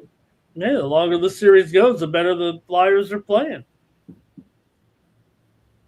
Shout out to Claw and Order joining us. What up, Claw? Claw and Order, I like that. That's a great name. Pretty good. We got referees in here now too, Jeff. Those prelim referees, they go. All right, in this fight now, dude. That's gonna be round 2. Come on.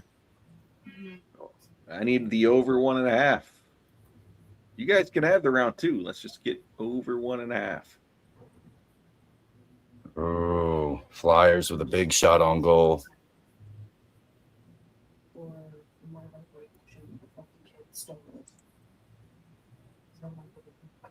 Yes, gentlemen, it looks like we're going to be going to overtime. Canes Flyers. Hey.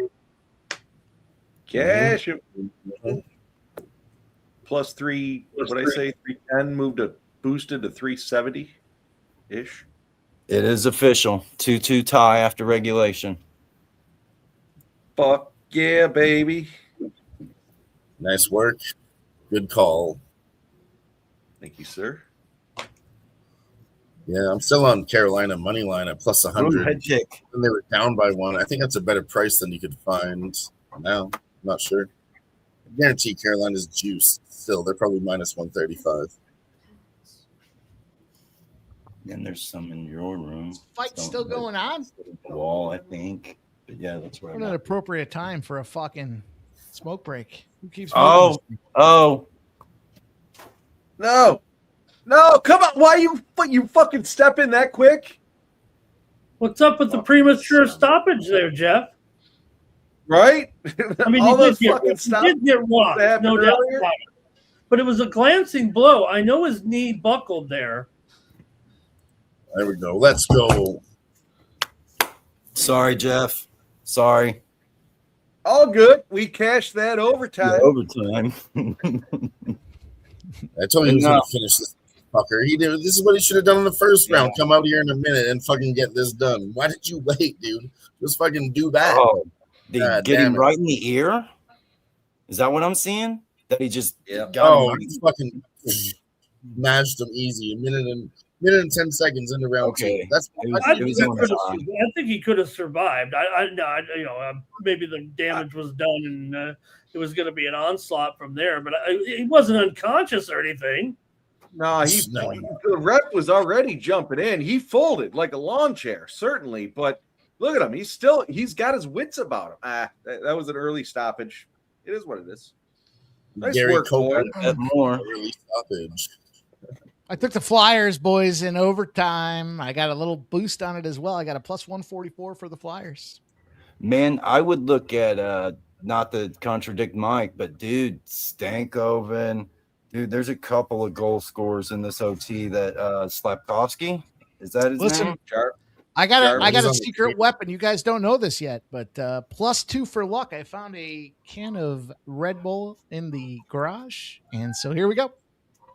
Damn, you got a Red Bull? All right, let's have a little fun with this one, like we do the touchdown scores. Svetnikov. Let's go with the overtime goal scorer. Overtime goal scorers coming in, I'll boys. kick it off. I'm gonna roll with Jarvis for Carolina. All right, what's the price on that? Plus 1,000. I'm looking right now. Hang on. Goal score. Next goal scorer. Hang on. Goal scorer. There we go. Plus 1,000. I'm going to take Tyson Forster plus 1,500, 15 to 1. I took a there's boost on that and got it to 1,200. Yeah, there's a boost. I got it 18 to 1. Nice. All right. Ramos. Overtime goal scorer, Ramon. Overtime goal scorer. All right. I'll go with Stanky. The old What's that price stanky tag? leg for Ramon. Stankoven's 11 to 1. Nice. Nice. How about job, you boys? Michael. Nicholas Handy, you want to jump into the overtime goal Yeah. scorer market? Yeah. I'm going to take a shot on Ellers. Nicola Ellers. Ellers, 11 to 1 for Ellers. I like it. I got my 10 on it. favorite. It's my favorite segment all year. We got to wait till the overtime and playoffs to jump in on them, but I love the overtime. That's the old Butchie Gross. That's the old Butchie Gross overtime goal scorer. Anthony G likes Ellers as well. Hey. Dylon, do you have an overtime goal scorer for us? Sebastian Aho. Sebastian asshole. I'll be honest with you guys. I can't bet it. I don't have those on my books, but yeah, that's my pick, I guess. Man, Taylor Hall. We're making a pick. 16 to 1. Taylor Hall's not a bad choice. I hate that piece of shit, but he's been doing good lately. In all fairness, Key Bump is 22 to 1, boys. Key Bump is 22 to 1. See, even Joe Rogan just asked him, why didn't you knock him out in round one like you did in round two? Well, I just wanted to take my time and feel him out a little bit. You motherfucker. You Claw pussy. in Order says, why is the chat full of spam? I don't think it's spam, brother. We're trying to incorporate. We want you guys to know where to find it. If you're watching us on X, we want you to know where to find it. If you're following us on YouTube, we want to know where you can get the merch. Nuke Worker says Jarvis for him. DJ Hart, like, drop in the chat, boys. If you have a goal scorer, woke as joke like Stankoven. AJ says with me. Let's go, Duke. Stop Geo says that's Sebastian the asshole to you. Pimp slap. The asshole. All right. Fair enough. Noted. Come on, Nicola Ellers. Come on. Come on. This is more chat than or more spam than chat. Nah, listen. You'll It's see not spam if spam. it's some asshole telling you where you can view them. We're the ones putting it in there. It's not spam. Spam comes from other places. We're putting that in our own chat. It's not spam. Check out the merch page and grab some swag at the Sports Money Shop. Don't forget to join Sports Money's Discord as well. Lots of good stuff for you guys out there, man. But respect, appreciate that. Clown Order. We'll take that into advisement. All right. We ready to talk about this next fight? Let's go, Nuke. Yes, sir. All Why don't you kick us off, Nick? AJ's got Quinn Hughes. All right. So we're talking Bobby King Green versus Jeremy Stevens, correct? No, it's Bobby Green. We're not calling him King. Okay. I was being considerate. I have yep. Well, if the guy's legally changed his name. You could change his name to asshole. Doesn't mean I'm going to come out here and call him he is an asshole, but go ahead. Sorry. I don't mean to interject, boys. I'm sorry. Man, I'm kind of a Jeremy Stevens fan. I got to admit. I know that dude slept in his car. I know that dude fucking bled for it. I know. Yeah. He's been in the game for 20 plus years. But yeah, this is a hard one, man, because I'm afraid that Bobby will stop him. I'm afraid that Bobby will cut him. I'm looking at the fight goes the distance. It looks like it's a pick 'em, whether the fight goes the distance or not. I want to find an angle for Stevens, but I can't. So I think I'm going to go Bobby by decision on this one. I think Jeremy's tough enough the last 15 with Bobby. But yeah, I don't like Bobby. I'm not a fan of Bobby. I don't think Bobby's a fucking well-rounded mixed martial artist. I think he's pretty one-dimensional. But yeah, I think Stevens a grizzled vet that got hired to do a job, right? It's kind of like this last fight. But yeah, give me Bobby by decision. No, I'm with you. I used to like Bobby, and I like the cockiness of him, the kind of like the Kevin Holland style. And I'm off both those fighters. However, I do think Bobby is going to get this done. Jeremy missed weight, as I thought it was 2 or 3 pounds. I think Dylan said it was 4. Pounds, 4. Yeah. So I'm actually going to roll. I do like Bobby in this one. Unfortunately, I hate saying that, but I'm going to go with the over 2.5 rounds in this one. I do think it's going to go to decision. Yeah, I'm rolling with Bobby over 2.5 rounds. Ramondre Stevenson Scott, what are you doing here for this fight? Yeah, I can't believe I'm on Green here after all these years, trying to move away from him a little bit. But I just think in this matchup, the experience and striking and maybe even some durability. I mean, look, I'm trying to think of where I was, want to be off of Green because it's just getting old. But he's up against Jeremy Stevens, and so that profile goes out the window a little bit, right? So.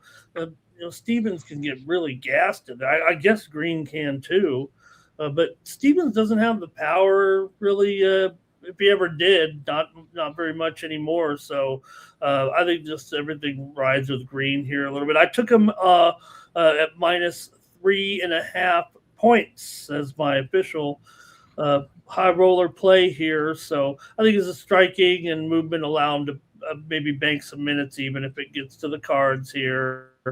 The value's out, but the value's on the under, but I can't do it. I have a feeling it might go all the way, but you see that price there because Stevens, it's almost all or nothing for Stevens. It feels like right now, and sometimes Green gets in these crazy, chaotic fights. I mean, we've seen that, right? Especially when he gets pressured, he kind of, I don't think he panics, probably gets mad is what he does.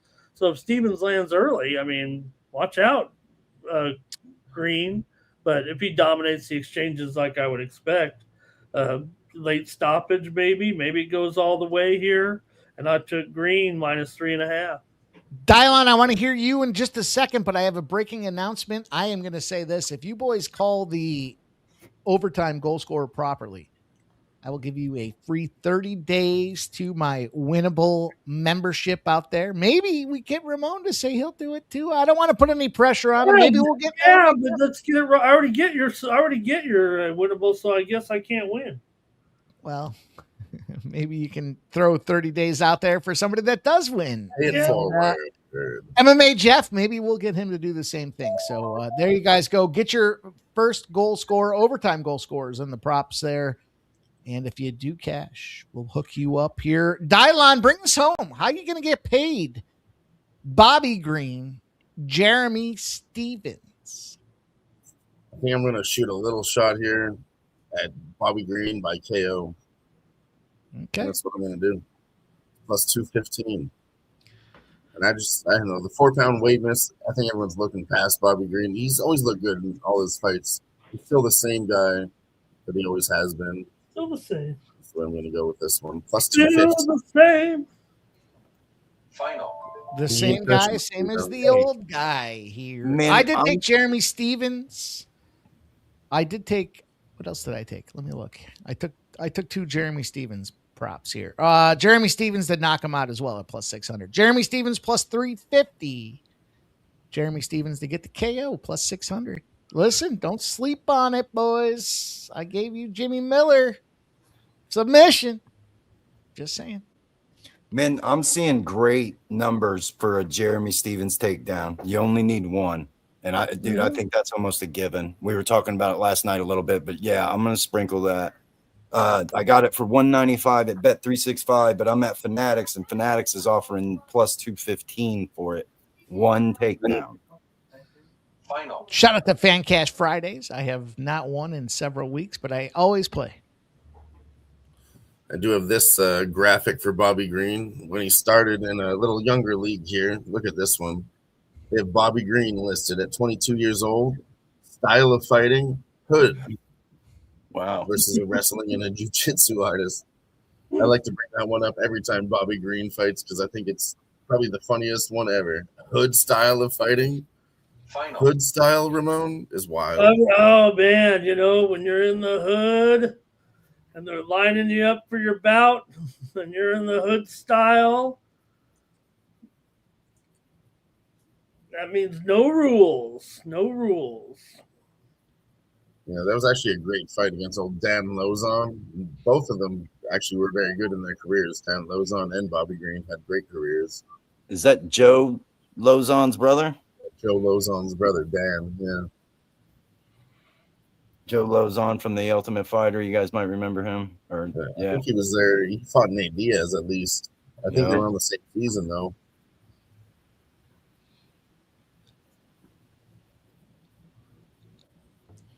But yeah, they're showing these Strickland Chimaev highlights. And yeah, dude, I just want somebody to make Chimaev look like a human. I know Gilbert Burns did a pretty good job. I would love it. So honestly, if I lose my bets, I won't be upset.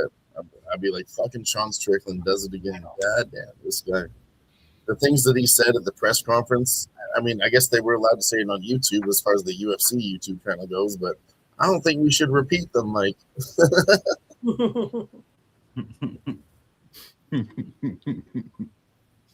Maybe Sean Strickland can get away with that, but I don't know if we're allowed to get away with that kind of shit over here at the Sports Money Network.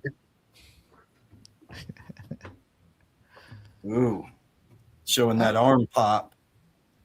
Steve Leftarian, if Jackson Blake scores the overtime winner, I'll give you 2 fucking months of my MVP. Let's go. Get him in, you guys. Overtime's about to start, and once it starts, we will shut it down. For those looking to get in the game. Yeah, if mine wins, I'll pay it forward too, because I'm pretty sure I already have a subscription myself. So if mine wins, somebody else is going to win. Might have a double chance. Make sure you get in over there. Get in the chat. Put your overtime winner in this Carolina Flyers game.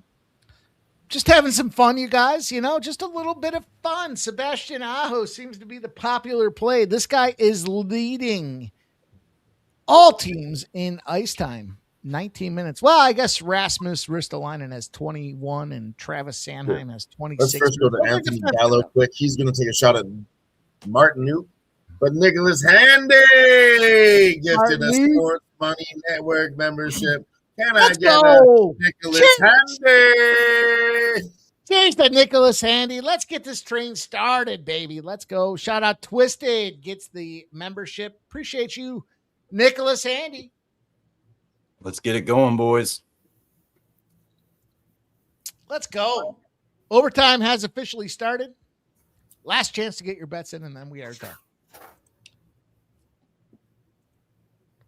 Nicholas Handy says, sports money egg drop bicep flex portfolio. Has to be a thing. Well, listen, we are in the infancy. We are 7 days deep on, I guess maybe 8 days technically now. But, man, there's so much more to come, you guys. Stay tuned to the Sports Money Network because we got a lot of stuff in the pipeline, and I think you guys are going to like every single bit of it. So shout out to Nicholas Handy and Dylon holding it down for the live bets, man. The live streams, 6:45 p.m., starting hockey, talking basketball, doing the thing. Ramon Scott brings in the AVB MMA pick show, over 1,300 views now on that sucker. And, man, we're just continuing to roll, boys. It's a lot of fun, but you got to have fun. If you're not, I said this from first time I ever started streaming. As long as I'm having fun, I'm going to keep doing it. And I have fun, especially hanging out with you guys, man. Cheers. Yes, sir. Cheers. Rock. Cheers. I'll Jeff, do a shot for that. you on Bobby Green? Not me. Nope. Jeremy Stevens. I feel like Jeremy Stevens is a hockey player or a football player, but in this case, here's Jeremy Stevens as a UFC fighter. Overtime. Shout out to our guy Sharky Waters in the house. He says, boys, that's my guy, man. We do it. You guys know we do it. Monday through Friday, 12 p.m. The fastest 50-minute breakdown in baseball, sides, totals, props, angles, TNA, man. We got TNA on that show, Ramon. That's for Sharky. We're going to drink out of the hockey stick right now for overtime and for Sharky. He says he's at the bar as we speak. Cheers up, cheers down. Shout out to Sharky Waters. See in your life. Cheers up, he said. Let's go, man. Cheers to all you guys rocking in here, checking in. I appreciate everybody spending the time. Make sure you smash the thumbs up if you haven't done so already. It only takes you a second. It costs you nothing, but it does help us continue to build this thing and grow. So if you haven't done so already, smash that thumbs up.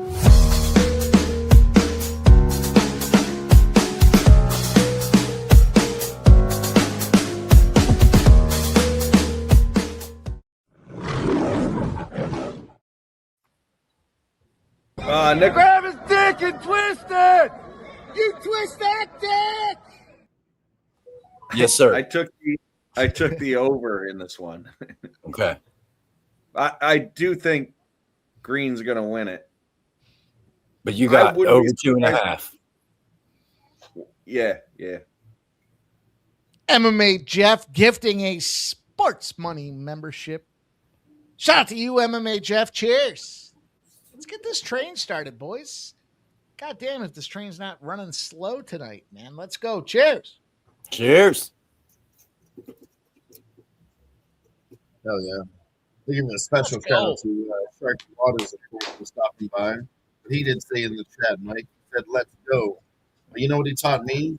When I said that to him once when he cashed the bet, I said, let's fucking go. You know what he said to me? He said, let's always fucking go. Shout out to Sharky. Damn right. Stop Geo says Jeremy Stevens, first round title. I thought that. That's what I think about when I hear Jeremy Stevens.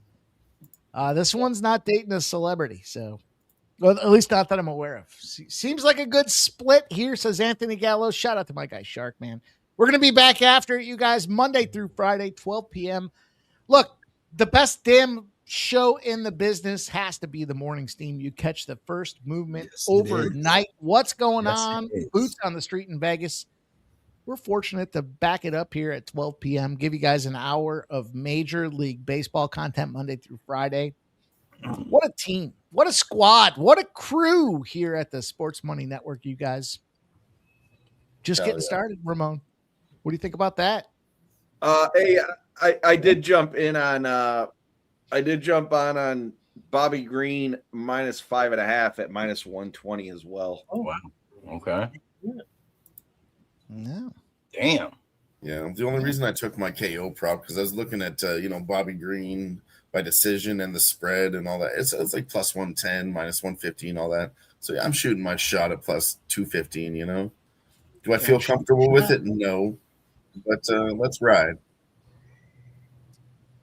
Is this one of those big ones you were talking about? No, those are just the parlays that are actually still alive. Oh, gotcha. Yeah. I had Khamzat in there, and like I said, I took minus 1,800 in a parlay, which I did when I was drunk, Jeff. But I knew there was a reason for it. If you didn't get that round 1 KO, I wanted a hedge on it, and it was a $100 parlay. Yaroslav and him to win in round 1 was going to pay $226, but I knew it was a long shot, so I hedged with 3 other $100 parlays. Like I said, the other one is Sean Brady, which again I'm nervous about. But if Khamzat comes through, we're going to be just fine. I did smash another 2-legger for just $50, not for 100, but I did Yaroslav, Mamosov, and Khamzat, and that one's like minus 127 or some shit. But that was after he dropped, though, Jeff. He moved from minus 550 to minus 450, and he dropped 100 points. So there is money coming in on Sean Strickland right now. I've said I'm going to sprinkle Strickland, but I've got a couple other plays on that one. I'll always remember the last time Strickland was a big dog versus Israel Adesanya. He was plus 1,200, boys. And, I took Izzy, of course, in that fight, like a dum-dum. But, looking back on it, I created a graphic, Mike, and I'll always remember this because I'm never going to do it again. It was to, fuck with people. I jinxed myself. So I created a graphic. Said, what do you want for this fight? I said, Sean Strickland plus 1,200. And everybody in the chat was like, holy shit, this guy's the sharpest capper in the world. And then I said, JK jokes. It's going to be Izzy money line by the knockout minus 130. Everyone knows what's going to happen. And yeah, I looked foolish. It's foolish to create the graphic, do all that. And I'll always remember that. Because, again, they moved the numbers ever since then. The last time that happened was Amanda Nunes got beat by Juliana Pena. You remember that? She was plus 2,000 when everyone said it couldn't be done. But long story short here, those numbers, you're never going to see them again. Plus 2,000, plus 1,200. Because the bookies got cooked that night. That was one night, Mike, where the bookies lost money. So we're seeing an adjustment now. He probably should be plus 500, plus 600 if he did lose that fight. But they're like, no, we're not putting Sean Strickland at plus 1,200 again. They done learn their lesson. You know what I mean?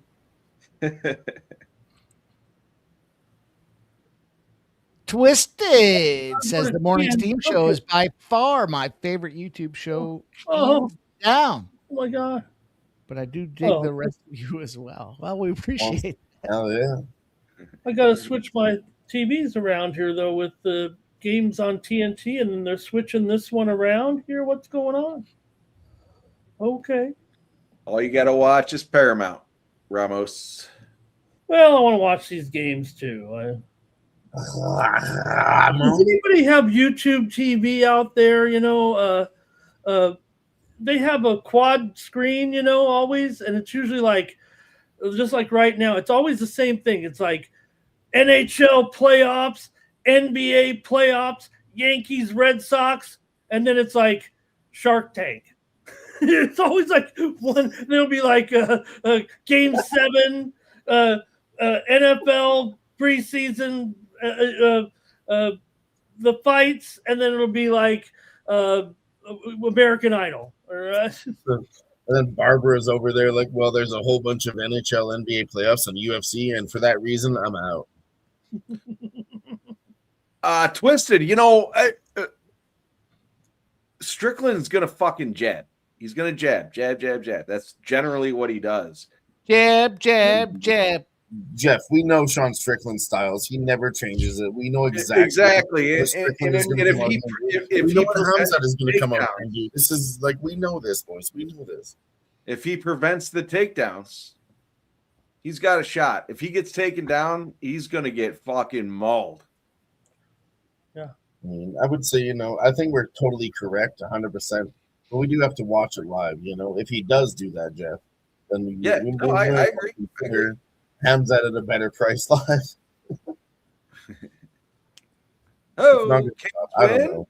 Everyone's questioning his cardio, but he's gotten way better, way better. The last time he looked even half bad was versus Gilbert Burns. But ever since then, he's looked 100%. There's no reason to fade Khamzat. Like, what's so fucking ever right now? There's no doubt. Jackson Blake. Jackson Blake.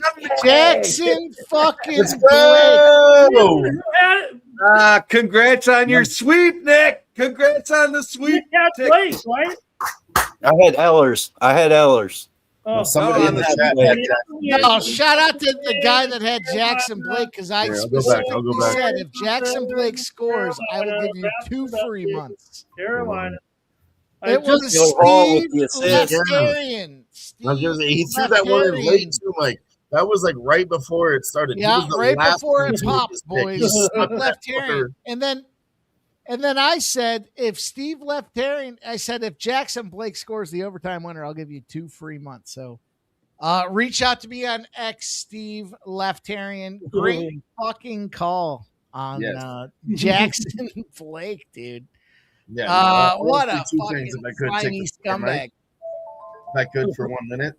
I just had switched all my TVs to the perfect setup, and then. No, seriously though, that call, Mike. He was the last one to enter the contest right there, so he snuck that motherfucker in right before overtime started. Put in Jackson Blake. There wasn't multiple this handy because we need to run some fucking videos. I was waiting for this one, Nick. 4-0. Let me do it for you, Nick. 4-0. The Carolina sweep. We called it in game 1. Make sure you tune into me and Nick calling these fucking games because that was belt to ass game 1. We already knew what was going to happen. He smashed that. We smashed it. We smashed it again. Let's go. Shout out to you. Welcome to the Octagon, son! Ow! Ow! Don't! Ow! Stop it, please! Take it out! Bingo. Oh, that was great work, Nick. Honestly. I can't wait to post that fucking ticket, brother. Damn, that's a good Talked night. about that on game 1. Honestly, like game 1 was so fucking bad. Everybody and their mother saw that coming. Plus 300 was a beautiful fucking thing, Nick. I'm gonna give you all the credit for that one because you did say it first. But of course, me and him been doing the NHL show. I fucking tell him. How the fuck do I don't tell him? We've been smashing, Nick, and we both saw the same thing. But you did say it first, and I'm gonna give you all the credit for it. But fucking yeah, bro. We got that, but because of you. I have to respect the Jackson Blake call, man. And that's cash out. Exactly, Ryan, too. Let's go back to that right now. Cash out right now. Cheers. That's a shot time. That's shot time right now for the big casher. Another tequila shot. Ryan. Let's fucking ride, brother. If they paid you for that, cash out. Dan Vladar, guess what? He got his save props tonight, too. 26.5. I thought it was too much. I didn't bet it, but he fucking did that in overtime. Carolina had 35 motherfucking shots. But it's all right. It's all right. Because going forward, boys, look at goalkeeper save props. These are the things that are cashing in NHL playoffs right now.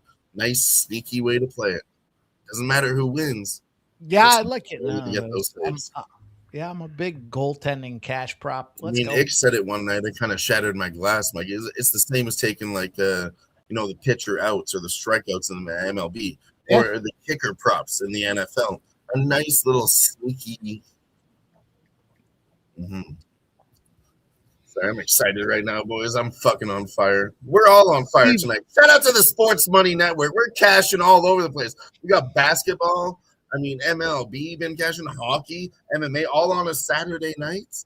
Come on now. Colorado's about to pop off here next. We have Colorado. Hopefully you heard me, brother. Reach out to me on X, and I will hook you up. I'm going Colorado for the sweep again. That's Carolina 4-0. First time that's ever been done, Mike, in NHL history. Dude, I know. In 2 series, 8-0 is Carolina. I'm going for Colorado to make that double history tonight. Minus 132. Colorado Avalanche, lock me in right fucking now. And if we get a better price live, I'll fucking do it again, brother. Crazy. I know Colorado was one of those teams, I think, Dylon, a long time. I've tried, it was probably before this century, probably in the 1990s. But I remember when they beat Chicago and Detroit back to back in this. They had to be one of those two teams. Yeah, no, I mean, I love Colorado since I was a kid, Ramon. I mean, even though I'm from Edmonton and all that, when I was young, I loved Colorado. They were so cool. Yeah. They had some great rivalry games with the Red Wings. I always loved those Red Wings Avalanche games, and they'd fight before the game even started. That's the best, isn't it? They already planned the scrap, and they just go at it. Nick. It only happened once in this NHL playoff series, and it was the first game. They went at it. And I remember they looked you want to go? You want to go? They said, yep, and they went for it. It was beautiful. I think it was the Senators. It was Matthew Tkachuk fighting that puppy in Carolina versus Ottawa Senators in round one. Mm. Yeah, the same thing. I love that, Ramon. I love that. They looked at each other. You want to go? Yeah, okay. Yeah, what's that puppy's name, Jeff? Nala. Bear. Actually, I think Nala has barked for a dog. We didn't officially record it, Jeff. We never said who she was on, but I do think Nala barked for some dogs and has been a winning dog. She did a couple, yeah. I try to mute it when she like barks and then she starts howling. Yeah, we didn't officially track those bets, but I know there's a couple in there. Nala definitely was a casher dog. Maybe before Sky. I don't want to make a competition, but the first official one was Nick's dogs. But yeah, we weren't listening to the dogs. We talk about underdogs, but we need to listen to the dogs themselves sometimes, boys. Get outside your mind, a little bit of outside perspective. Listen to the animals. They have words, but they're explaining them with barks instead. They're trying to tell us something. We need to listen to them. Like Ace Ventura, Pet Detective, said. You remember? The dolphin goes, I got. But what we hear is, I got. All right, Bobby Green getting slicked Nobody up. for a fucking Ace Ventura reference? Where are my 90s kids at? Come on now. No, I got you. I just saw some money coming in on the Sean Brady side of things. Yeah, they're going to fade all this nonsense. Yeah, I've been there. I'm surprised. I don't know what to. Holy shit, the chat is going nuts. We have 27 comments that we haven't read. We're not going to get to all of those, but we love you in the chat. Yeah, I've been in my own world. Damn, boys. Flyers got swept. Yeah. Expected. I like that team, though, man. The future's bright in Philly. We smashed that. Yeah, dude. I was telling a buddy of mine that the other day. The same with the Sabres. The young talent. The Flyers and the Sabres are going to be a fucking force to be reckoned with in the next 3 or 4 years. Well, there's lots of young talent too, Jeff. There's the Montreal Canadiens, the Anaheim Ducks, and don't forget about the Sharks. The Sharks were last place. Look at them move up, even though they're not in the playoffs. They did a good job. The Sharks. I was more speaking of the East Coast, I guess. When I was talking with my buddy about it, that's I guess you're why. Totally right too. But every single young team doing a great job, Jeff. Yeah, man, the tail of the tape on this fight. These guys are the same age, and Stevens missed weight. Yeah, no, I'm on Bobby Green. I'm not ever. Boys, I'm going to tell you this. So if you can explain it, you can rationalize why it happened, right? And I think the explanation is, Stevens is fighting up a weight class in bare knuckle fighting, right? So now he's going to come down to the UFC. It's a little bit of a trick for him to try to cut that weight class here, but that's a big motherfucker fighting a lot better dudes. And now you're going to bring Bobby bullshit bitch ass Green into the ring, and it's about ragdoll time. What are you saying? saying? Are you saying the boxing opponents are better? The boxing opponents are no. I just think the weight cut is a reflection of the fact that it's not a slight in this case. It's a positive because Jeremy Stevens has been fighting some big motherfuckers out there, and so his not making weight is more of a reflection of the fact that he's been up a weight class in bare knuckle. And now you're going to put some padded gloves on this guy? He's You're gonna both. send him out there against Bobby Green? He's mostly been boxing for the last 2.5 years, really. But up a weight class. Right, so he's got to put that beef. He's got to put that beef on his cakes. You're totally right, Kay. This is how he loses. He loses by wrestling. That's why he fucking went 1-9 in MMA. He went to BKFC because he's a fucking striker. Bobby Green can get takedowns on this motherfucker. I wouldn't be surprised if it's a takedown, ground and pound by Bobby Green. Take him down, side control, ground and pound till he don't make a sound.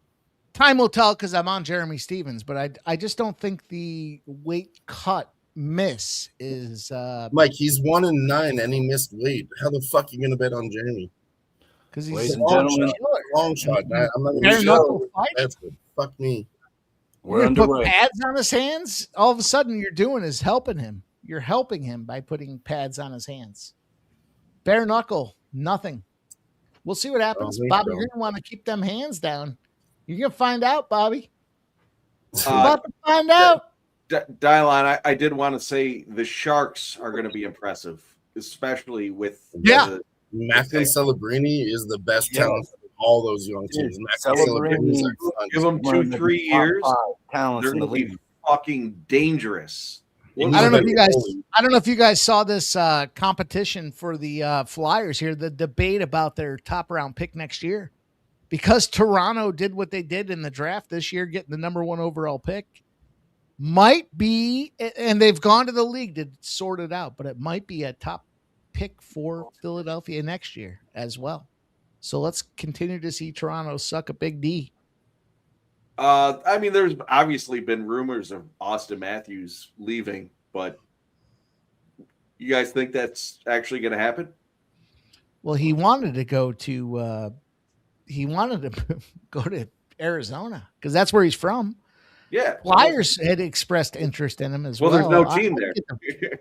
He wants to go to Utah. Get the fuck out of Toronto. Give me my takedown. Give me my takedown. Oh, look at that elbow. God damn. Stevens, yeah, man. Dude, damn. Stevens is winning this fight. Well, plus 350. We're also a minute and a half in. They're giving me the audio like 1 minute ahead, but my video is behind. It's fucking me up, boys. Holy shit. Oh, come on, Jeremy. He's got you fucking flinching. Stop flinching. Bobby with the good straight right hand. Bobby with his stupid hands down. How come you're on Bobby Green here when you're like, you hate these fighters that have their hands down, and yet Bobby Green is the fucking king. Listen, Mike, there's a difference. Okay, the fighters that keep their hands down, they're fucking bad at it. Fighters that do keep their hands down, but they're good at it. Let's talk about Anderson Silva and Bobby Green and maybe Michael Venom Page. And that's about it.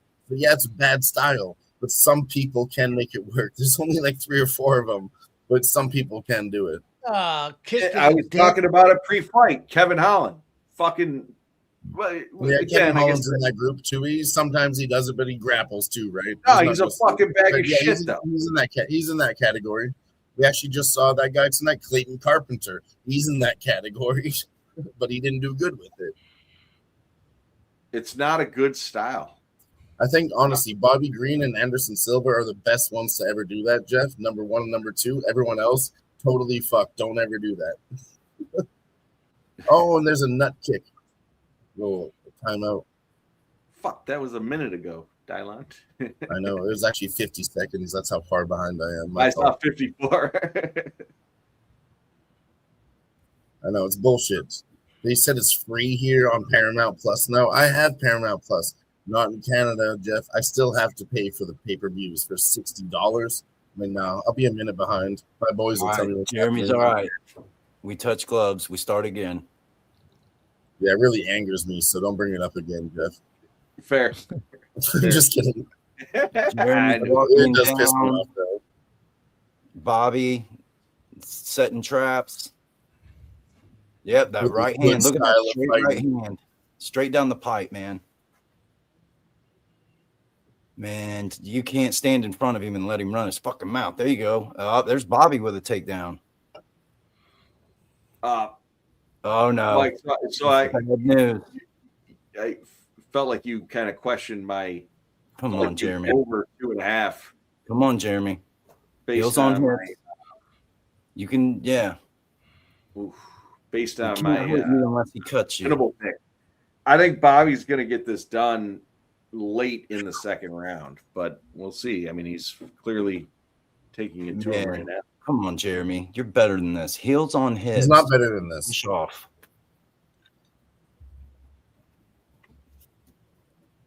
Wow. Dude, Bobby ranking up points. Bobby ranking up all kinds of strikes on him. Yep. Let it rain. Oh, Jeremy Stevens looking for a Kimura. He's not going to get it with his leg in that way, but it keeps Bobby from hitting him. We're in kind of, oh, Jeremy's got the Kimura. Oh, he got out. He got out. Bobby got out. He doesn't. Settle down, Nick. He doesn't have it. Hey, he fucking, dude, his arm I saw it, and I see where he is now. He's getting fucking elbowed. No, man, Bobby's fist was in his armpit. That was deep Kimura. Bobby Green is Bobby's got his back. Bitch. Bobby's got his back. Definitely not a bitch. Yep. Fuck. That's it. No way. Bobby Green by submission. You sub that bitch. Bobby Green by submission. Green Round 1. Did he cover the -5.5?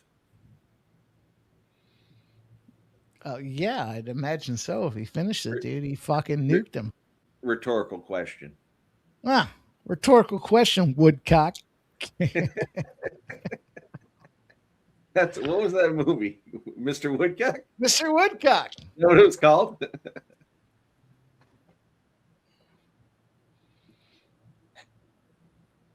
Bobby Green gets it done on a 30. Yeah. Fuck Bobby Green. How about that? Hey, I'm not. Yeah.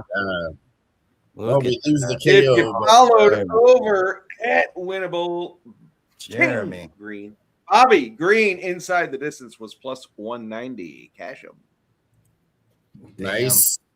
Damn. Well, good on the people, man. Good on them. Yeah, Fuck the people. Fuck these people. Call an order. We got our guy backstage. We're going to bring him in right on now. If he's ready, let me know if you're ready. Claw. He's ready to go. We're going to bring him right on in. Live from the 216. It's your boy, Ix Nizzle. What's going on? What up, Ick?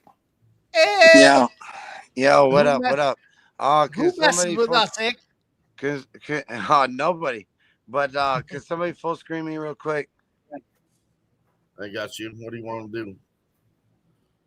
Dylan, I don't think you want this. You see, it's Nutty's place, and we got the fucking old school saw. But I'm sorry, my friend. I love you. I love you to death. Say what you got to say. Shut the fuck up, Dylan. God damn it. Stop interrupting our boys. I love you to fucking death. This hurts me to say this to you right now, but you didn't fucking answer the phone. And it's cheers to everybody in the chat. But please, gosh, I love you, Dylan. It hurts me to say go this. ahead, It really does. Yeah, I've given out good information. It really does. Just please, let's be good here. I know you're excited, and I know Dylan, when he gets excited, all he's trying to do is cash up with the boys. I'm not even there. He's trying to do. Where to go? That's all he's trying to do. 6 out of 10 right now, X. I'm a 6 out of 10. You don't even know. Oh, you shut the hell up. I'm talking. All right, God damn it.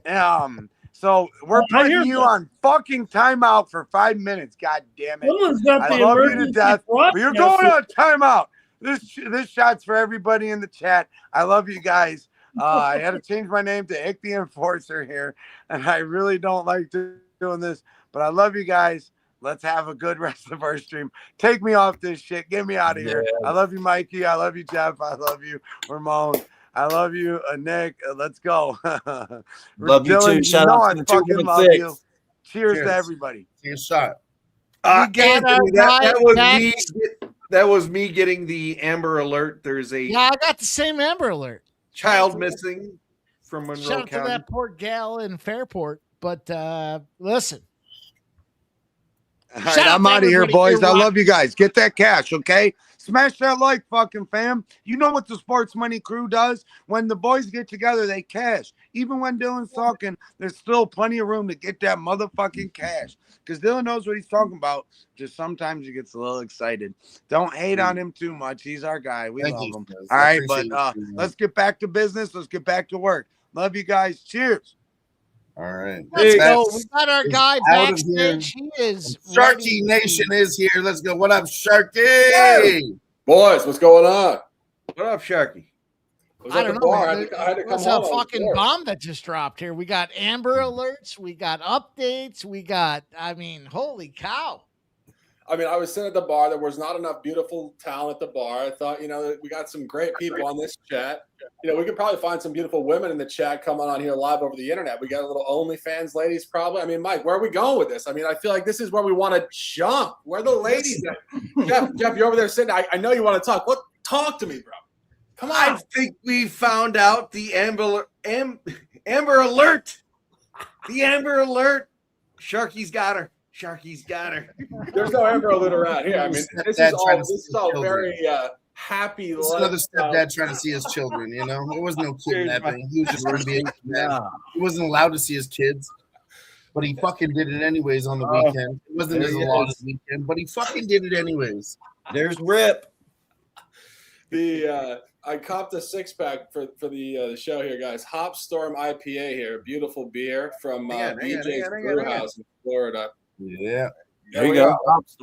What a display, isn't that? Cheers to you guys. If you guys in the chat watching fights, hanging out. Hope you guys are having a great night. Let's chat some ball. I mean, guys, please, what are we doing? Dylan, what's going on up there in Canada, bro? You guys finally get to the summertime? What's going on? We actually did finally get to the summertime. We had 5 months of winter, and it was actually disgusting. Thank you for bringing it up. I figured, dude. What do you say I'm drinking on? I have a hockey stick full of twisted tea, and I'm just going to drink on that. Right on, DJ Hardy. Right on. Oh. You make it out, dude. You make it out of the winter. Hold that up. Hold that up. Right on. Okay. It's a hockey stick. Right on. And I got it here at the liquor store today. I'm like, this is the best thing I ever got from the liquor store. It's really nice. Sean Brady, Joaquin Buckley. All right, let's go to the next fight. What do you guys got? Man, this is the fight of fights, boys. This is the one that's had a ton of controversy. Yep. The line has moved egregiously in one direction here. Jeff was talking about it. He said, it's a broken nose coming into the camp. Jeff, you want to take over from there? Final. Yeah, it looked like there was a broken nose based on the, the weigh-in or the face-offs, I guess it was. A lot of money came in on the Buckley side of things. There seems to be some money coming back on the Brady side of things. Buckley went from a dog to a pretty significant fave. He's at minus 157 right now at Bet Online. I'm still gonna roll with Brady in this one. A small play. I'm not fucking going nuts on this one, just based on the bullshit that's been going back and forth with the lines. But I think Brady's gonna fight. So I like the Brady takedown ladder. I think Brady's gonna take him down and wrestle the fuck out of him. What makes me nervous on the takedown ladder is Buckley going to be able to get up? Now he's a strong motherfucker, so likely he can get up. But I'm going to roll with small play on Brady on the money line here at plus 156. I think I got it at.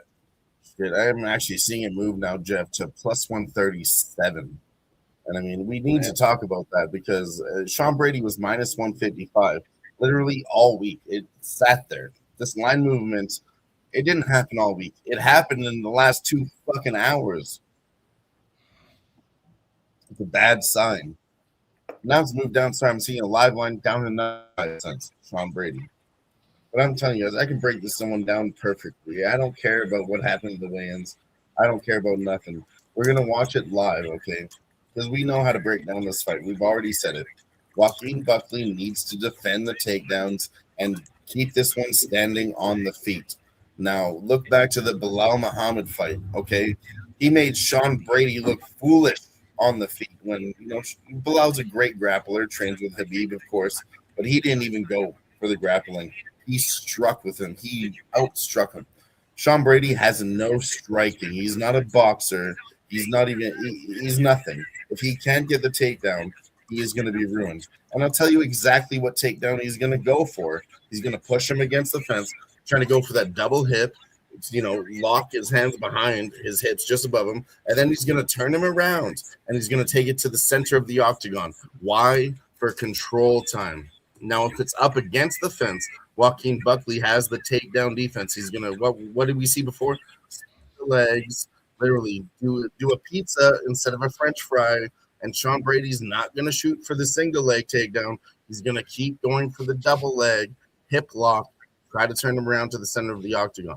If he cannot get that done, Joaquin Buckley is going to get this one done. Dylan, nice shades. Where'd you get those? These ones, I actually bought them at,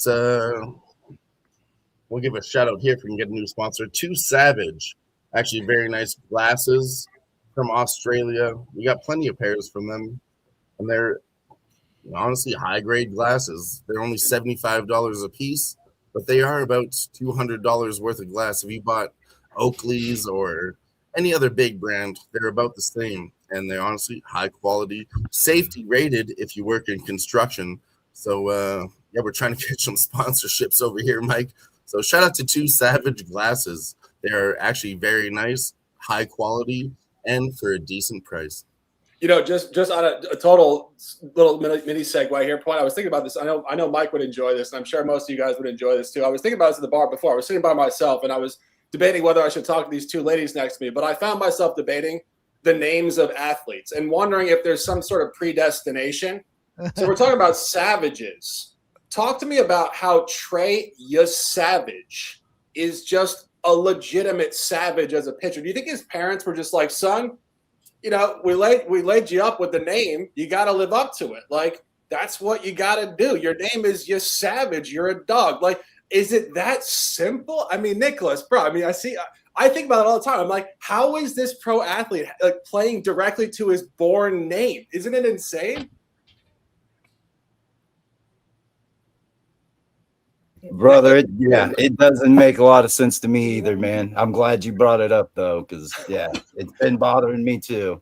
These are the type of things that we all think about. That for those of you guys in the chat, with sports handicapping, your favorite cappers are always thinking about the anecdotes of the bizarre craziness of sports names. I mean, this is how we actually think off the record. So giving you a snapshot. Mike, what are we doing here? We got fights?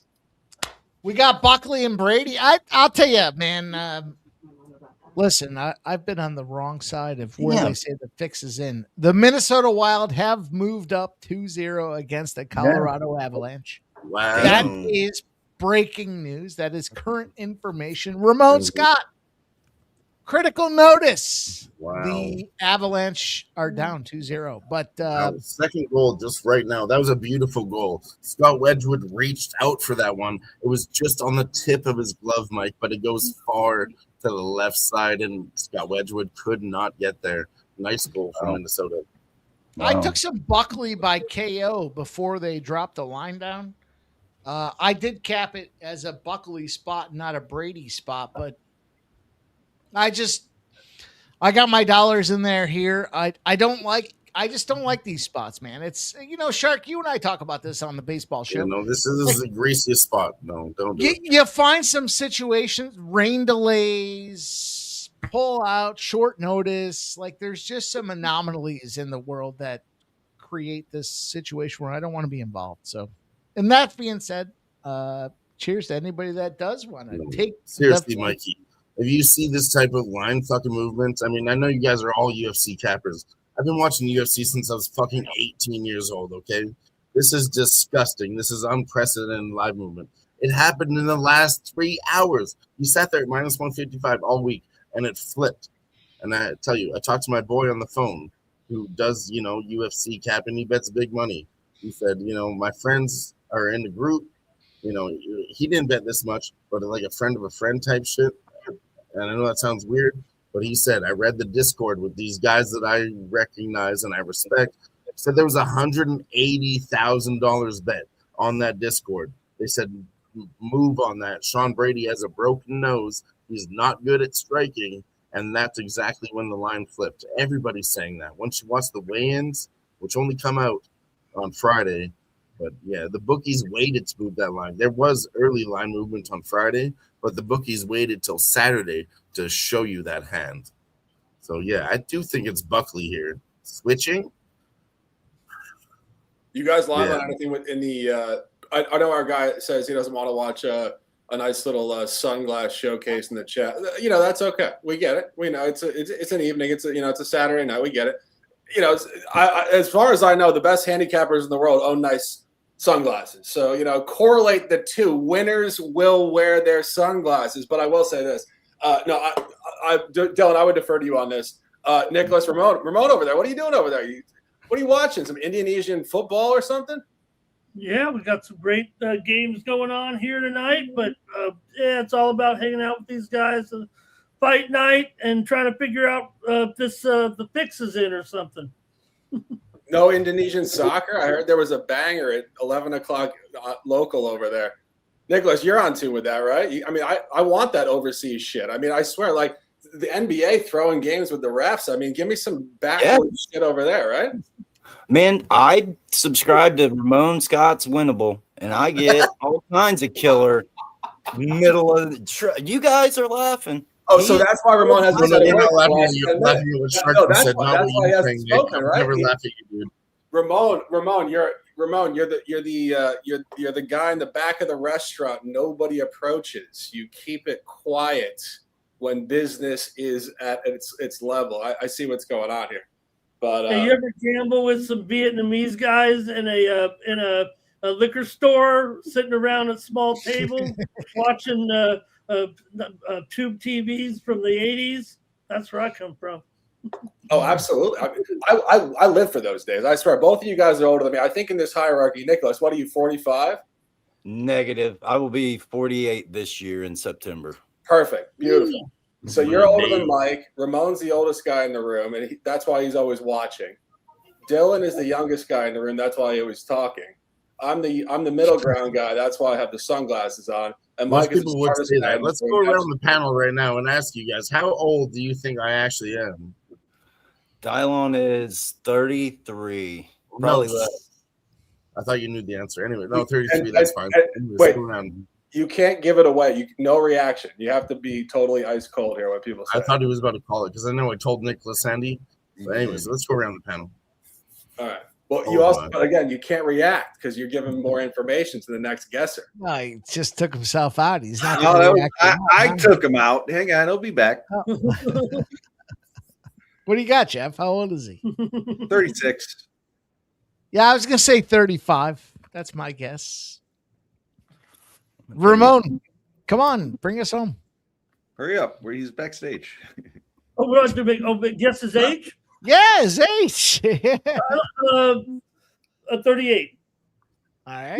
You guys, this is why this is a sharp handicapping show. Jeff, I swear I was going to guess 36. Can we push? Can we push? All right. Hang on, Shark. 36 in 3 months. Got it. All right. You boys gonna get the tiebreaker? You want to go astrology signs here on this guy? 12,001, Bob. Go ahead. I'll go under the 36, whatever it is. Under 36 and a half. You're going over 36 and a half? All right. Yeah. All right. Man, Dylon, boys, bring us home. There's a lot of sharp picks out here. I mean, the 35 and a half, the numbers are crazy. But listen, the bookie beat you by the hook. because it's 37, and Ramon is actually the winner. He was closest without going over. Price is Right rules goes to Ramon, closest without going over. I am 37 years old, but I am 7 months away from turning 38. Don, the way you said that, I swear, like we should create a movie. I thought you were going to say, I'm 37 years old. I told you, you said it. Everybody, they'll give away your age. Dylan, you're saying too much. Everybody thinks I'm young as fuck. But you guys are sharp cappers. You probably thought 25, 28, but then you shot higher because you're smarter than that. But most people shoot low and they never get it right. But I'm almost 40, motherfuckers. Don't take my immaturity for bliss. I love jokes. I love comedy. But I'm actually very serious. I'm out here cashing bets, smashing. But I just want to create a little entertainment for you guys while I do it. I get excited sometimes. I do ADHD as a partner, but I'm working hard at paying attention. Paying attention is easy. We're smashing. But when it comes to ADHD, that's its hyperactive cousin. Okay, so sometimes I get excited and then I get hyper, and I'm like, let's go! We got the fuck up! Let's go! I fucking love all of you guys, though. You were preempting when you said you were 25. Sometimes I gotta get that shit out, Nick. Just gotta get that demon out. You gotta fight that demon. Okay, but that gets it bottled up inside. Sometimes you gotta let that demon go. What did we? So the final answer was 38, correct? 37. 37, but I'll be 38 very soon. What? What's your birthday, Dylan? December 21st. In December? Okay. I'm actually a Sagittarius. But there's that fire. That's that fire. That's the first day of winter. It's in between both on the we're talking about astrological skills, yeah. Dude, that's that ice. I'm also a middle child, I'm just a unique person. There's nobody like me, and I stand behind that, I love being No, Dala, you wrote Game of Thrones with that icy fire right there. That is we were the right boys. I mean, that's why you're no longer 25. You're 37. Real gold. I mean, this is worth like $37,000. It's not just $18.95 at Amazon. It's definitely 24 karat gold. And we bought that chain smashing out here. For what it's worth, the signs of the December cold are fiery, to say the least. And Dylan taking a small break. Ramon, did we lose you over there? Are you researching morning baseball? I was actually just putting on my panda mask because you know what? Every time we cash boys, you know what we do? Oh no. Panda comes around.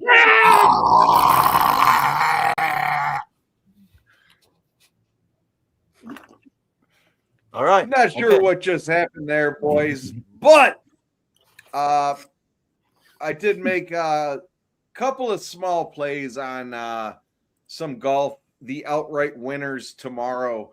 I took Cameron Young at plus 475, and then I sprinkled Nicholas Hogard at plus 1,800 as well. Tomorrow's golf.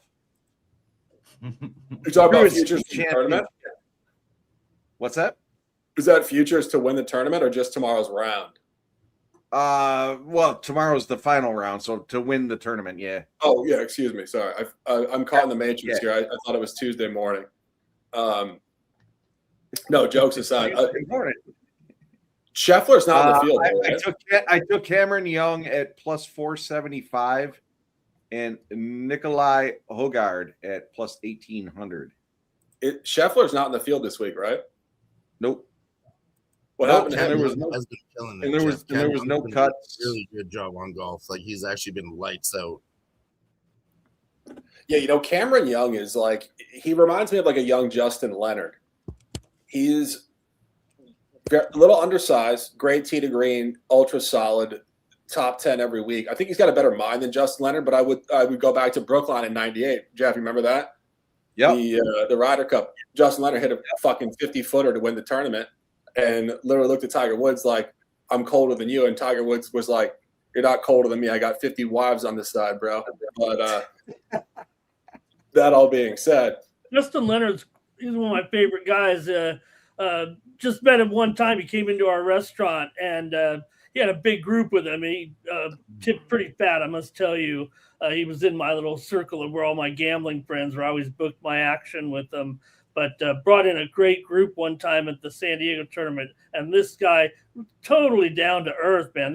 He was cool, man. I tell you. Yeah, I believe it. Honestly, a lot of these golfers, like, you see DeChambeau with his YouTube channel and shit. Like, he's just a cool ass dude. Like, of course, that's cross generational, like 30-year gaps. But like, I mean, these guys are just good dudes. I mean, like, golf just breeds good human beings. Like, they're assholes, of course, they're rich, but they're not. Like, they're just dudes that just kind of grind turf, basically. And it's like, you talk about certain athletes that just have like more of a connection to like, process. Golf is the ultimate tedious sport. You get one winner every week. I mean, that's why when you bet a tournament, you get paid 5-1, even on the best player in the world in this shit. It's ridiculous. Hey, man, Agreed. Agreed. And they're cocky, but that's just the nature of the game. And you can say justifiably so. Nicholas, what's going on? man, Buckley's in the ring. Sean Brady's getting greased up now. He's getting ready to come in the ring. Chat's talking about his face. Everybody got it on the screen. We're trying to figure out if Sean Brady is injured, if he's rocking a broken nose. I thought he had the broken nose at the weigh-ins or the face-offs. But no, man, we're seconds away from this fight. That's all. Yeah, you guys are doing great. I love listening to it. But yeah, both men are in the cage. We're getting ready to do intros. Sure. Yeah, let's ride. I did a couple bets here before this fight starts. I did a couple of NHL bets, boys. I'm going Colorado plus 1.5. This game's going to be one goal. I'm not on Minnesota. I don't give a fuck. Colorado plus 1.5 right now. I think it's a great bet. I like Colorado minus a half second period. How's that? Yeah, I like that too. They're going to come back. Well, let's go. Let's bring our guy on. We got our guy backstage. He's ready to roll on top of everything else. Let's bring him in. Let's see if I have this one only makes sense. Nobody makes me bleed my own blood. Nobody. Does that make sense? I don't know if it makes sense, but I prefer the motherfucker down. But I got a new one for you, brother. I sent it to Jeff earlier today. It was a glorious rendition of the BBWs, the BBW Slayer. What's up, brother? Bro, I'm chilling, bro. Another day, just got off work, got high, ate dinner, and now. All right. Sharpie, I tell you what, fuck the Dodgers. I don't know how you could say that there. The Dodgers have been fucking printing money lately. Like, did he cop out? He got pissed. He said, I was gonna ask him if he recorded a porno this afternoon. I shut him down. What's the better question? How are the Dodgers doing, or did you record a porno this afternoon? Dodgers are getting smoked because Blake Snell's fucking going because he's a bitch. And well, I thought this was going to lead to a conversation about everybody's favorite independent league pitcher here, Sharpie. Maybe he's ready to make a comeback and can join the Dodgers here. Which what, bro? I'm just happy because I already bought tickets to go to LA or San Diego on the 20th to watch the Dodgers. And now Blake Snell's lined up to go that day. So just be healthy, you fucking son of a bitch. I want to see them rowdy ass Padre fans boo him because then he'll turn it up. He'll be ready. Fuck you, J-Dub. I didn't do shit. We'll be booing him. Well, here goes Mikey lighting this shit up. I told you it was fucking Brazil, Mike. It's not Philadelphia. It's fucking Brazil. All Brasilia de Brazil. We got a lot of conversations going on, but Shark asked the best question. Sharpie, did you fucking film a porno today? Bro, I turn 42 tomorrow, okay? All of a sudden, out of nowhere, 3 24-year-old bitches are just coming out and just and I ain't used to that shit, bro. So I think they're dyslexic, but I may have or may have not. I cannot confirm that information until I speak to my lawyer. So dyslexic Dyslexic. They're dyslexic because they got the years backwards, bro. They 24 and I'm 42, but hey, we'll work with it. No, I was gonna say it's legal. Cash it. Dylan just doesn't want to hear the sex talk real quick. He's just. I thought maybe he does. He does. Sharpie. I've got it. This is the plot. Sharpie, 3 co-eds, and Trevor Bauer. Bro, we will. Hey, bro, no videos, please. I already got 3 strikes, and we can't do it in California. Brady keeps going for takedowns, and Joaquin Buckley is stuffing him. That means Buckley gonna knock his bitch ass out there. We got to talk about this fight right now, boys. If Sean Brady cannot get the takedowns, Joaquin Buckley is winning. I think we need to place a live bet right now. If that's currently happening, if he cannot get the takedowns, Sean Brady loses this fucking fight, boys. Look at the lines. Take Joaquin Buckley live if you're seeing that. That's what's happening. That's the breakdown. That's what's going to happen. If you're seeing it happen, do it now. Dylan, I completely agree. I mean, there's an easy breakdown. Sean Brady can't get the takedowns. He Brady loses gets on the takedown. It's easy. I think Brady he's going to got get. one. Yeah, he's going to He get got a one. He takedown. got one. Okay, hold the line. Hold the line. And now he's So going to Brady's smother him. inside control. We got like a 50-50 guard going on. Moved up to minus Brady's got him 200. pinned up against the fence. Brady's going to go to – yep. Give me a second here. I'm glad he did it quick. Because there's not much time to pull the trigger on these UFC live bets. If you're seeing it, you take it. But he pushed it the other way, which is good. It's good.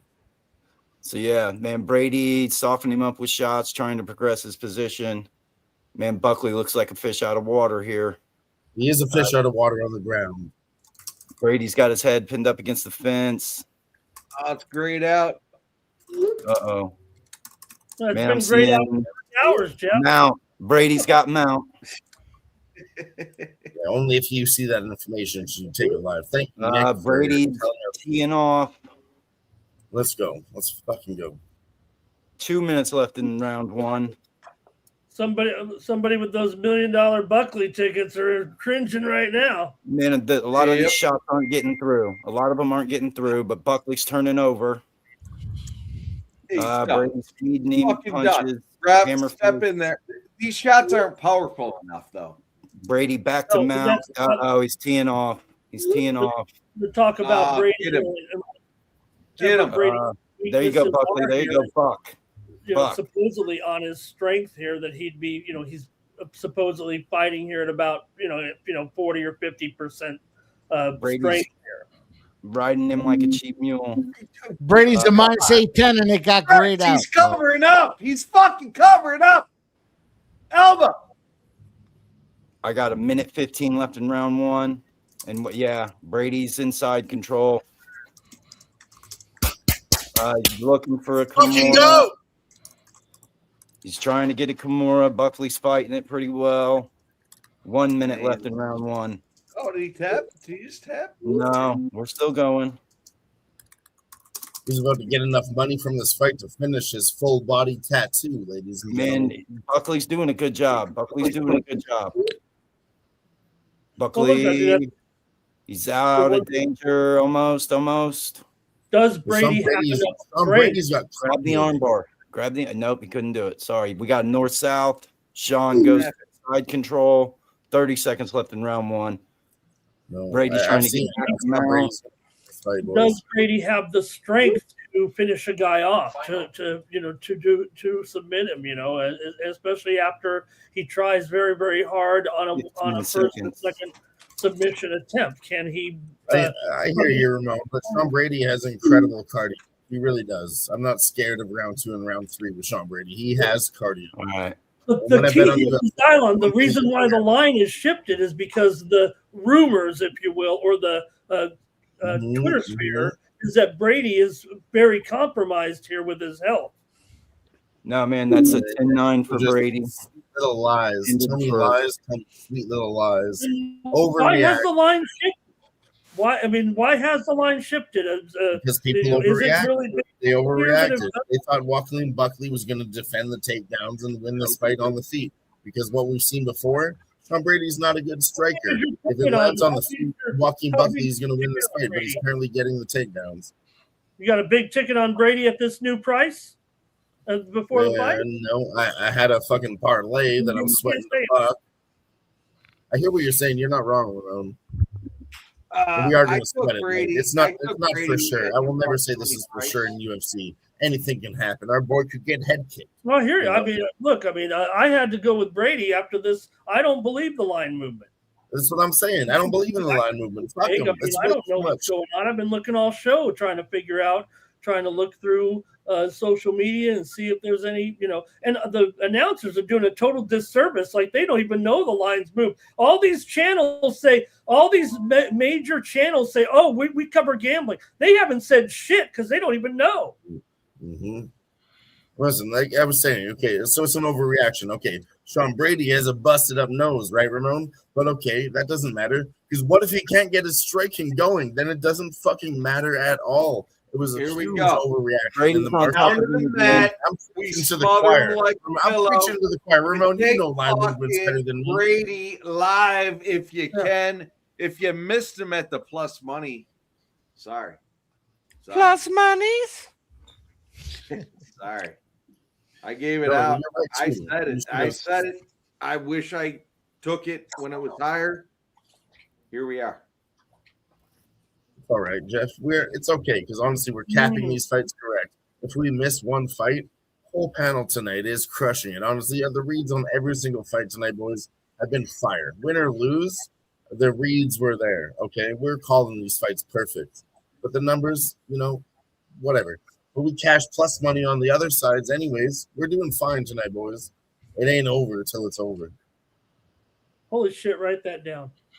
It will never be over as long as we keep ourselves in a good place. And, that's the beautiful thing about the entire show. We got 7 guys on the air, 6, 7, I can't even count, but we got the chat firing off. 7-man screen. We got the chat Dylan, you're making great points. And it's, outside of everything as we go on this plane here, I'll be honest with you.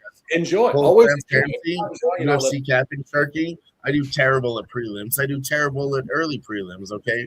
Main card is where we're like, okay, we need to double up, make these parlays and smash. So it's called the late night sweat is what we do. Figure everything out, watch how the card goes. We already had 3 underdogs hit. So, yeah, it's going to be probably favorites for the most of the night. But with that information, we can reanalyze going into the main card, see what happened, reassess. And, yeah, I think it's going to be mainly favorites here on the main card. Yeah, Mike, where are we at? Look at the cash, boys. We are on our way here. I just take a time off here. I have been on the wrong side of some of these fixed fights. So, tonight? Well, this one particularly. I mean, there's a lot of conversation about how it's may or may not fade out there. I ended up taking Brady decision, so we'll see how I get to victory row, but I'm trying to put a tweet out there for Jeff, you look perplexed. What's going on? Fixed fight, multiple fixed fights. I was just curious what Mike was referring to. What do you mean? What am I referring to? The fucking conversation about how the line moved in significant direction. I thought you said multiple fixed fights. Well, I mean multiple in the overall fucking zoom out for a minute and look at the fucking UFC as a whole. How many of these things have we had now? In the last 2 months. Back up to his feet. Sean Brady might be in trouble, but Sean Brady gets the takedown again. You must be behind. Yeah, because I'm looking at Brady finishing Buckley right now. Yeah. And fuck everybody that bought into that line team. See, that's what I don't like. Doesn't mean Brady wins this fight, but Jesus. This whole conversation. No, it does. This is exactly my breakdown, Mike. If Sean Brady's winning the takedowns, he's winning this fight. He's not wasting his time. The ref should have stepped in. Round of cardio here. It should have been over by KO. Buckley's not defending himself. He's covering up. He's turtling. The ref should be stepping in here. Joaquin Buckley was never the guy to be an over grappler against Sean Brady. Elbow. 12-6 this motherfucker. He's playing with him. He's beating his head. I can like give a you guys all bronco. the details you want, but at the end of the day, it's very simple, Cap. This guy, Sean Brady, he's a very good hammer, but a bad nail. So if he starts winning the fight, he's going to win. If he starts losing the fight, he's going to lose. It's that easy to cap after round one. That's his style. He does it every fucking time. If he can't get his game going, he only has one fucking game plan. If he can't get it going, he loses. I'll tell you what, I would investigate the ref on this one. He's probably got the over or the Alcohol and cigarettes, Keith Peterson. Those blows are not significant. They're not even hurting him. Brady is. I don't buy. But he's not defending. He's defending, yeah. But he's I don't not. think the compromise, Jeff, is in the broken nose like everybody's saying. I think there's something in Brady's metabolism that has him weak. I think he's fighting. He's doing a great job. He's obviously able to summon up his strength to continue to lay on Buckley. So I could be wrong there, but it doesn't seem to me he has a force in his punches or anything like that. I think that's where he might be compromised in his strength here or his health. Maybe he's under the weather. Sharky's got a live bet, live Pirates currently. Yeah, no, I was saying because Razor said he's playing beer pong or something in his garage. Darts, actually, darts. Oh, the virtual darts show they have. That's the intellectual version of beer pong. Never heard that example before. Intellectual version of beer pong is crazy. I put all these bitches on notice, Shark. Crazy but I told accurate. them. I said, listen, you want to get teams? MMA Jeff and I are going to team up and No. We're not doing that, Mike. Right, no, we're not doing that. Until you have the dartboard on your fucking wall, play your you don't want to hear darts. it. We're not doing this again. We're not doing giving this you again. guys a chance. You know what? Go have fun. Go, Jeff. My money is on Guillermo Go have Zertucci fun. and Ick Snizzle on a team versus Mike and Jeff M. I'm putting money on See how Guillermo my and hand Ick. is open? I'll put money It's on not Razor in this. I'll put money on smack Razor you guys. and Guillermo. Any combination you want to give it to me, I'll bet all the boys except for Mike and Jeff. Because you guys My suck. partner's MVG. You know who that is? Oh, that makes sense, Dylan. You fucking throw a tweet out there and you don't tag us in it. It makes sense. Why Makes would a you lot of bet sense, on right? us? Thank you for appreciating me. It does make a lot of sense, doesn't it? Yeah. Final. Jeff, I told these bitches. I already told them. I already. Whoa! Don't use the B word. Whoa, relax, man. I Don't listen to under-handicapped that. ourselves. Come on now. I should have been like, oh, Jeff and I don't play much darts. Sorry, Shark. We don't Don't play a resort to lot of name darts calling out here and here. shit. That's rude, man. Mike, what's your best? Mike, what's your best bar game? We got darts. We got shuffleboard. Maybe some pool. How about I would throw so Shark. For me, I would throw pool in there. That's my best game. No, Jeff. If I was walking into a bar in the upstate New York area, I was just like a guy like in a '90s movie directed by the Coen brothers, you would be the guy in the back corner that I'd be like, that fucking guy's got an agenda around here. And Mike, Golden Tea is Mike's game. Come on. Shark will I will fuck you boys up. That is a legit situation that went down.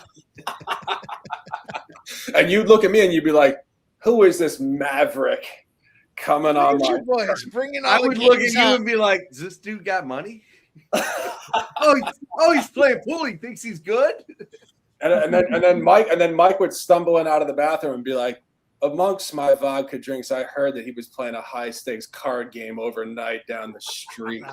I have stumbled out of many bathrooms, fucked up, and heard Jeff and some friends playing $500 a game of pool in my basement, and I'm like, "What are you doing?"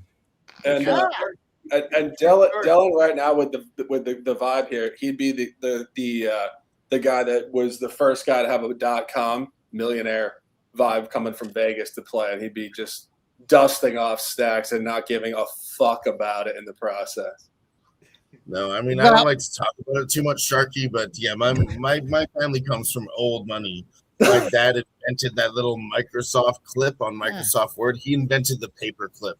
So yeah, I come from old money, dude. I could tell. I could tell relative to the '90s for sure. It's like just taking layups on planes for 30 years here, bro. I'm going to play the World Series this year, and I'm going to sell shares of myself on. That's Minnesota Wild 3-0 no over Colorado. I'm sorry, Ramon. Taira. Sorry. I got excited. I was watching hockey. I got excited. I apologize, Ramon.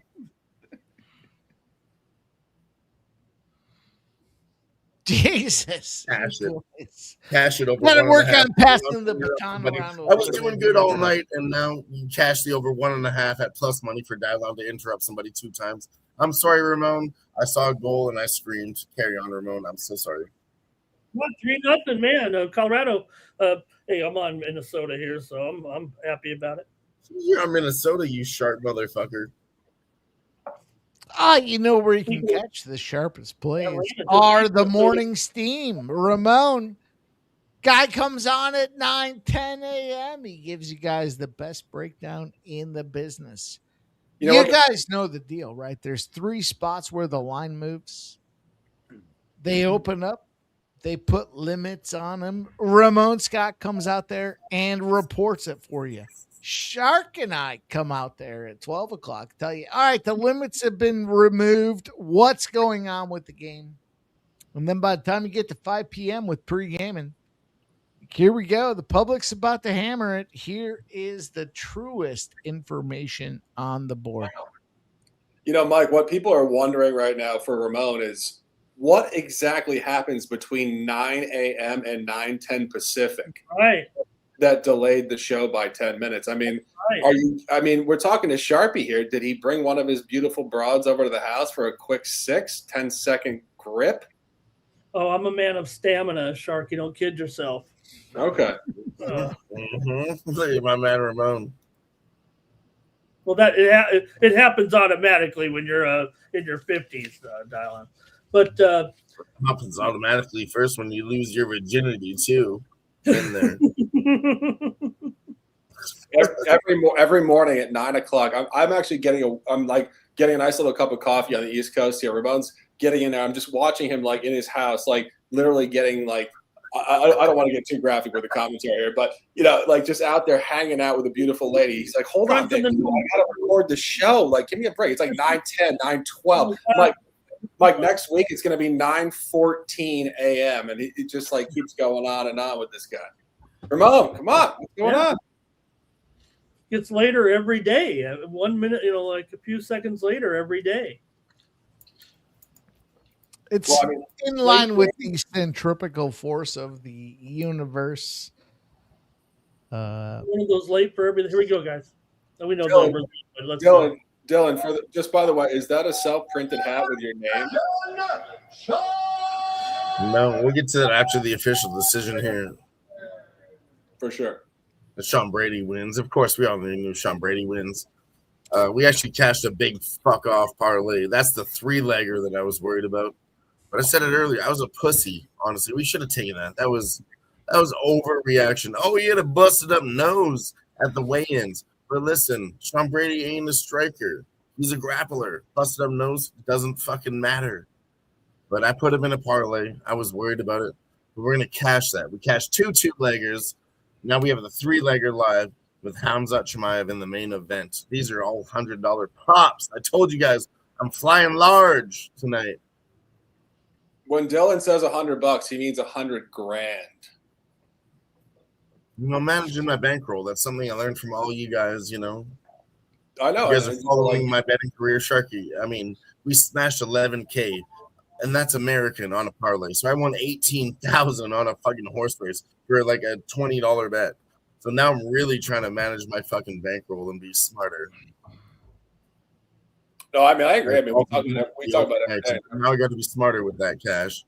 But Sean Brady smacked him, dude. And, I was scared, because I don't want to bet it. I already had him in a parlay, and I was scared of that fucking line movement. I'm not going to – you can't disrespect that type of shit.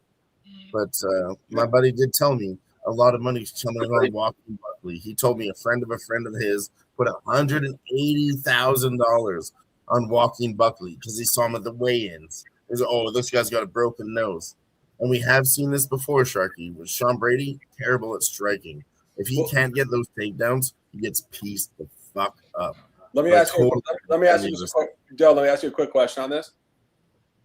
When you look at the line movement and you look at the money, do you trust your own handicap, or do you think that somebody in the market knows more and then you adjust your actual evaluation? Then they do. I mean, my breakdown for this fight was that Joaquin Buckley needs to defend the takedowns to win this fight. That's why I took Sean Brady at -155. But then when I saw the line movements, I got fucking scared. But I already had him in a parlay, and I didn't press it myself. Because I'm just going to sit here on my three-legger, be comfortable with my decisions, because I know it's a perfect breakdown. It's Sean Brady's style in a nutshell. If he can't get the takedowns, he's really, really bad at the striking. I've seen him get pieced up. So you just have to watch it live and see if he gets it or not. That's like he's the easiest fighter to cap. He does it or he doesn't. That's him in a nutshell. I agree with you. And I'm only offering the question as just like kind of an open question to all of us on the air here, where I think it's a very interesting just denomination in handicapping is when you're a handicapper, do you look at the game, you look at the box score, you look at the environment, you say to yourself, okay, this is what I think of the game. Then all of a sudden you look at the market and you adjust off the market. Is that just a snapshot to maybe I listen to myself first. I listen to myself from my gut. That's what I'm saying, not trusting your own handicap. Perhaps. Mike. And that's only when it comes to UFC. I listen to myself and my gut. Other markets, yeah, you're totally going to want to go the other way. When you see that type of shit, yeah, absolutely. But UFC, it's a different animal. And again, just like very centering, like in terms of all sports, because of course the whole point of making of sports handicapping is finding an angle in any sport on a given day. And like the beautiful thing about obviously handicapping MMA here is there's an angle here. But if we're being super honest, in terms of sports handicapping, if there was an angle in ping pong that was paying us $100,000 right now, we would care more about ping pong. So the thing is, we're always trying to find the angle to find the best source in a given day. And there's so much contamination in this industry about allegiance to sport, where it's actually market access in terms of what's the highest level of availability in terms of the financial culpability in the matchup. So I always ask questions like that because I think it's very interesting. Are we prisoners to our own biases and emotions? Yeah, like are we prisoners to we're a fan of this sport, therefore we know the sport. That might not be our best sport. Oftentimes our best sport is something we know nothing about, but the numbers speak more clearly to us. So I always want to keep that close to mind. I love that. I actually thought about that because, I'm a UFC guy for like 20 years, but I started thinking, this shit's fucking me up, referees, the fuckery, whatever.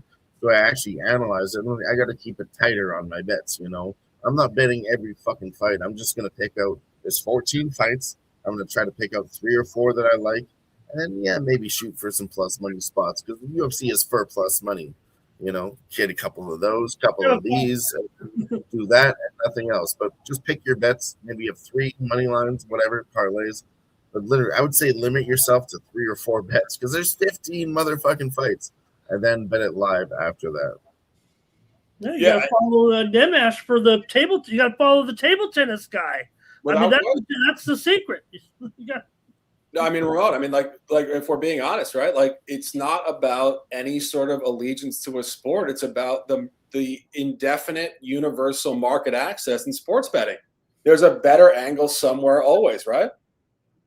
I mean, look at what we're talking about with Mike. I mean, maybe we should not be doing sport. Maybe we should be just studying our Kalshi stuff and be trying to figure out the world. And maybe that make us we got to know when the next bombing raid's going off. Correct. Yeah, and it's something that Mike and I have talked about a little bit on the baseball show.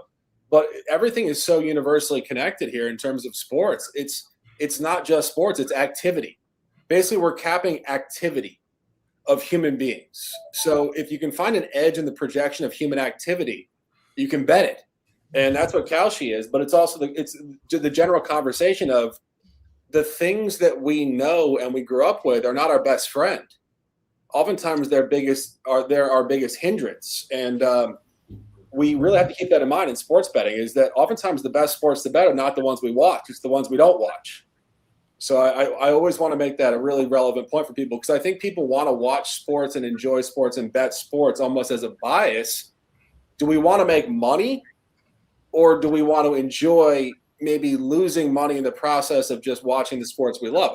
I don't know. Like, Shark, I'll jump in and say, I think that's what's going to make me an excellent women's volleyball capper. Like, beautiful. That's exactly what I'm talking about. Yeah. When I said this 10 minutes ago, everybody said Mike is going to jump in and become the sharpest women's volleyball handicapper on the planet. Yeah. Precisely what we're going for, Mike. And you boys, look out. Women's curling in college, Mike. Yeah, Mike. I specifically, my premier focus is on college. But that being said, boys, it is. I'm gonna have to back it up. I'm gonna have to back up. Mike, let me segue to the chat real quick. My guy Mike in the chat, bunch of Mikes in the house here, says, no offense, Sharp, but I'm not sure I agree with that. I do better in the sports I watch. Listen, I'm speaking kind of outside of the box here. At no point am I saying that you're going to do badly in a sport that you know the players and you watch the sport. So I'm like, if I was coaching kids, I wouldn't say like, hey guys, go play football for the first 7 years of your life. Then I'm going to ask you to make a pick on hockey you've never seen in your entire life. My point is that the numbers, because you're actually betting against the Vegas algorithms, which are intended for you to lose, the numbers are more accessible in other sports. So it's not about your actual knowledge of the sport. It's the fact that when you're betting sports, it's adjusted numbers to make you lose. And when you're too emotionally embedded in the sport, you kind of like feverishly press the sport you know too much when you're getting beat out of a personal bias. Like, I know this so well, I'm going to keep going, where there's actually more access externally. So that's what I see in that. But anyway, Mike, go on, sorry. I think I can produce winners in the world women's Jeff volleyball championship. Jeff, Did I get called on? Did I get called on? Jeff, are you going to go ahead and have with me? Jeff, go ahead and have with me, Jeff. Jeff, you're sitting in a hockey net. For God's sakes, we got to give you a chance here. Oh, that's an octagon cage. Okay. No, that does look like a hockey net. He's right. You're only seeing 1/4 of the octagon. It looks like a hockey net. I always thought he was just sitting in a net. I was like, he's a big Sabres fan. I am a big Sabres fan. There you go. So it all connects. It works. It always works very well together. No, you're giving him too much credit, Sharky. He fucked that up, and it looks like shit. Well, Jeff, you raised your hand. You got nothing? Come on, give us something. I'm going to go. I was going to talk about the fights since we're here for the fights. All right, bring it on. I'm going with Volkov in this one on the money line. I also took Volkov by split decision at plus 900. Is where I'm rolling. Big O. Appreciate you, my friend. He wants the volleyball, Jeff. We'll have to take a look at this after. Oh, come on. You got to yell a little bit louder than that, Jeff. Shout out to Big O with the $4.99 donation. Let's go. Shout out to Big O. Jesus. That was good, Jeff. That was good work. Dylan, that was like the Rock remix of Razor right there. I mean, what can I say? I learned from the best. I mean, like that was like a Rock concert, dude. We gotta now. We know exactly where we're going now. We got to get the band behind you. We got to get a little. I did karaoke for 4 years. I've been working on my vocal cords. That was good, dude. Like that was good. I can go high. I can go low. So we're going. That was a little like Motley Crue / with gospel in a half second there. It was beautiful. Oh, that's a crazy combination. I love it though. That's what you did. Wild juxtaposition. Somebody says, "Give me a heart."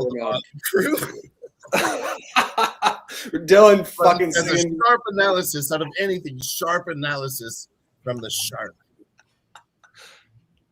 Big O Ramon actually does look very happy over there. Actually, like it's still that would be like happy Ramon right there. He just looks very stoic. He looks very stoic. He looks very peaceful. I mean, like Ramon, like I haven't known you very long, but you look happy right now. It looks very nice. Man, having a fun night here with you guys. We got Waldo Cortes-Acosta coming in here to the ring. He fights every 2 weeks right now. It seems like is this guy on every card. I'll tell you honestly, the only reason I'm not betting Volkov is because I bet against Waldo Cortes-Acosta every fucking time. The worst read I have on any UFC fighter is this motherfucker. I thought he was terrible, and he just keeps winning. So I lost a lot of money on this motherfucker. I'll be honest with you. Is he going to be at the White House too, or what? I'll give you guys his breakdown though. He was actually a baseball guy. He was a pitcher. So heavyweight, he throws his right hand like a fucking pitch. When that thing comes in, it's disgusting. And I loved him in the beginning, but I thought he wasn't going to make it very far. But he fucking did, and now I'm questioning him. On the other side, Alexander Volkov, he's been there for a while. He's old, one of the older fighters.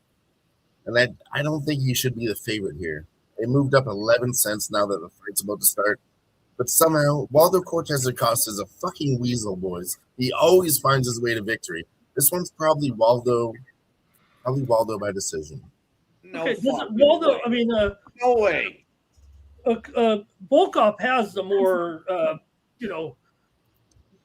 lengthy resume, right? The more, which has been around forever. No. Volkov money line. Volkov by decision. I'm going Waldo money line. Waldo by decision. Yeah, we're absolutely head to head here, Hefe. Volk by split decision plus 900. Volk the pop. I'm against this motherfucker every time. I'm gonna change my mind tonight. I'm gonna go with Waldo, which was what I should have done fucking 18 fights ago. But fuck him. That's why. How are we looking in that Dodgers game, by the way? Bring it up here in the Dodgers game. Dodgers losing by 5 to the Braves, top of the 5th. Didn't Snell get scratched randomly before the start? I think he was out. No, really? Yeah, I think everything got voided. If you actually got the game pitchers selected, you would have gotten voided. He was scratched. So just anybody who bet that game, I think you're pretty much clear of whatever action you would have had with the Snell expectation. Yeah, like bizarre too, because he's already been out for a while. And so I saw that. I had the over in the 8.5. It got voided on my book. So just for anybody who bets with me, the action was voided at 8.5. We're still looking pretty good if you didn't get voided, which of course is baseball specific. Pitcher selected or not, you get voided if the did he pitch really? The report I thought he did. I mean, I don't see anything that said he got pulled after 3 innings. I think what they said. I saw. So this is the craziness of baseball, just like purely objectively speaking. I made the bet. Everybody on my team was betting with this. I saw he was scratched as a professional report from Dodgers reporters, and then he came back. And my guy saying that I pretended that well, who's this guy talking trash, dude? Hopefully you're feeling good, brother. We love you guys. Like, namaste. Well, I want to know who it is that who the reporter is. I'll go out. Maybe no, but I saw he wasn't. I saw he wasn't playing. So just as a point of reference, as we free flow in the chat, I thought he wasn't pitching. So that's you're all good, sure. Oh, I know I'm all good. I mean, yeah. I'm very, very aware of that. But no, I just checking in with this guy. As we have been growing here, Sharky, we're 16,300, 16.3K now. Lots of these people, they're giving their love. We've been growing hard. But with that, there's always going to be some haters as we grow. But shout out to the haters. No, Dylan, hold on. No, we're just giving conversation to the group like we're at a bar.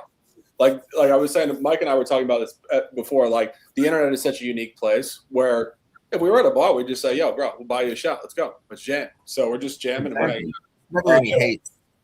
Oh, it's beautiful, and we love everybody regardless. So, for the haters in the chat, we're just gonna say, listen, keep tuning in. Look at this hot stick full of twisted tea. I'm gonna chug this one right for you right now. Okay? Cheers, bro. You the man. In all fairness, I'm on Volk on the money line, and I'm on Volk by split decision. Ramos, what do you got, real quick? They're about to Volkov by decision. There you go. Nick? Volkov in round 3 to start. There you go. I'm gonna watch this.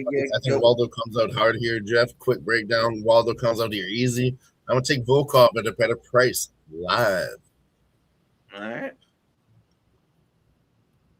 Yeah, I do have money on Waldo Cortes-Acosta because I told you he keeps fucking me. He keeps finding a way to win. So I put some money on him. But if we can get a better line live, yeah, we're gonna arbitrage this spot. Well, I mean, I can Sorry, Shark. Somebody asked in the chat, and his fight was about to start. So sure. No, around the horn. Stop apologizing like a bitch, Jeff. What's going on here? Yeah, I mean, and just in general, like when we run shows, for you guys have been on here for 5 hours, I've been on here for an hour. It is respect. Like intrinsically, it's respect. Like this is grind, guys. So for those of you guys with us in the chat, we love you guys. We respect you guys. And Dylan, I mean, you and I had a conversation about a year and a half ago about this. Like, it's all the process of what we do is just love and respect. So it's before we even jump into the fights, let's just remember it's all respect. Speaking of that, I want to take back my earlier words. Jeff, I didn't mean to call you a bitch. It was just a joke. I don't think you're a bitch. I do love you, brother. Don't give a fuck either way, but I appreciate it. I was thinking, I didn't mean it. You're calling me a bitch. What? No, it was comedy. I didn't mean it. I have a lot of respect for you, Jeff. I want to say that out loud. That's why we appreciate each other bitches, because we have respect for each other as friends. You're not friends if you can't call each other bitches. That's right. You gotta be the hardest guy in the room, but you have to know when to take it down a notch. Well, of course, it was just a joke. I would never officially say that to his face, just jokingly, for sure. We call each other scumbags and bitches all the time. But would I ever say that and mean it? No. Fuck no. Dylan, Jeff's still sitting there in the hockey net, just marinating over here. So he that hockey net lifestyle. Fight. No, he's tough, man. Fuck you, Shark. Shark, you're a fucking bitch. Oh, here we go. Let's go. Ramp up. Whoa. You don't have that relationship like me and you do. You can't talk to him like that. Ramp it up, baby. Come on. Ramon's like, I don't know that side of life out here in the West. Boys are getting wild here. We're very still out there in the West. Wow. We are out there at the peak of dawn, just looking at the light of the sun and the beauty of life. And it's a gorgeous thing. But we are here. It is Saturday night, and there is a lot going on. Dylan, can you talk a goddamn ounce of shit for me right now to get this chat livened up? We're too yogic with these people. Talk a little shit, please. Give me something. I mean, what we're seeing right now here in the fight is pretty good. I mean, Volkov, he came out with fucking braids now. This is a new Volkov. And, I mean, if you don't know, they call him the Russian Dragon. Basically the same name that was used in the Rocky movies. He's the same name. Same fucking name. This guy, long reach. Fuck him. I don't like this. This is number 2 Volkov. Dylan, I'll tell you what. After the show, we'll do a little practice session here in terms of how you ramp up, and I'll throw it to Jeff. But I will say this: on a suddenly not so casual Saturday night, we're not fucking around. Jeff, what the fuck is going on? There's nothing to talk about. Sabres are going to win this series in 6. Turn the fuck up. Talk some shit to the people. Let them know. Sabres are going to win this series in 6. I'll tell you what. We came out. I say we. The Sabres came out flat in this last game at home, and I'm disappointed about it. But they also got scored on in the first minute and a half. Now, we started the second period down. We were shorthanded. So we started 2 periods down. I'll tell you what, we're going to fucking come back. We're going to amp some shit up, and we're going to get it rolling in Montreal. All right, well, let's say this right now. You want me to amp this shit up? Jeff, I didn't know we were talking about all sports, Sharky. Let's amp it up right now. Jeff, I'm going to make you a bet right fucking now, okay? If the Buffalo Sabres win, I will buy a Buffalo Sabres hat, and I will rock it on screen. If the Montreal Canadiens win, engage, you got to Sharky. buy yourself a Montreal Canadiens hat. Equal value, about $50 on the hat. You want to place that bet? I'll take the Canadiens. You take the Sabres. I don't wear hats, but I'll tell you what. Whoa! T-shirt, whatever you want. You want to do a $50 bet, then? It's about a $50 for a hat. You want to do a $50 bet? I'll take the Canadiens. I'll take the bet, but I'll buy a Canadian. It's a shame bet. You have to buy the hat so that you wear it in your hometown. After the Buffalo Sabres lose, you wear that Montreal Canadiens hat and you walk around in your hometown. It's a money bet and a shame bet. But I don't wear hats, so I will. You will after you lose this Missing the bet. goddamn point here. Am I not speaking fucking English? You will wear a hat and lose. That's the bet. I don't wear hats, so I will buy a shirt of the Canadians, and I'll wear the shirt, but I don't wear hats. All right, I'll add a second step to that. Pronounce the Canadians right. Say Canadien. Look at you, Les habitants. Scumbag Hardy. The blanc, le rouge, les habitants, les Montréal Canadiens. So, Jeff, you don't wear hats. That is not because you don't have any hair, however. You have full hair. So here's the question for you. Do you actually want to grow the hair out and wear a beautiful hat? You just haven't done it yet. No, I just shaved my head yesterday. Hold on. Not like hats, okay? He just does not like them.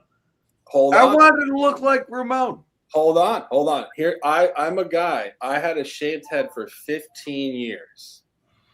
And I decided to grow it out just a little bit. And then I started wearing hats, and I have about 100 hats in my lab over here. However, I will say this. To shave your head, you have to be a good-looking person because it speaks to symmetry of face. You can't be a random. You can't have abstract face. You have to own your face. These guys that have these ridiculous haircuts, they're covering their face. So we're going to sit here and we're going to say, yeah, we're pretty good looking. This is a good looking broadcast right now. We got 5 fucking beautiful men. And the chat's going to pop off on that. But I will say this, Jeff, you could actually get a nice little spray going up and jam with it a little bit, right? Come on.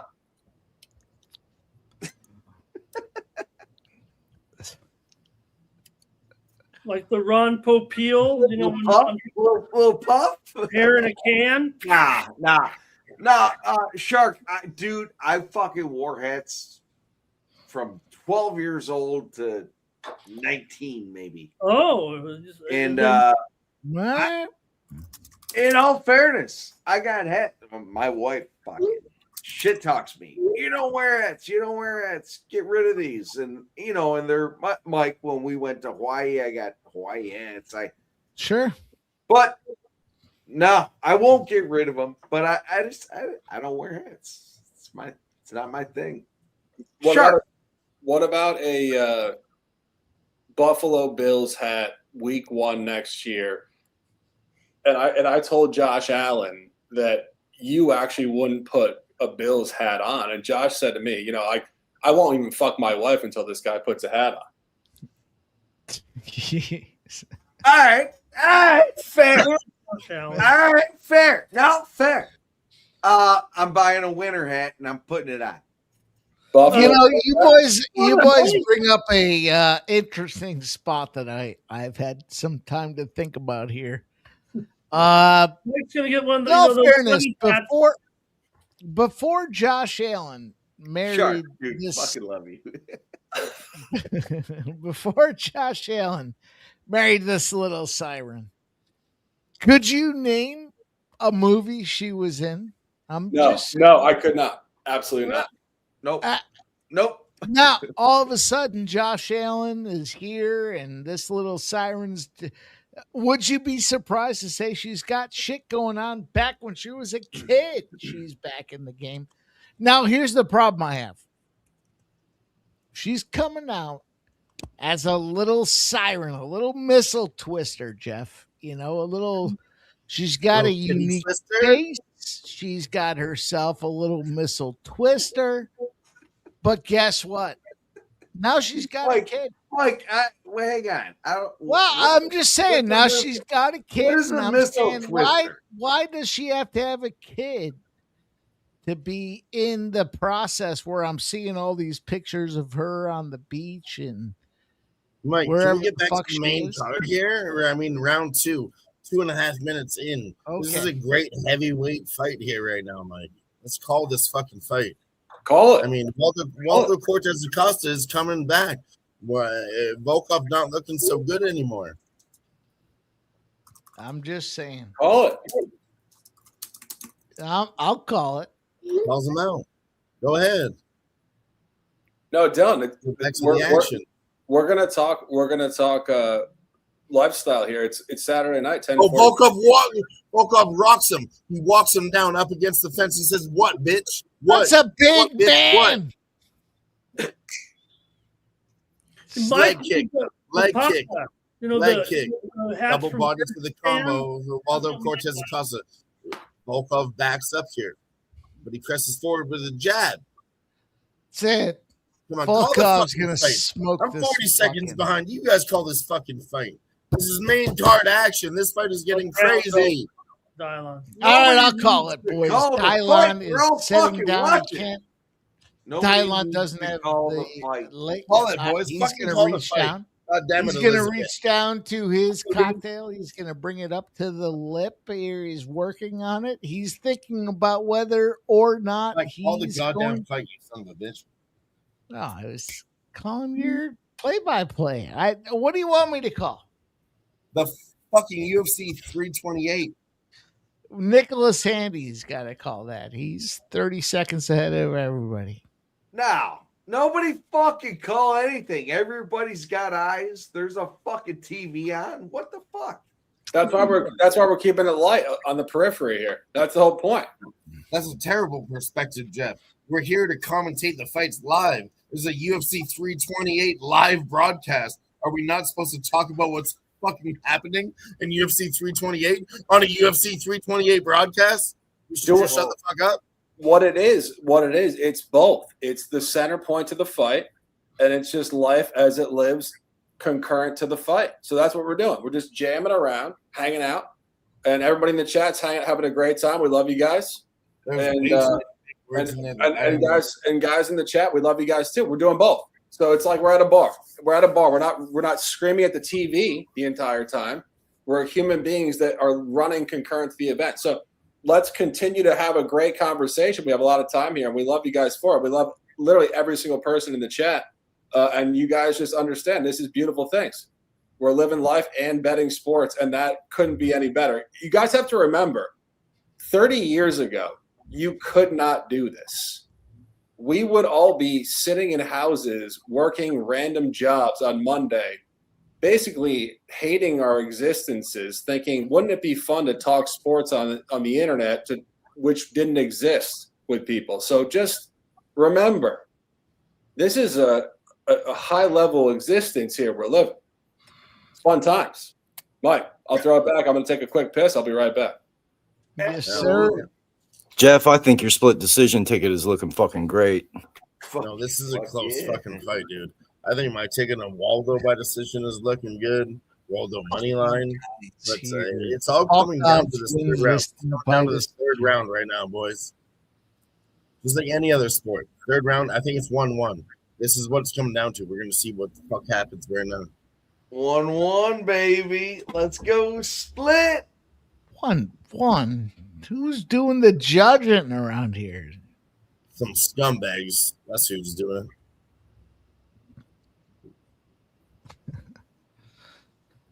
it. You boys are tough. The whole squad is tough. But I love it, man. Let's go. Let's find out. What do you want the I squad think to it's be? 2-0. In a weak squad. We're a tough squad. Everybody's got the best bets here. Whether we win or lose across the panel, one of us cashed every single angle all the night. You know, maybe it's hard to listen to, one guy out of 5 guys on the panel. But either way, we broke this shit down. All of our angles kind of line up on the UFC tonight, boys. Whether we win or lose, we're actually all in the same period. Maybe sometimes, the KOs or it goes the distance, whatever. But most of the time, we're seeing the fights the same fucking way. Maybe it's a different breakdown, but the fights go the same way. Honestly, all of the panel is on fire fucking tonight. The breakdowns were good. Maybe your bet lost, but the breakdown was good. Fucking fire from the panel tonight. Seriously. Oh, and there's a kick in the dick. That's going to be an official timeout here, Mike. Volkov got kicked in the dick. He says, I'm ready to fight, and they're getting back in. Oh, it was an eye poke. It was an eye poke.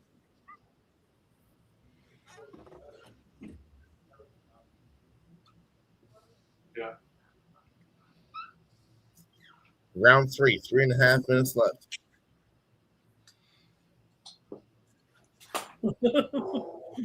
Am I on?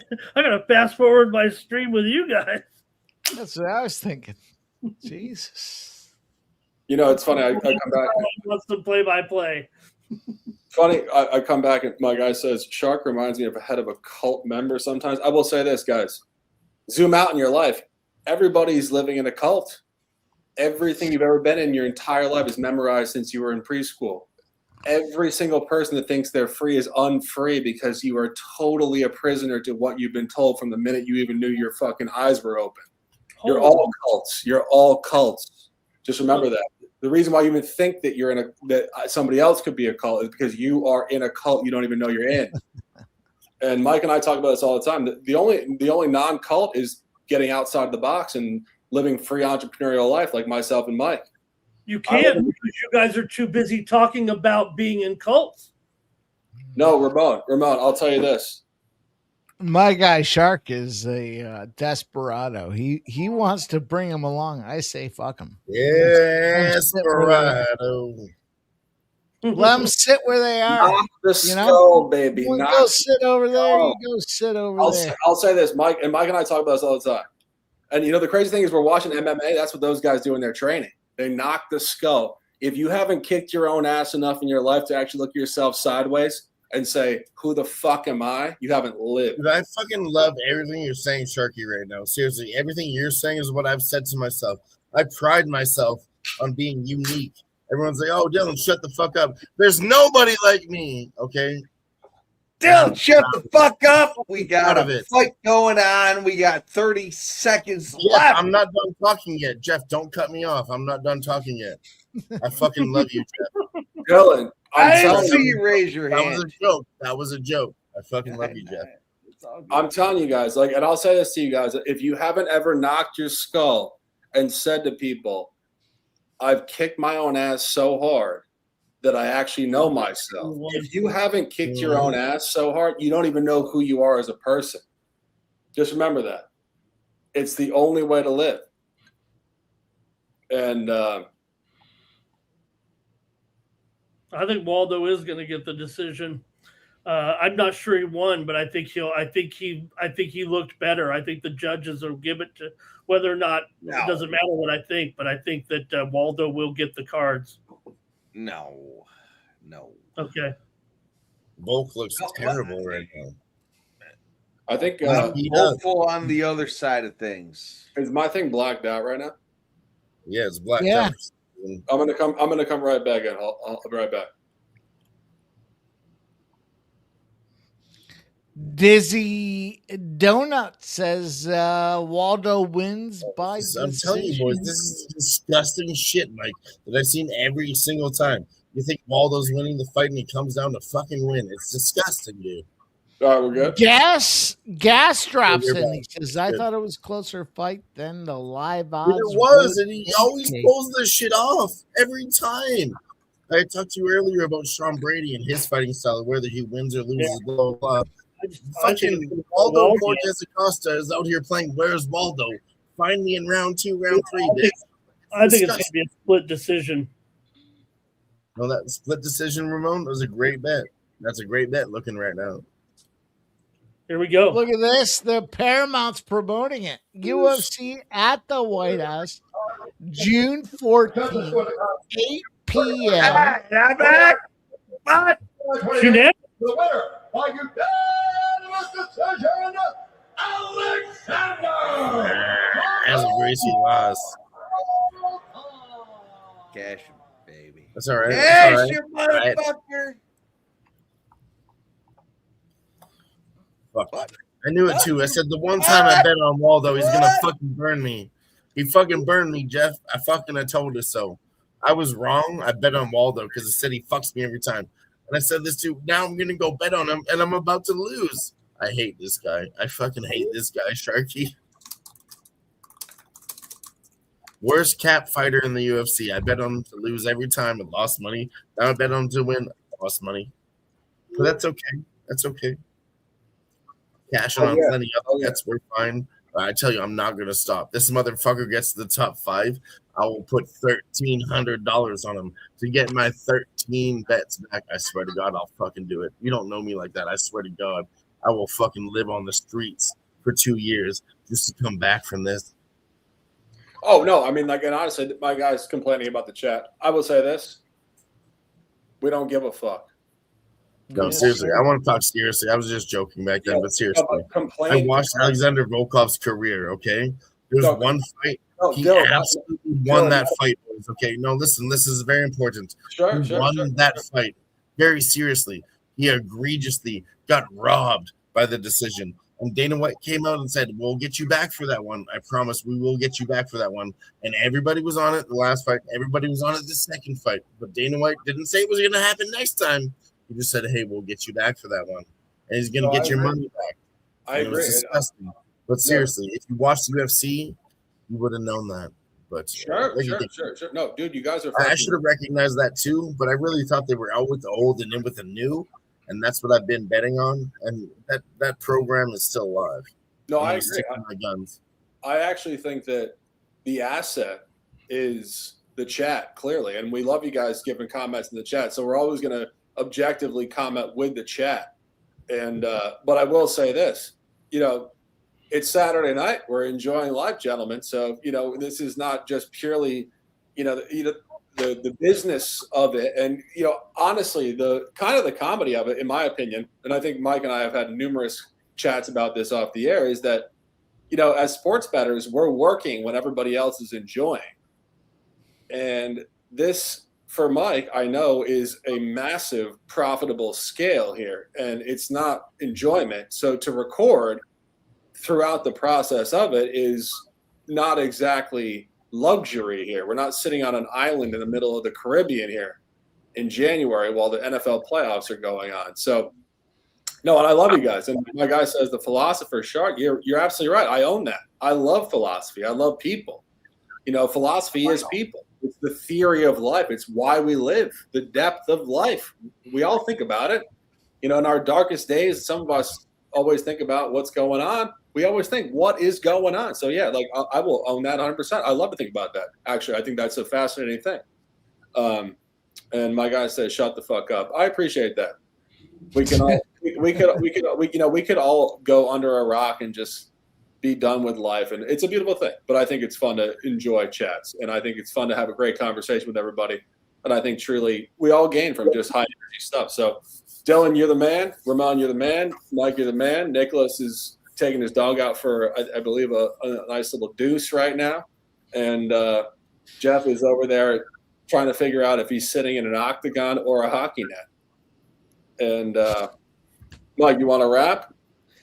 Yeah, baby. Let's go. We're going to talk about this next fight. Listen, I put it up there. We know Jeff has a affinity for Joshua Ban. But I got to look at this thing and think Tatsuro Taira has Tatsuro Taira. Fuck you, Dylon. He's paid the price.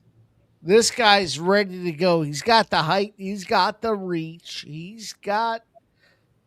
I guess the big thing that he has to look out for here is getting taken down. So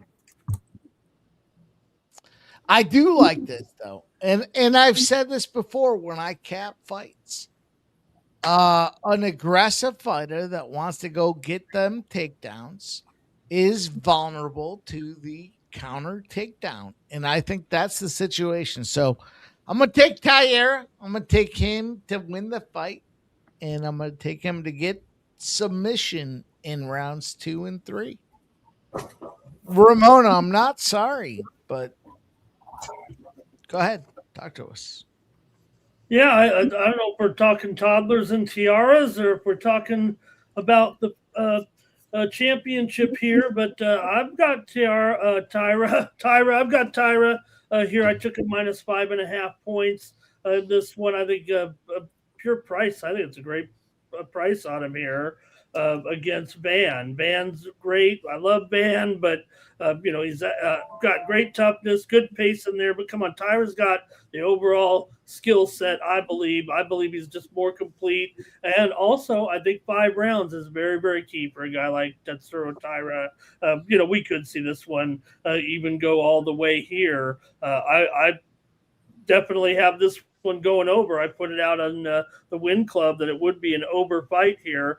And I think Van's durability does create some danger. But analytically, I think this is a matchup where Taira's control should consistently put him ahead over time here and rack up the rounds a little bit here, especially if it does go the distance. So I think Van's answer is to try to create danger early for a stoppage. I think that's the answer for Van, but I think that's not going to work against a skill set like Taira.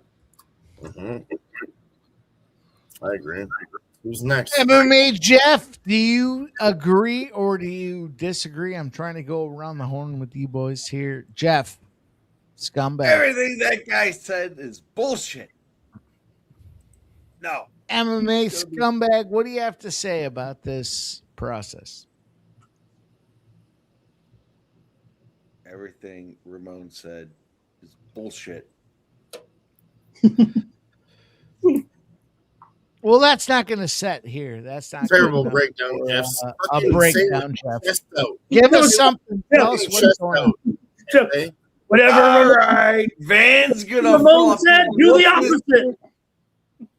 We talked about it earlier. Say it again. This dude, and I'm gonna take Van on the significant strikes. I'm gonna take him. I don't have them in front of me, but I'm gonna roll with them. But yeah, sure. I'm on Van on this one. Shirk, you may be looking at this thing going, what's going on here? Jeff loves Joshua Van. Jeff, have you been on him since his path to championship? I've been on him since the daybreak of Van. And now Van's a champion. Van's been a fucking dog. I invited it, but Tatsuro Taira comes into this thing, boys. And Mike, I said it again. Don't make me say it again. Tatsuro Taira. Wait. We got Dylan interrupting. I don't give a fuck. Get his name right. If you're going to put respect on his name, get his name right. Tatsuro Taira. I am so happy. Me love you long time. I don't even know what's. I'm not going to Nicholas, Andy, can you make sense of this heads or tails? Bring us in on something. Hurry up with your breakdown. I trade the fuck up. Man, thank you to the chat. Thank you to everybody that showed up tonight and partied with us. And hold on. It's not over. It's not over, dude. Come on, we're in the fight's game. gonna start. Get your breakdowns in right now. Wait, like I'm trying to wait, get mine in. Hurry up. That's what you're playing. Wait, God damn it. did Jalen Hurts thank the crowd before he won the Super Bowl? Come on, dude. Let's Damn. go. I don't even know he came into play, but I love it. Come on, let's go. Let's fucking fire up the adrenaline, dog. Man, I'm on Van money line. This so we can all give out a I'm goddamn on Van bet. I'm decision. on Taira by And I submission hedged plus it 90. I think with Joshua the fight Van goes is the totally distance. fucked here. It's probably going to happen in round 3, 4, or 5. I'm on Tatsuro. Dylan, I don't mean to interrupt Dylan, I don't want to interrupt the Dylan. Go ahead. I'm done. That's my breakdown. It sounded to me like and I don't want to speak for him here, but it sounded like Nick O'Fanny was. Go ahead. No, it sounded like Nick was, he was talking about Taira. He said Taira was going to KO this guy, which I thought was aggressive, but then he added to it Taira to KO him in rounds 2 and 3. So I had to tell him, Nicholas Handy. Is there anything I said there that you want to comment on? Van money line, Van by decision. Fight goes the distance. Fuck you, dude. Let me ask Nicholas a question real quick, just because it's great. It's great stuff. So, Nicholas, when you won the state championship in high school, did you thank the crowd before you won? Fuck you guys. Let's see whose opinion is right in the end. Yeah, I cut them off. Let's see who's right in the end, motherfuckers. Look at the chat. Fuck you guys. I stand on business when I say that shit. That's why I fucking said it. You know why they call me Dylon? Because I spit hot fire, ladies and gentlemen. Dylan, you spit that fucking hot fire. Let's go. You fucking crush that beer. I don't say it for nothing, motherfuckers. I'm not sitting over here talking over everyone's information. It's not valid. I'm trying to get you guys to the motherfucking money. And listen, I'm excited. I had tequila tonight. Maybe that wasn't a good idea, okay? But I had tequila tonight. Maybe I'm not myself, but you should still listen to my information. Sorry if I cut everybody off. I'm excited. And why am I excited? Because we're fucking slapping tonight. And I know I'm not wrong. I'm in the fucking zone, okay? And I said this earlier, Sergey, before you joined. You said, let's fucking go. But you remember what you said to me before? You said, oh, fuck, let's fucking go. Let's always fucking go. Dude, let's go. Period. If you guys are in the chug chat, the rest of this fucking hockey stick, you see that? That's full of twisted tea. I'm gonna chug that shit right now. Let's fucking go. Let's always fucking go, ladies and gentlemen. Just to be clear, that's not tequila. Earlier. What? Just to be clear, that's not tequila. What? That's just twisted tea in a hockey stick. Okay. Jesus. Oh, I have. You're feminine. I have a hockey stick of vodka that I fucking chug it then. To the bottom. Let me see if I can find it. Oh man, I sat there at the border. I whacked down a full hockey stick of vodka. Yeah, I don't even feel like looking for it. Fuck you. I'll post it tomorrow. I'll tell you what, Dale says that's what his mom drinks, twisted.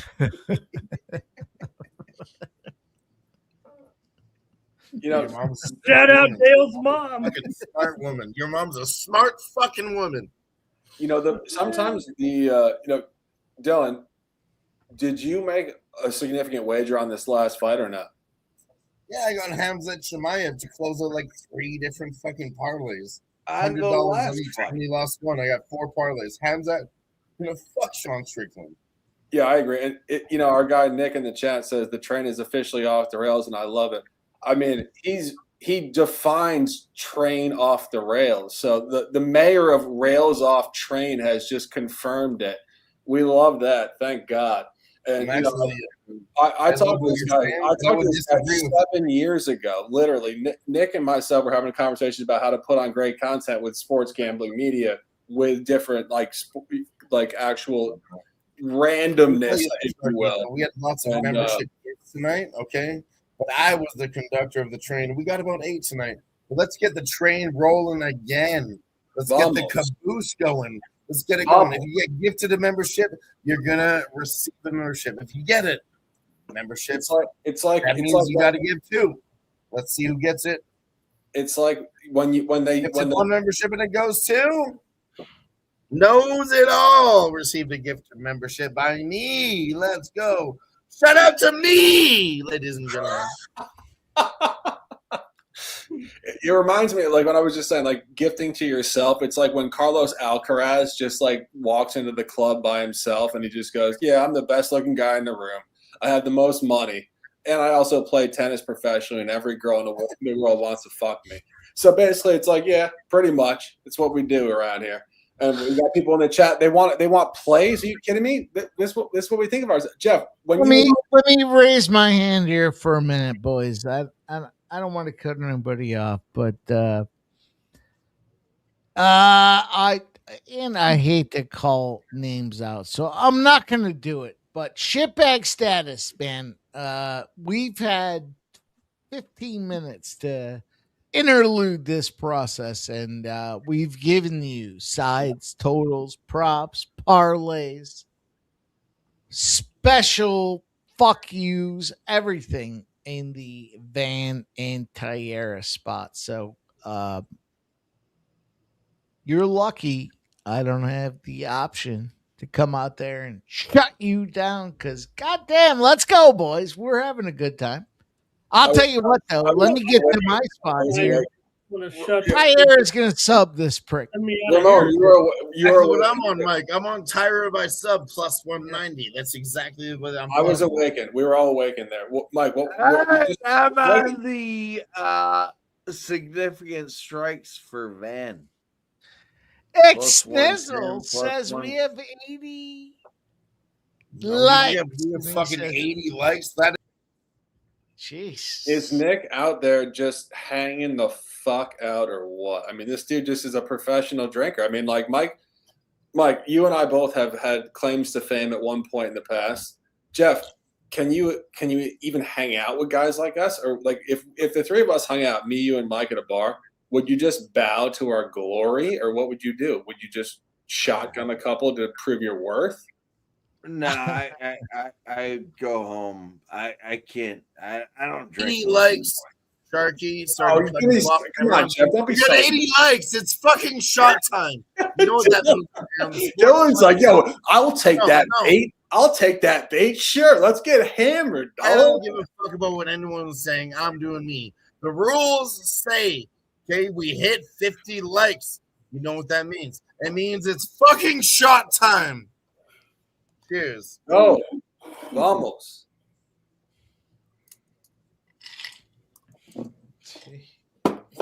And on the West Coast, if you guys don't know, I'm in Canada, of course.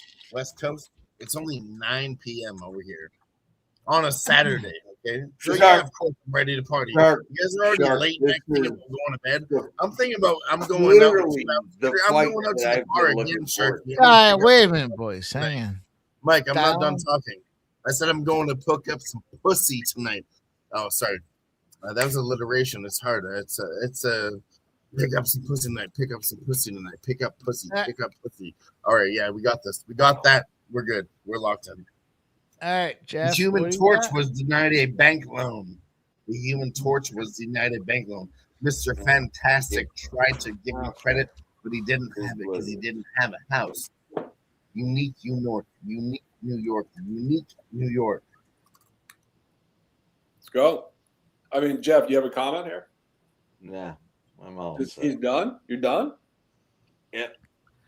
You know, time to play, boys. You know, Dylan, I actually think we have done an incredible thing here. We have actually made the party more important than an MMA fight. Because when you do that, you actually – no, this is the crazy thing. Nobody understands me like Sharky. Nobody understands me like you, Shark. And this is what I'm talking about. I haven't even got to the point yet. Is that the top people in the world in terms of sports betting don't talk about their bets. They just actually surface, hang out, and party when the bets are going on, which is exactly what we're doing. Mm-hmm. Nobody that has any financial actual infrastructure on this game wants to actually talk about the ins and outs of it because it's stressful as fuck if you have actual coin on this. So that's why we're basically filibustering what's going on here for those guys in the chat. But it's the truth. Wait, let me stop you right there because the definition of the word filibustering, I don't know what that means, but I love it. What's the definition of that word? It means basically talking over everybody while something happens that has some importance to just get on with it until it finishes, and then you actually completely filled space with nothing until it's done. That's what I do on my live broadcast. Everyone's like, Dylan, shut the fuck up. But I swear to God, like I do give good information. Granted, I'm drunk as fuck tonight, boys. I started the show with fucking tequila, putting tequila in my Slurpees, and then I'm fucking drinking twisted teas out of a fucking hockey stick. Like, give me a goddamn break. I'm the only one out here partying harder than all of you. Look, Jeff is about to fall asleep. Who would drink? I could drink you under the table, I think. Sheesh! I probably could. Put $100 on myself. I mean, if you and I went shot for shot, you'd I probably. want to give you the full stats, okay? Because I'm not going to call you would crush me. You would crush I'm me. 6'4". I'm my and I'm favorite 325 pounds, okay? I'm 6'4", 325 pounds. You're not going to drink me to the table, and you shouldn't do that to yourself. I would not want to see you like that, guy. I'm 6'3", 220, just for the record. No, I mean I haven't seen your stature. But And yeah, okay. I'm just, Okay. and that's fit. That's cut 220 on that. So the thing is, like, I'm like athlete status, so I can drink, bro. I mean, I can You put down. actually have a chance. You actually do have a chance. Yes. That's what I'm saying. So I'm not speaking like random to the situation here. I'm not trying to be rude, but I thought you were smaller than that. I honestly never seen you in person. No, Over no. 6 feet. Yeah, you do have a chance. 100%, you have a chance. That's what I'm saying. So my only point is, we could do this in Vegas, and everybody would watch us, and the chat would be like live. They would Do you be shotgun beers? Oh, I could absolutely, without question. Like I've been shotgunning beers. Like that's my shit. Oh, you easy, know? just like easy, just like it's like a beautiful porn star when she's sucking down the beautiful juice. That's a competition there, right there. I mean, I've only lost once. Only lost once in my entire career of shotgunning beers. I average about 3.5 seconds. That's what I'm saying. It's like boom, done, out. Yeah, like the crazy thing about alcohol. It's like this. It's like a fun playing game for like top people, basically. Like, and it just gives us this layer of like fun. I think, and it's just interesting. And I think the chat has been enjoying this because I think we're connecting with the people. Because when people, start to connect with the hangout aspect of it, my guy said it's hard to promote. You're not promoting anything. We're hanging out. We're having a good time. And what you actually are doing here is hanging out with us. It's both. We talked about this fight already. What are we're gonna sit around here? The fight is still not even popped off. We gave out our bets. We're 7 hours into the live. Now what do we have to do? We have to sit here, and it's just like any other thing. On a broadcasting perspective, boys, and everyone knows it's YouTube, okay? There can't be dead silence. We always have to talk about something. We can't just sit here, okay, we gave out our bets. Now let's just sit here in silence. No, let's talk about food. Let's talk about our skills, Like Money, very good barbecuer. He ran some barbecue competitions. Jeff, I guarantee he's got that exact same knowledge. He knows how to cook. Me and him have talked about food. But let's throw the question to you, Shark. Do you know how to cook? Do you like cooking? I'm going to throw it to Mike. Mike wants to make a comment. I think he does. I mean, what do you like to cook now? What's your favorite dish? Honestly, when you go home from a long day's work, what's your easiest dish to cook? Strip steak, like on a strip steak, 100%. Roast chicken, 2. Slow cooked chuck roast cut into pasta, a ragu. So now you're going way too far. Ask for an easy dish. The chuck roast steak with a half a dish of pasta. God damn it. That's what I cook. My man knows how to cook. My man knows how to cook. Joshua, man's gonna whoop this dude up. No, Dylan. I mean, do some cooking videos. Mikey Money. He introduced himself to barbecue competitions. He knows what the fuck he's doing. Jeff, no doubt. We talking about cooking. We got to do some cooking shows, boys. We got to do some cooking shows. Like For sure. I'm saying the same thing. We could barbecue together. Just For do sure. one episode tell you one. what, Episode one, first chicken episode will thighs. be Chicken Carolina thighs. Episode barbecue. one. Let's all roll. Can Best we chicken all thighs. settle down? Yo, and also, like, I mean, we're talking MMA. Don't we want some good dessert? I mean, Dylan, what's the best dessert? My favorite desserts? Little brownie? Probably strawberry shortcake. Jeff, you know you fuck black women 100%. In all fairness. Here, listen, before we start the main event, ladies and gentlemen, it is shot time, okay? I'm going to take a shot of tequila. Main event, one more fight left on the UFC. It is shot time. Tequila for me. Cheers, boys. All right, Taira, when Joshua Van wins this fight, you're doing another. Jeff is recovering from being called out. He's like, yep, yep. He's There's like, a lot going on with this stream, but Jeff is truly fired up about this fight. He's still recovering. You know it. It's my boy. I literally followed this. Called me out earlier. Like he took his sunglasses off for the main event. I think he should put them back on. I followed this dude up from the fucking younger ranks. Yeah, it's my boy. Hey. Let's go. He's gonna fucking serious boys. Let's go. Jeff. Oh, real talk, Jeff. This is the co-main event and the main event. This is where the fights get goddamn sometimes stupid. the dog in the co-main event doesn't find his way to victory. I'm just You're saying. about to watch a whoop. Let's go. Fuck you guys. This was a main event 2 weeks ago before they postponed it on here for this one. Nicholas just dropped in from fucking a black chick 100%. Like that was he just dropped in. He was like relieved of his entire life right there.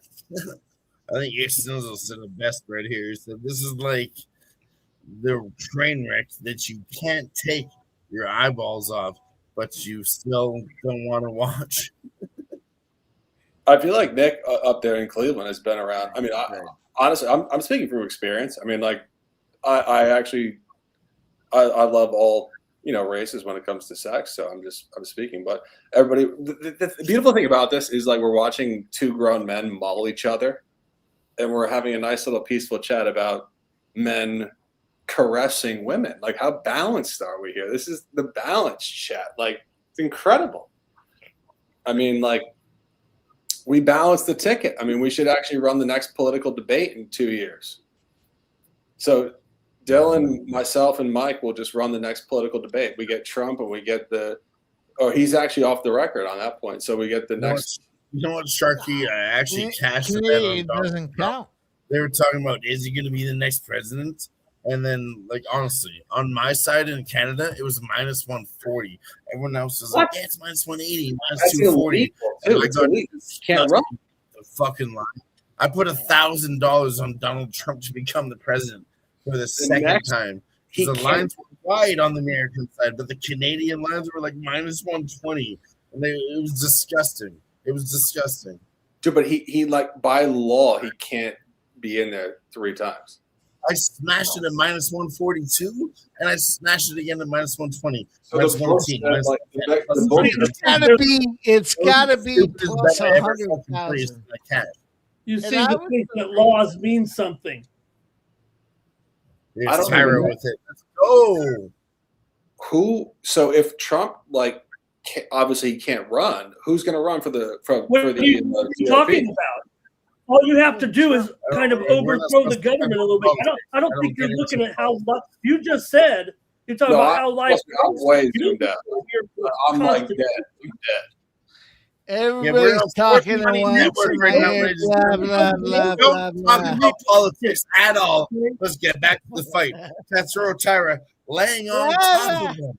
Laying on top of him. Ramon, I'll tell you this, though. The next president of the United States is probably going to be libertarian. I'm going to think that. Did no one hear what I just said? No politics talk. So we don't do that over here. If you want to talk about politics, go over to Sports Money Network Politics. You know what we're doing? You know what we're doing here? You know what we're doing here? we're hanging out on a Saturday night and there's nothing going on, so we're going to talk the smartest Fuck shit. politics. Yeah, Fuck I'm politics. Smartest shit in the room. It's the smartest shit in the room. I'm sorry, I don't want You guys aren't even qualified to talk politics with me. Correct. Ramon, correct. They're not qualified. Shit out of politics with you, Ramon. Trust me, I'm qualified. I got a That's fucking not- degree. It's gorgeous. But I will say this. The next president of the United States is not going to come from where people think. And it's a very interesting thing. I think it would be Marco Rubio, to be honest with you. Really? Yeah. You think he's going to run left or right? I think he's going to shift a little bit. You think he runs left? No, but I think he needs to rally the base a little bit again. I mean, they got big problems. You know who I think is the renegade in the entire infrastructure? Is Vivek Ramaswamy. I think he's an agent. I think he's very smart, but I think he's also an agent with Elon Musk infrastructurally to move things outside of the public sector being so aggressively gluttonous and the private sector being useful and just forthright towards what actually needs to happen. And like you see what's going on with these guys. I see what's happening. We have some opportunity here. Taira. Boys, everybody said, no, Taira can't do it. Minus 298. Joshua Jeffrey Van. Yeah. Sitting at plus 220 right now. They're standing up, Jeff. End of the first round. There they go, Jeff. Go ahead. I placed my bet. In all fairness, I'm gonna let him finish the 5 rounds. Let him play the whole thing. You're saying you're not gonna wait, Ramon. Jeff is saying he's not gonna drop his tickets in the trash until it's over. Jeff, is that true? True. That is true. I like to clip you laughing. Time 325. Don't let you boys happen anything good until I come back. Well, the way we thought, I mean, no one's going to do enough, knockout damage. These guys are content to fight like this. Well, Mike was on Taira there with the submission, but shut him down. No, this is going the right way, dude. Yeah, I don't know about Taira was I the. think we're in for the long haul. I mean, I'm sorry if I could get a moment here, Ramon. I hate to cut you off. Okay, but let's look at the UFC long term. Okay, marketing perspective. There was never Japanese or Chinese doing any fucking thing. Yeah, they did it once or twice. Right now, they're doing Road to UFC in China. They're doing Japanese fighters. They're trying to promote all these motherfuckers. Why? It's marketing perspective. They want to go to Japan. They want to go to China. They want to go to Russia. I know. That's all it is. It needs some motherfuckers. And to your point, Ramon, there has never, ever been a Japanese champion. Not once. Not once. There's never, ever been a champion that was Japanese or Chinese. Not once in the UFC. So Tatsuro Taira has a point to break history tonight.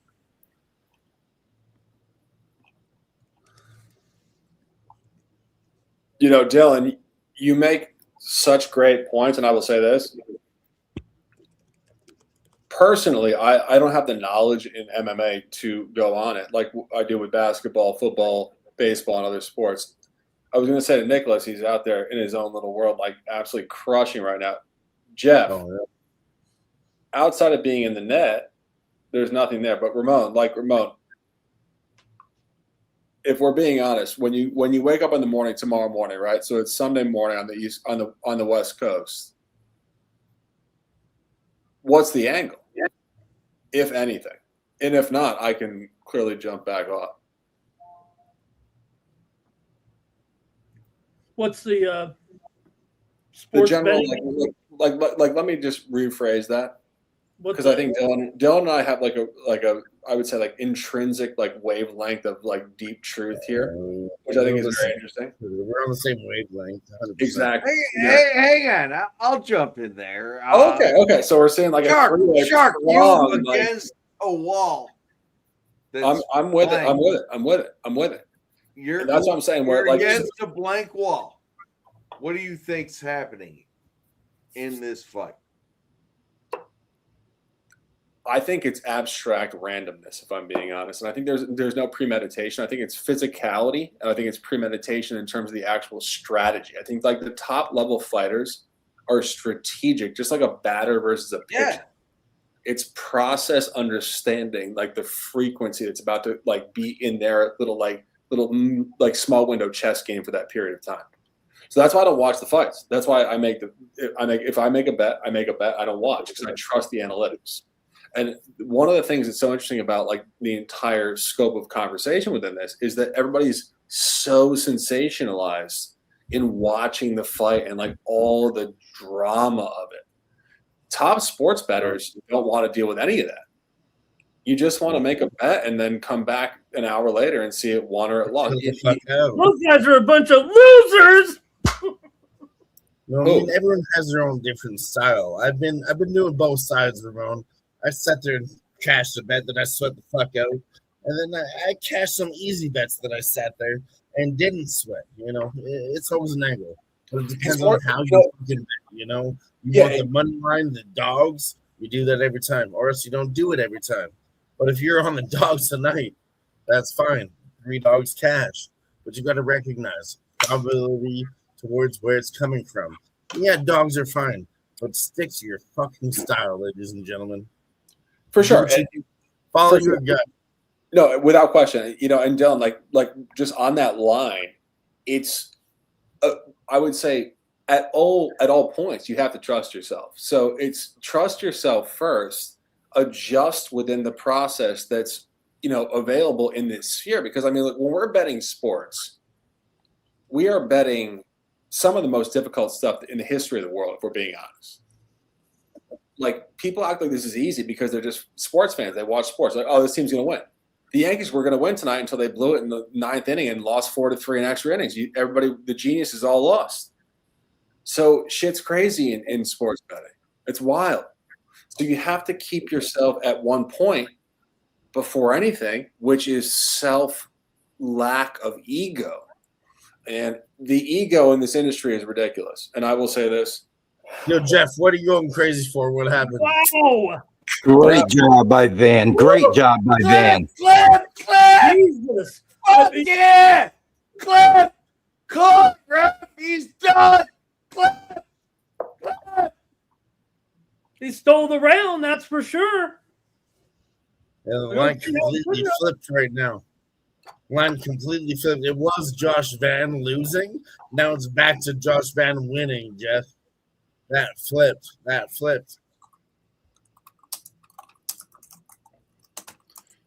Yeah, I mean, as we play. I'm sorry. No, this is tough. This is going to come down to cardio, like I said before. When I cap UFC, first thing you want is cardio. Number 1, do they have energy to keep fighting? Number 2, heart.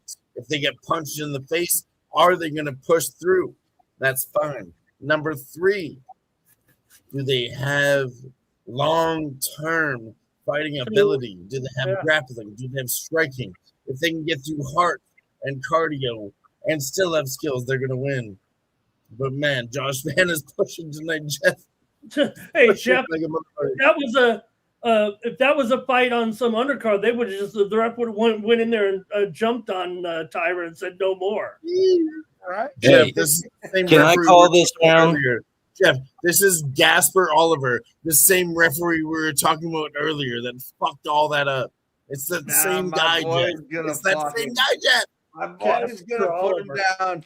Gasper Oliver, he got teased in high school. Well, we have to recognize this, boys. Just looking at the UFC as a whole, okay? They're in New York, New Jersey. The New York State Athletic Commission. They put in their own referees and different judges. I mean, you have to respect that when it comes to UFC capping. They're putting in new guys that nobody of us ever heard of. It is very important because they're putting in new judges, new referees, and it's all fucked up. Granted, honestly, that's really not applying tonight, Jeff. Their judges and referees are doing actually really good job tonight. But you want to be wary of it going forward because this is an anomaly. Usually, judges, referees, they all fuck it up, Jeff. You know it. 80% of the time, talk about capping. 75% of the time, they're gonna fuck it up. Yeah, they got it right. Everything's cool or whatever. But dude, don't ever forget it. They're gonna fuck it up long term. I'll tell you what. Look at Van moving forward, punching the body. I'm on both sides, Zoo. I took Josh Van at plus 140, but I threw Tatsuro Taira in some parlays, Jeff, because I know I don't know what's going to happen. I can't predict this fight. I'm not that sharp. This is going to be a great fucking fight, dude. It looks like to me like it's totally like Taira can't match this power. Yep. Oh, punch him down, baby.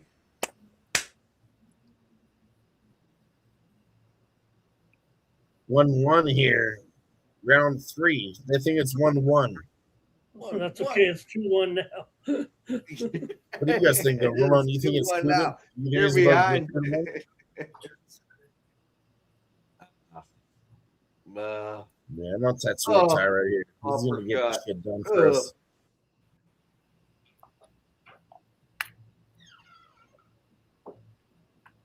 I can't believe. It's just minutes. Seconds from being over.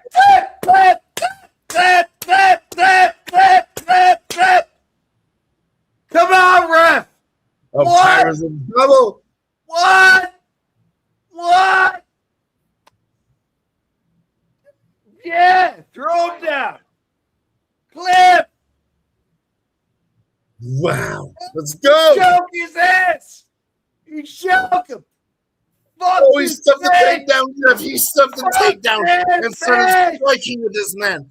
No, this is Josh Van. Let's look at the money line. Look at the money line live. Let's not get too excited. Let's look at the money line live. Sharky, I'm sorry you have to see this. Seriously, we might be able to cash on the money line second period here, Jeff. I don't give a fuck what number it is. I think Josh Van is about to smoke this motherfucker. I can't fucking believe the ref didn't fucking call that.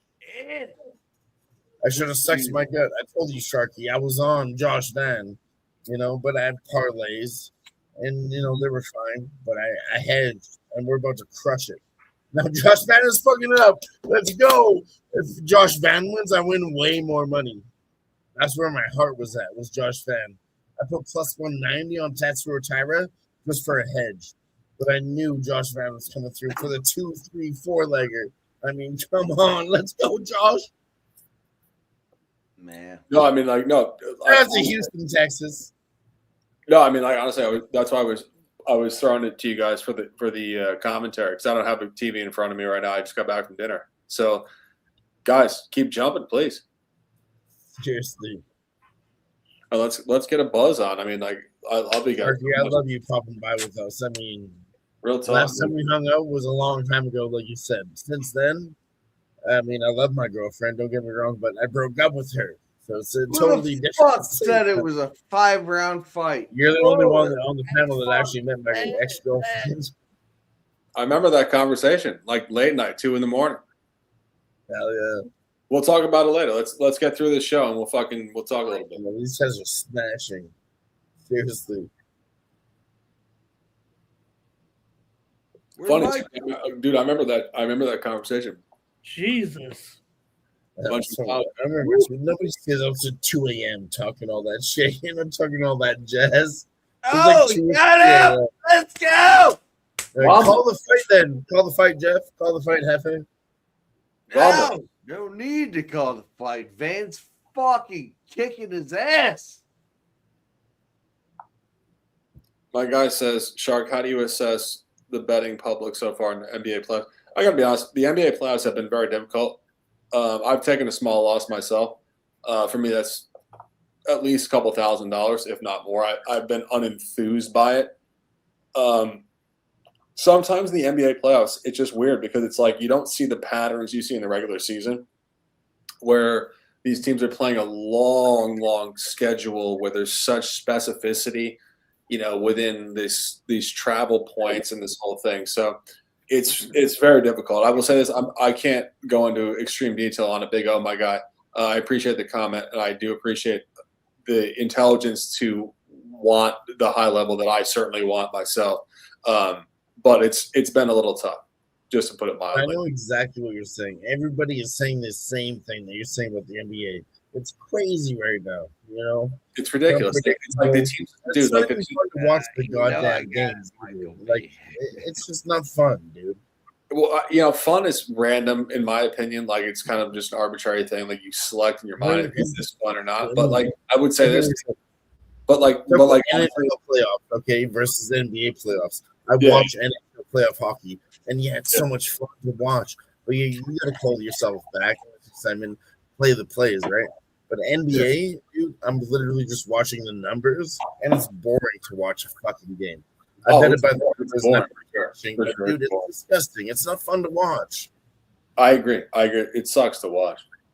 I mean, like I was saying this earlier, Sharky, the play-in tournament before the playoffs, those were great games. They were filthy NBA games. Play-in tournament, both those games were great, dude. You watch them go back and forth. They played the field, no bullshit late. They were great NBA games, and I haven't seen one of those since the playoffs started.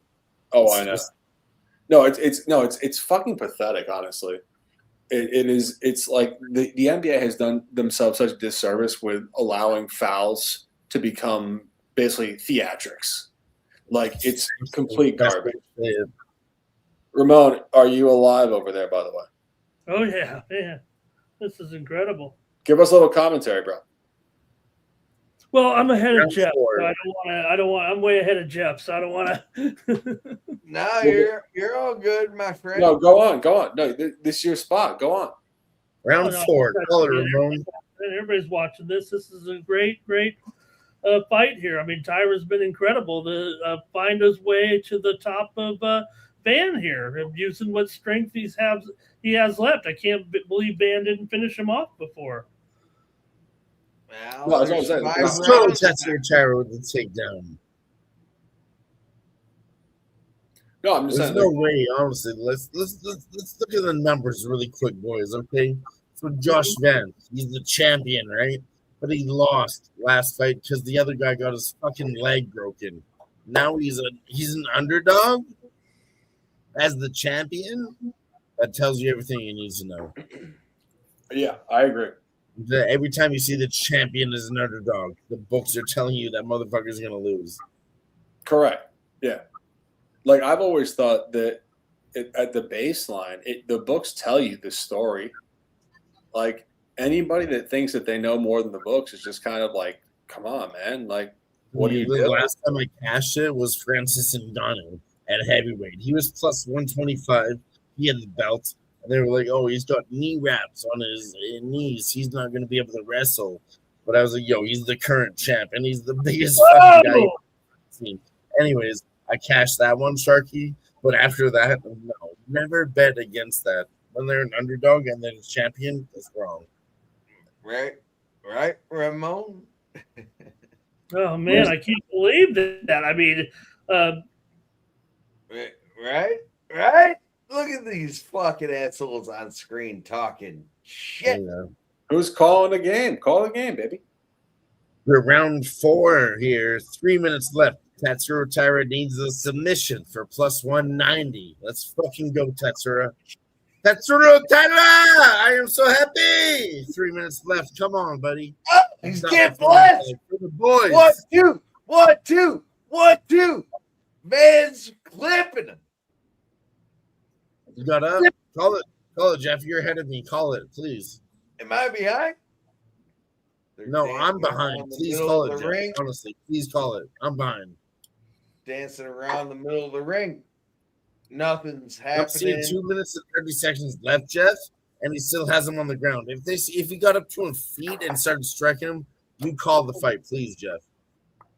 Oh, Van's clipping. I got a minute and 6 seconds left. Van's clipping. Taira looks like you might be out of energy right now, Jeff. Van's Taira goes for a takedown. Van's stuffing it, throwing a knee. We got 40 seconds left. Van's Live up on against the plus 300. cage. Minus 370 on Joshua Van. Plus 380 on Taira. Yeah, Van's winning this fight. What do you mean? Final. I gave out Van at plus 145. I took him at plus 200, plus I told you I'm on the same side as you, Jeff. I smashed that Josh Van line. We're watching it live. I felt like we should take plus 190 and plus 210 on the submission. But we're still coming out here profitable. That's why I love it was pretty close. I could bet multiple angles. I took the over 3.5 rounds and we cashed that too, baby. Fuck yeah. Shark. We fucking roll. We roll on the waves, my friend. Roll on, big ball. Yeah, I mean, if you guys want to check in at all points in time, are we locked in there, gentlemen? Locked in on what? Fuck. In terms of the show. I'm absolutely locked in. I'll tell you. I placed some late bets. We were smashing tonight, But I placed a little bit just to play on the main card. Yeah, Dylan, Those are $25 bets. The rest of our bets are $100 bets, $150. What I'm sweating tonight, Sharky, Khamzat Chimaev in the main event. I got about $300 on that motherfucker. So $25 bets in this fight, it's whatever. I don't care because we're doing great tonight. But a Khamzat Chimaev is about to smack the fuck out of that motherfucker. Boars, which means the wolf. The wolf is coming into play. He doesn't even need the wolf pack. You know why? Because he's the leader of the wolf pack. He is the wolf. Watch him crush this shit, Sharky. I don't know if you're watching the fights or not, but watch Khamzat Chimaev's performance tonight, okay? He is absolutely going to run through this guy, and he's a lone wolf in a wolf pack. Okay? He doesn't need 2 guys. He doesn't need 3 guys. He's a lone wolf in his own wolf pack. Boars, Khamzat Chimaev smashes. Yeah, guys, on the live, look in the private chat real quick. Just let me know what you guys want to do here. We can we'll do a bunch of things as we go forward the coming week. Obviously, Saturday night here, May the 9th, and it is a beautiful opportunity to dominate. We will leave you guys in the chat, I think.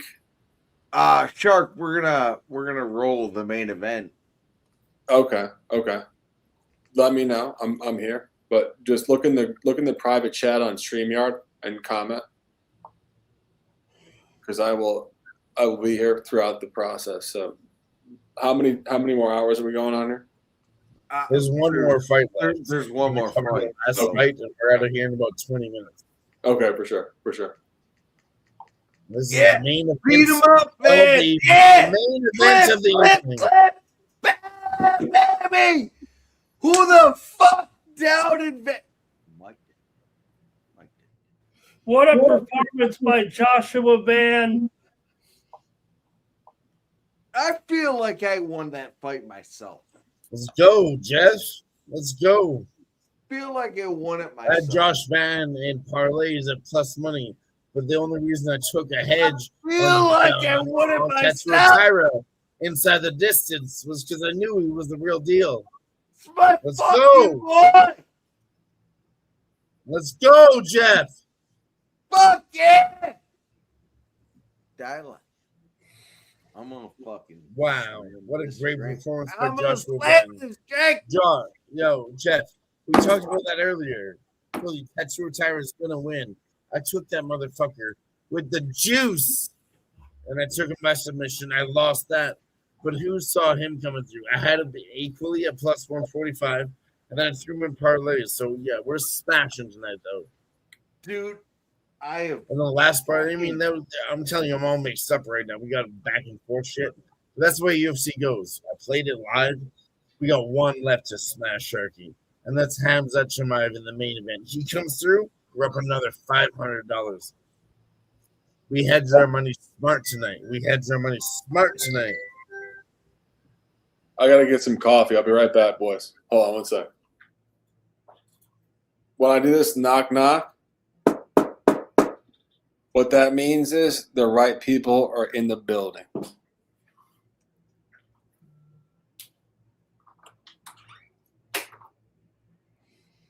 I think the unfortunate thing about that, though, with all due respect to Jeff's win, is that the fight was relatively close. And the damage that was being done earlier in the fight by Van was actually more violent and impactful when he really was wailing on him there in that second round compared to the punches we saw there that were definitely connecting right there at the end of that round. But, it was a close fight. It was a close fight. It was a good fight. Some would say it was the best fight. And too bad Mike missed it again, man. Mike always misses these main events because he gets tired and passes out.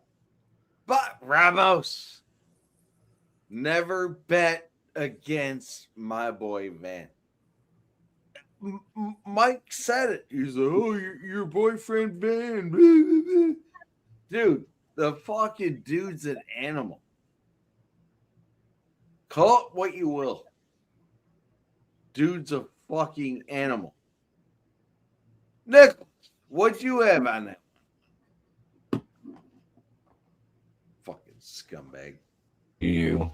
Sorry, man. Yeah, I had Van money line, which cashed, but I had Van by decision, and I had the fight goes the distance. So I actually eat the juice on that fight. But no, it was a great fight. You didn't have Van to clip? No, I did not. I got close, man. I got close to cashing that trifecta, but yeah, man, I felt like that was a really close fight, dude. I felt like I was 2-2. Obviously, Taira was hurt, but man, he got to mount in two different times. He had Van in trouble. Yeah, I had it 2-2 going into the fifth. I really did. But yeah, I'm seeing now winner by TKO round 5. It was early in 5. But yeah, man, Taira boxing was not there. That dude is not ready to compete for a title. Van boxed his fucking ears off, man. I'll tell you what, Van is a motherfucker. Gentlemen, where are we at? Well, we are getting ready to do the main event. Obviously, there's going to be introductions and ceremonies and all that shit. But man, Van just defended his title, guys. This was a big fight. Van, fuck. Jeff. Nicholas, he thunder fucked. He fucking thunder fucked it, man. Dude, the Thunder just smoked the Lakers like a bunch of fucking children in a playground. Look at Taira's face. Jesus, brother. He's going to the hospital, man. Yep. That's my boy. But yeah, man, I couldn't understand all the Taira love. And look at Taira fucking protest about the stoppage. No. Wow. That's surprising. I mean, I will take exception to that comment. I mean, you're not giving this man very much credit for getting in there and being in this this contest. That's disrespectful. I am being disrespectful to Taira?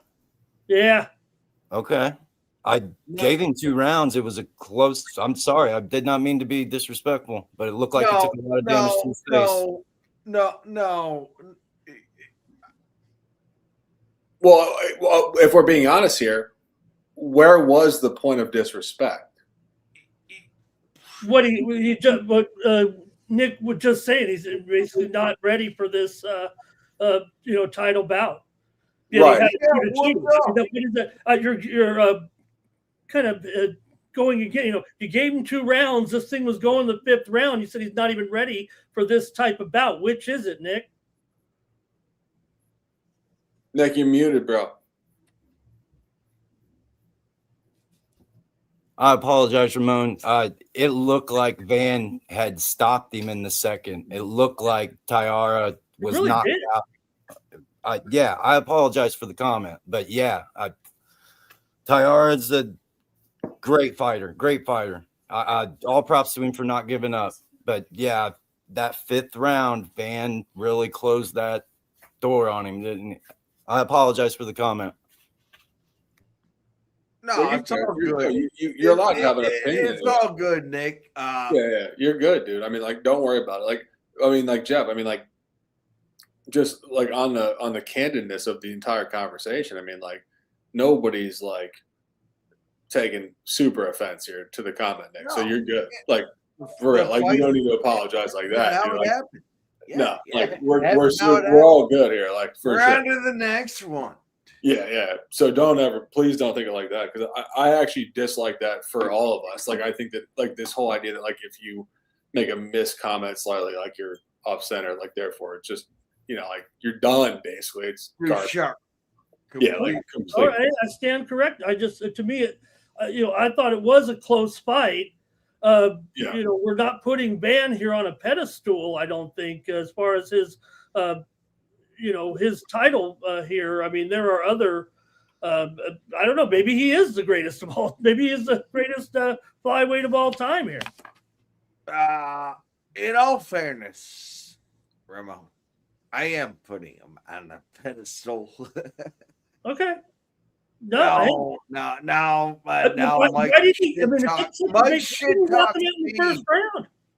Mike shit talks me because Mike doesn't have any. Where's Mike at this point? I mean, here we are, title bout. He just does, never here for always falls asleep. I mean, his credibility out the window. Either way, Mike shit talks me about fucking liking Van. And I followed Van through his younger ranks. So the fucking dude's a champion in the UFC. I'm thrilled. Yeah. Literally thrilled. I will never bet against Joshua Van. I won't. Well, look at the punching power. I mean, it might have been 2-2, but they were getting there from different routes. I mean, Van was, like Nick said, that second round. I mean, why didn't the fight end right there? He was pummeling him right there. There was 2 situations in that second round where they could have easily stopped, stop the fight. That's what made it so funny about, I thought, the 5th round stoppage there was, was he, I guess he turned his back a little bit, right? And was starting to get pummeled there for sure. Van was getting really hurt. Taira was getting really hurt. I mean, his face is a mess. I'll tell you what, next fight, Van could be the favorite, the dog. I'm going to fucking take him. That's my dude. Okay, well, we'll see. Okay. No problem. I mean, that's my, Nick said it was 2-2. So I was, questioning what he was saying about, Van was that Taira wasn't. Ramon, let me ask you a question. Just in terms of your overall, I would say your vision in terms of like how you externally see life through your own eyes. So when you look at something, do you expect it to repeat, or do you expect something to change? Not randomly, but because there's something that may have, maybe asserted that the past is not going to necessarily repeat in the future. No, it's too many random events. Right. So the point is, within that, when we talk about things as they correlate to the future, we don't necessarily think the past is an intelligent template. And when we look at this stuff, Jeff's over here looking like he's seen 3 ghosts. But the thing is, the best thing. I'm trying to figure out what you're saying. Mike and I talk about this all the time. But this is like, if you want to come, this is what we talk about. It's basically the projection, the idea that when we're handicapping human beings to do things, we have to go back in their reports based on what they've already done to predict the future. But we also have to understand, like, is that who they're going to be? Is that who they were? Or are they going to be something different in the future? And that's the thing that we're talking about here is it's not so much looking at a guy and saying like, this is what he has done and this is who he is. It's he has something either lesser than or more than in the future. That's our determinism as handicappers to figure it out. Like people pay us money to figure out what's going to happen in the future, not report the past. And if you think about what most handicappers do, they just report the past. So top handicappers interpolate information, extrapolate, and go forward in the future. So just as a point of reference. Well, then who are those, as you characterize them, professional bettors? Where are they channeling their information from? Because they're not even watching these fights. They're only using analytical data. So how can you portray them as, successful people who win at sports betting, but they don't even like sports. They don't care about sports. Right. But who do they rely on? They rely on people who actually are setting those ratings, running those models, and making those projections. Correct. I'm a professional sports bettor. I'm speaking from my own truth. I look at book algorithms. And I don't look at any other person on the planet to handicap a game. So what I do is I look at the books, I look at their lines and the line structures, how they move lines and how they create lines. More importantly, how they create lines, not move lines. It's the source of the original line, not the movement towards the line or against it. And a lot of people are very obsessed with the movement after the line has been set. It's human interaction. I look at the source of the actual line. And when I create the line in my mind as to what it is, and then I react to the actual sports books lines, that is legitimately algorithmic evaluation, not human evaluation of the algorithm. I think that's a very important point. And most people are not doing that. And that's why I always talk about line functionality. Line functionality is my very cute word of interpreting the book line, not anything external to the book. Understanding the book's not giving anything away. And I think as all of us as handicappers, when we understand the book is the source of information, they are the source. That's the money point, win, left, right, or center. We are the ones that have our ability to react to it and decide, are we going to chase their line, try to remodel their line, or are we going to use their line as interpretation to what we think? And that's okay. Go ahead. No, I mean, I could go on for a long period of time. Oh, I'll rebuke it. I mean, if these guys are so good, why do they set limits? Because I'll say this. There's always a retort to everything in life. There's always a one-off to the randomness of whatever the fuck. Okay? So there's always somebody that had a point. They beat it for a half second, right? Who's beat everybody forever? The sports books, the mafia. They didn't lose. The losers were the street guys that thought they were going to beat them. My entire model is interpreting the lines of Vegas. Everybody always says they know more. I said I knew more until I thought to myself, hey, Vegas knows something. They've made a shit ton of money taking bets. They set the lines. Everybody wants the other side of the line. I want to be on the book side of the line, and that's what it is. So that's all I got. I mean, I could go on remote. We could, if we were sitting in Vegas right now, we could. I would sit there with you. I'm not even kidding. 10 hours. I have that much detail. Just remember this: one of the maybe arguably the greatest sports bettor of all time. Billy Walters, right. His main philosophy was handicap the handicappers. But see, I don't like that at all, actually. No? I hate that because I think that means he has no clue. He's just handicapping the personalities who go to professional bettors, according to what you're saying. They have no clue. They only rely on the data, and then they go with it. Clueless, yeah. I actually hate that. I really do. I think that's juvenile. And I think that the understanding is he's layering himself underneath superiority in his mind that doesn't even exist. Like the highest level of analysis here has to be underneath. Basically, we're underneath the earth. We know what they're doing. Not we're reacting to people that react to the market. We're not tripling up on the other side of it. We need to be sourced underneath it. That's precisely what I live on, pretty much. Good evening, folks. Gas, what's up, Yeah, brother? thank you, Gas, for such an incredible week with us, and so excited with you guys doing your shows. Man, it's been an incredible week. It has been, yes. I love the merger or whatever we're calling it. I called it a wedding last week, but or 2 weeks ago. But I like it. I love it, actually. Feels good. Yeah. I like Sharky on the team. I appreciate that, bro. I now that we have Ramon on the team,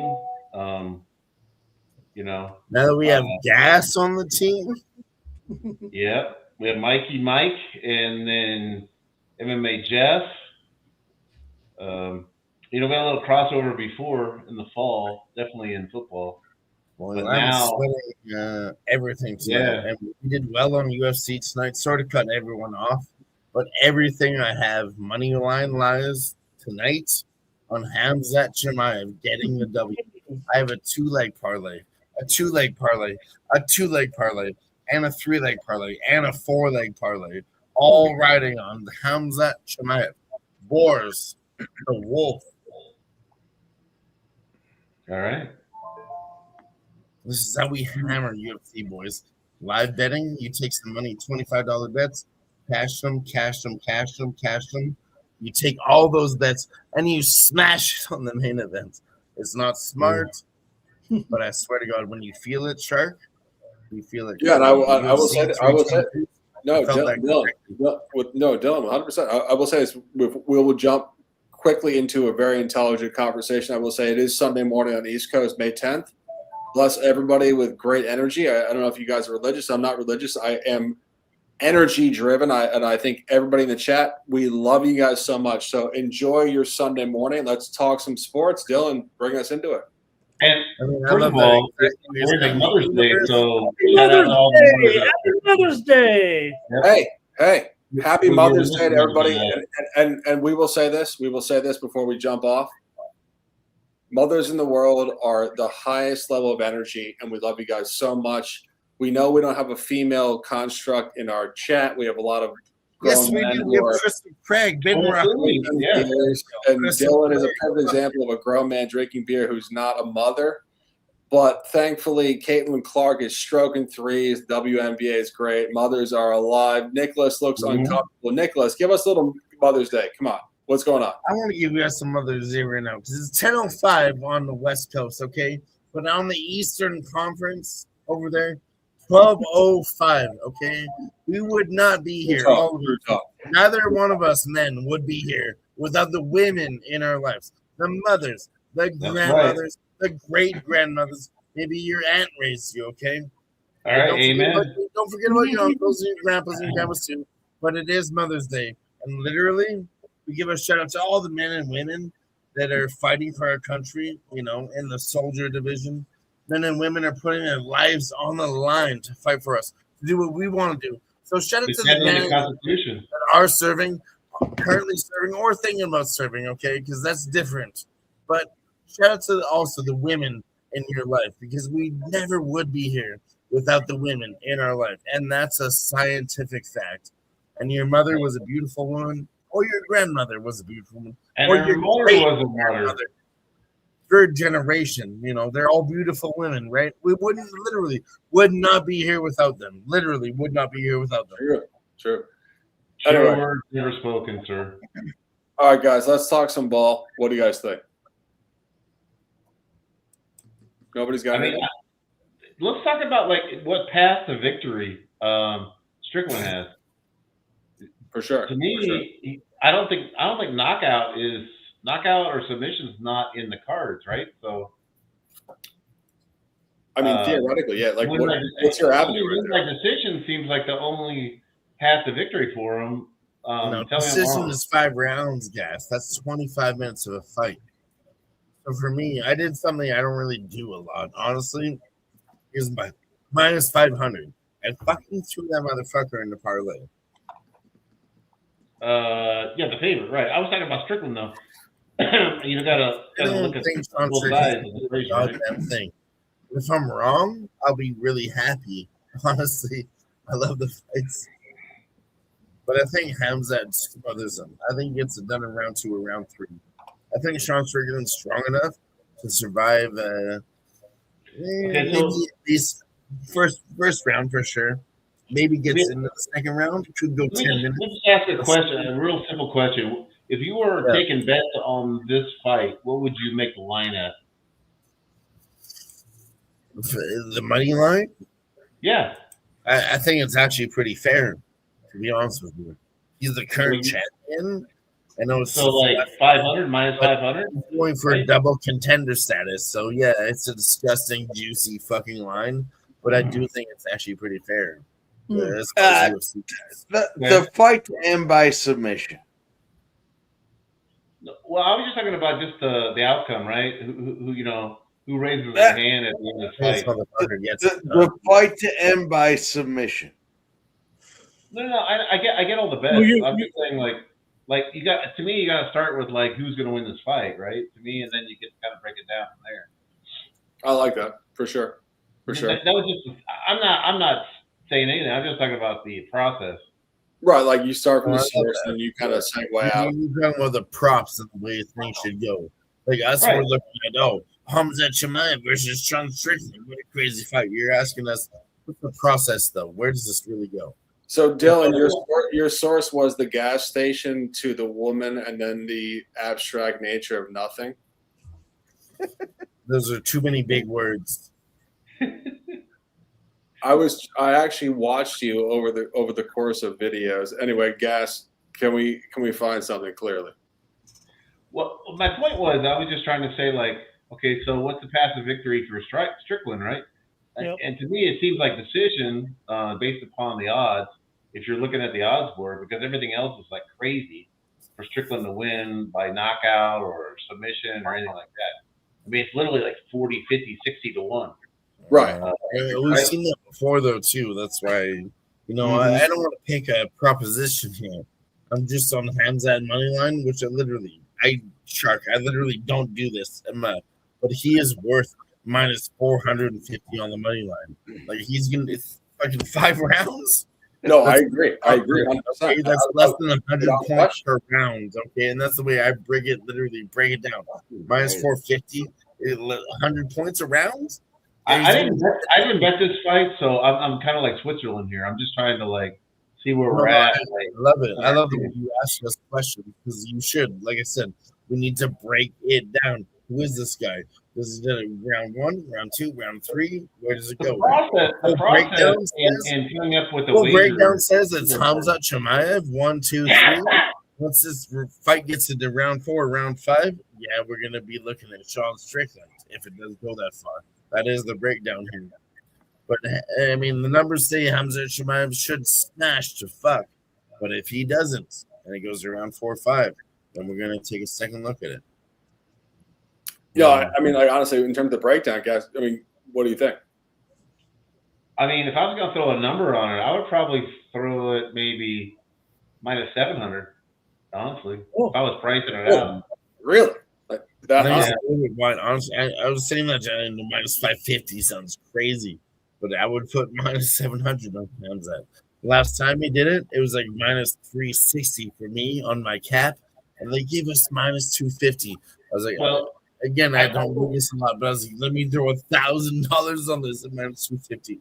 Just eat. That was my opinion before I saw the odds, and then when I started looking through the books, the 5 books I look at, all of a sudden it made more sense because the sharper books were higher than the not so sharp books. So he closes his favorite in all 10 of his UFC fights. Okay, and last fight we saw he was minus 225. Now he's minus 500.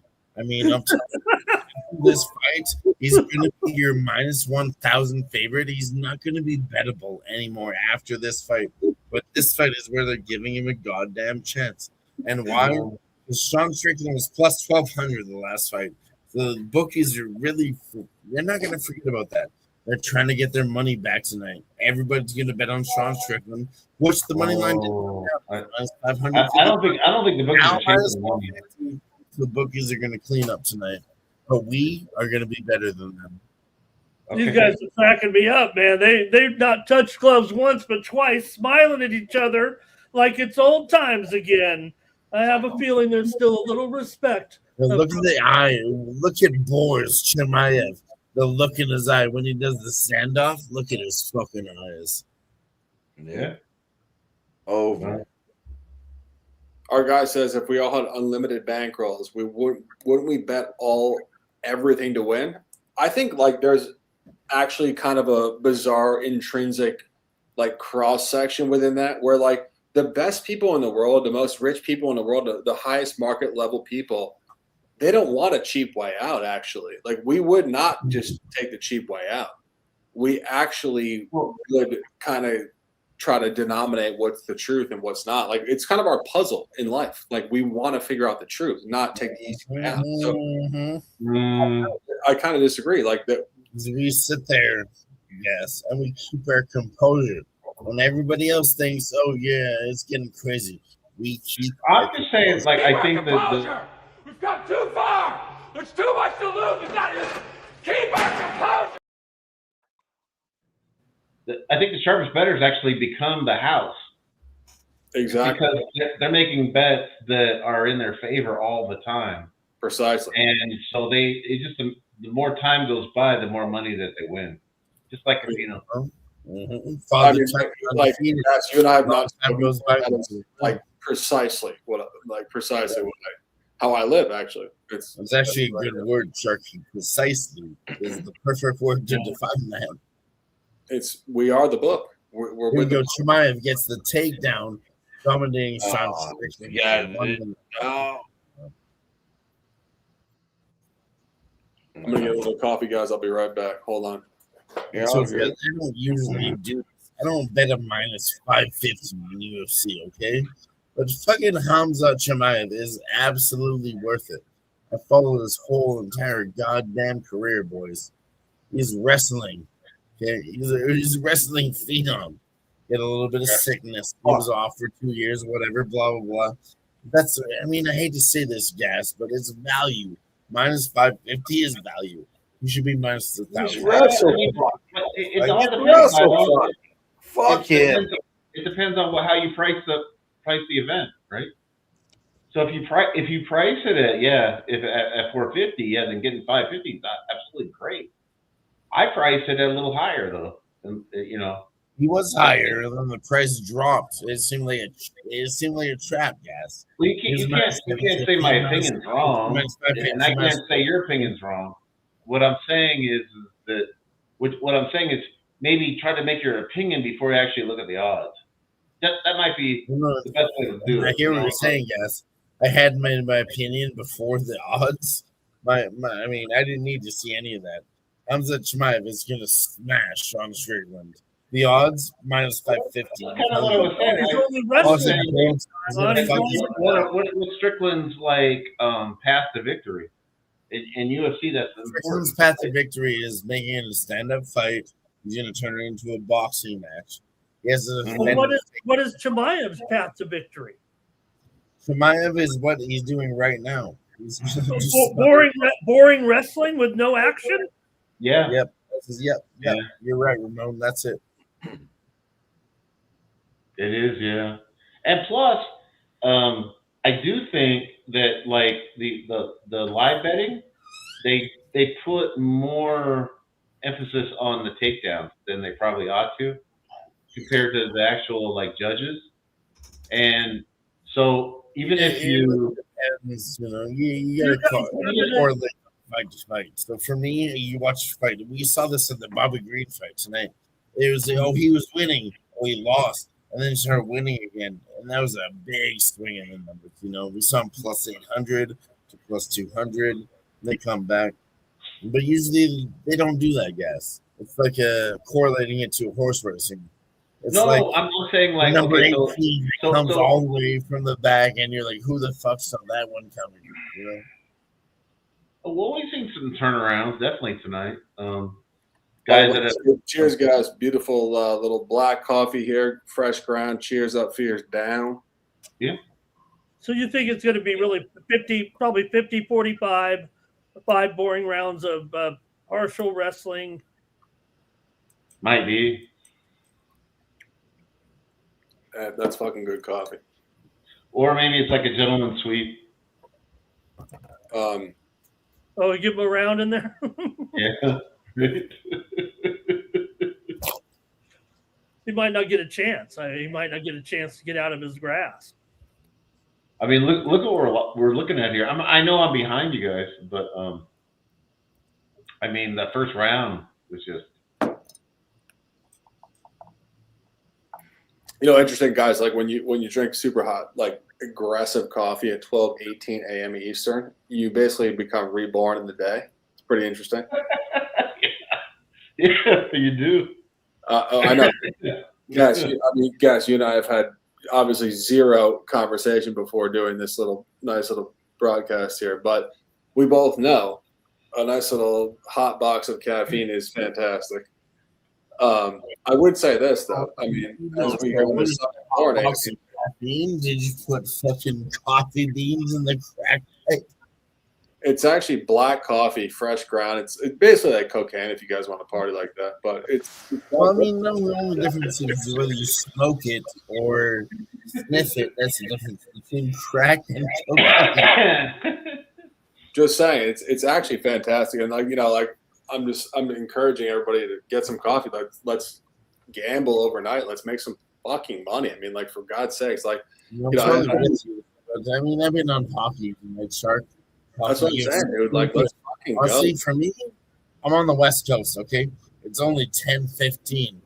Well, it's barely too late for some I'm going out to the bar. I'm going out to party tonight, ladies and gentlemen. I'm going to run the fucking city like I was Ramon back in 1960. I'm telling you. I mean, everybody in the chat thinks that we're sitting here drinking coffee and IPAs. I mean, like, guys, if you guys are in the chat, tell us what you're drinking. You guys are such big dogs. I mean, like, we want to know what's going on. But I mean, like, honestly, if we're being super real here, everybody in the world should be drinking one of two things: high-level alcohol or fresh ground black coffee. No milk, no sugar. It's gasoline. It's fueling the Ferrari. I crushed twisted teas all night. Okay? I shotgun my beers. I had tequila and the Slurpee, frozen cocktail. Drink it up. If you're not a dog, you're lost. By here with us tonight. I'm so happy to see you tonight. I fucking love you, dude. Dude, you're my guy, bro. I love you guys. Crowd, yeah. Oh my God, Disney's awesome, bro. Beautiful people. Like, it comes down to one thing. It's respect. But you know what respect comes from? What you did for yourself before you met somebody. And the reason why we're having a great conversation here is, guys, I mean, I never talked to you before in my entire life. And I'll tell you this. All right. Whatever you did for the last 40 years of your life, mm-hmm. you have a nice energy in the room.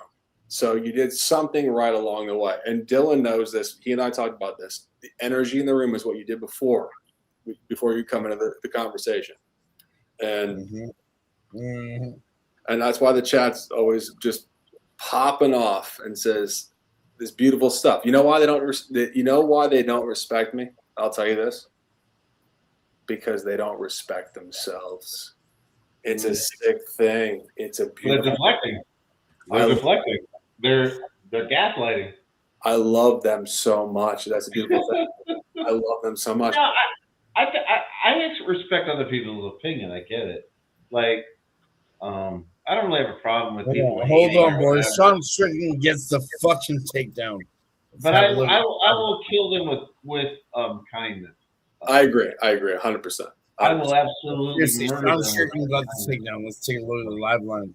Khamzat's +105. He fucking wants to kill. I'm not saying I agree with everything that Sharky says, but I respect his First Amendment right to say what he says. He wants to fucking kill. No, seriously, boys. Live bet. Sean Strickland is all over him. Khamzat plus 140. Go ahead. Did you just tell me about live bet Strickland? Khamzat's gonna crush him, lady. Oh, You wait a don't question it. Fucking, no question. Okay. I thought you said live bet Strickland. No, fuck that. Live bet Khamzat Chimaev. Strickland's on top here and got You saw the fight turn. You saw the fight turn there 45 seconds ago, right? I don't give a fuck for one. There's 3, 4, 5 left. There's 15 minutes left. I don't give a fuck about the last 2 minutes. I don't give a fuck. Okay. To me, there's 15 minutes left. Fuck these 2 minutes.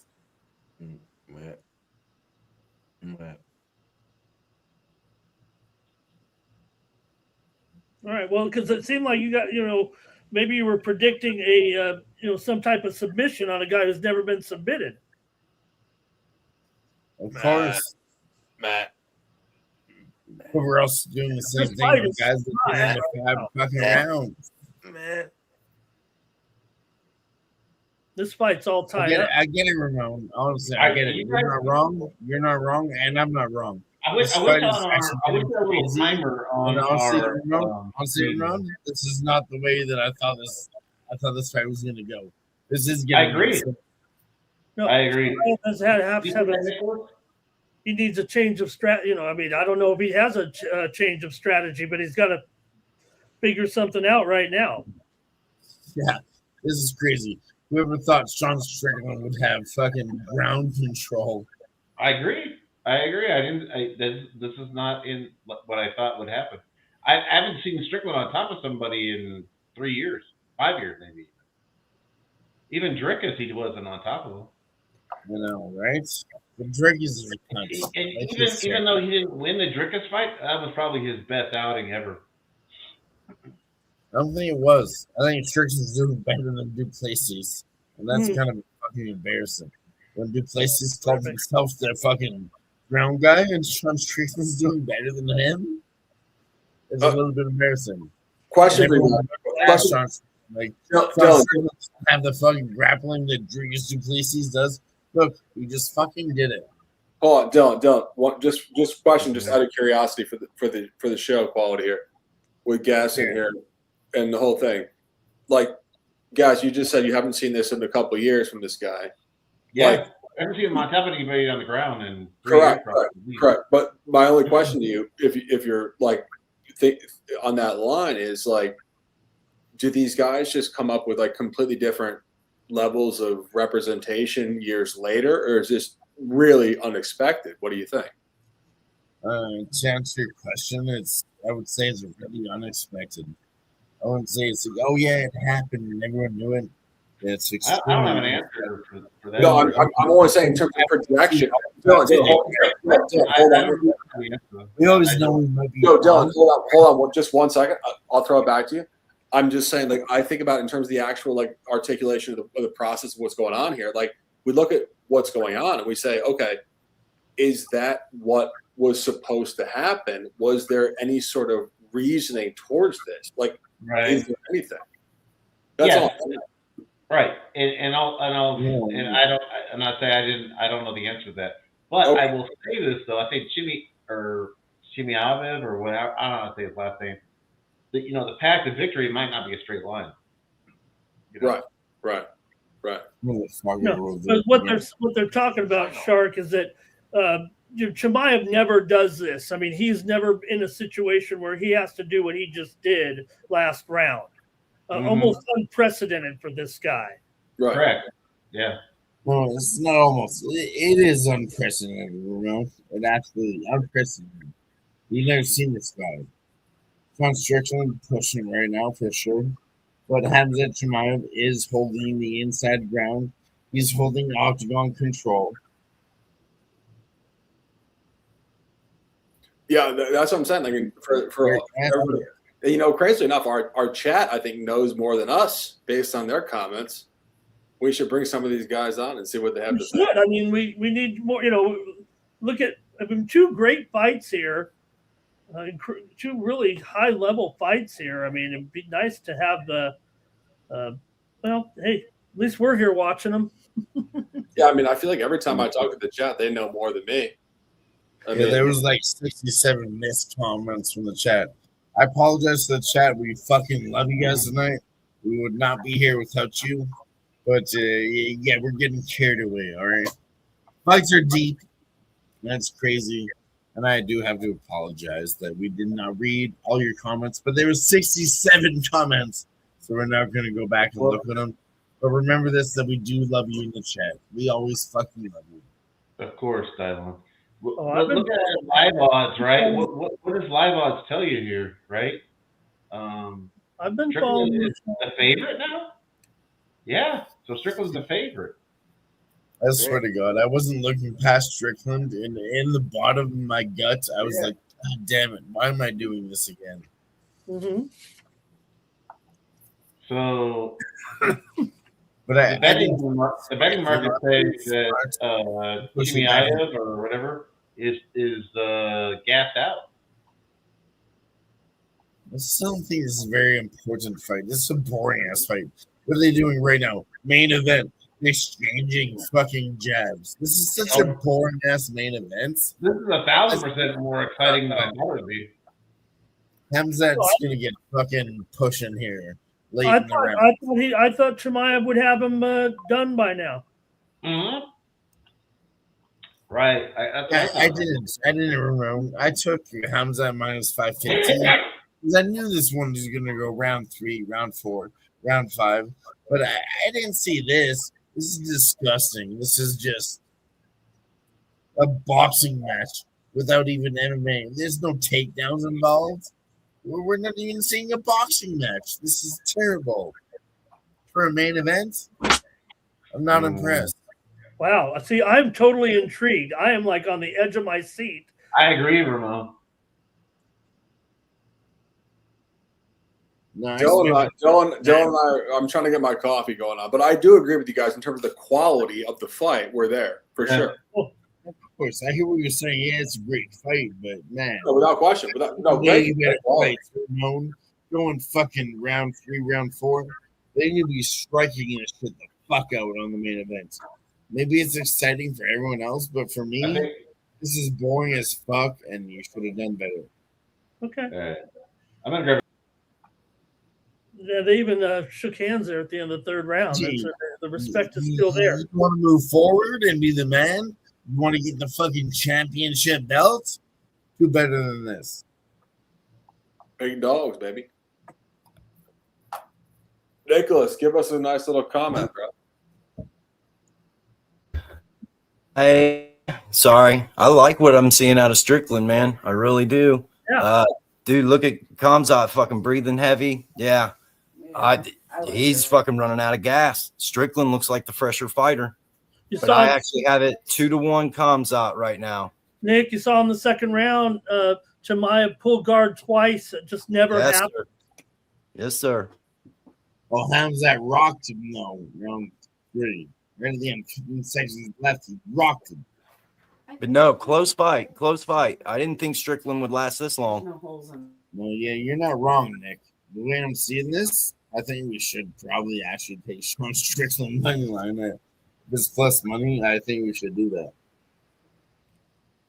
These guys end up. The one thing that is funny about the whole thing is the fake arguments between these guys. That obviously the respect supersedes it in the end. They're actually having a lot of fun in there right now.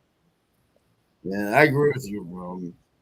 I'm man enough to sit here and say I was wrong, for sure. This fight is gonna get crazy, dude. I might have been wrong about my pick. This fight is gonna get fucking wild. I probably should have taken Sean Strickland at plus money, because I do think now looking at this fight now live, original line, it was too wide. We all have to agree with that as UFC captors, right? Right, and now it was too wide, according to what we're seeing now.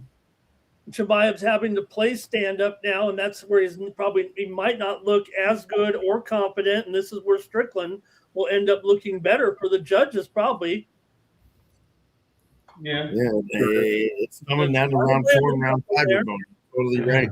This is the deciding the fight. 5 rounds and championship rounds. Here we go. I'm letting you guys ride right now. I mean, come on, guys. We got to fucking jump a little bit. But I mean, like I was saying to Mike actually went to bed. He called me. He said he had a nice little hiatus. Jeff over there. Little siesta. Right, few main events. I mean, Jesus.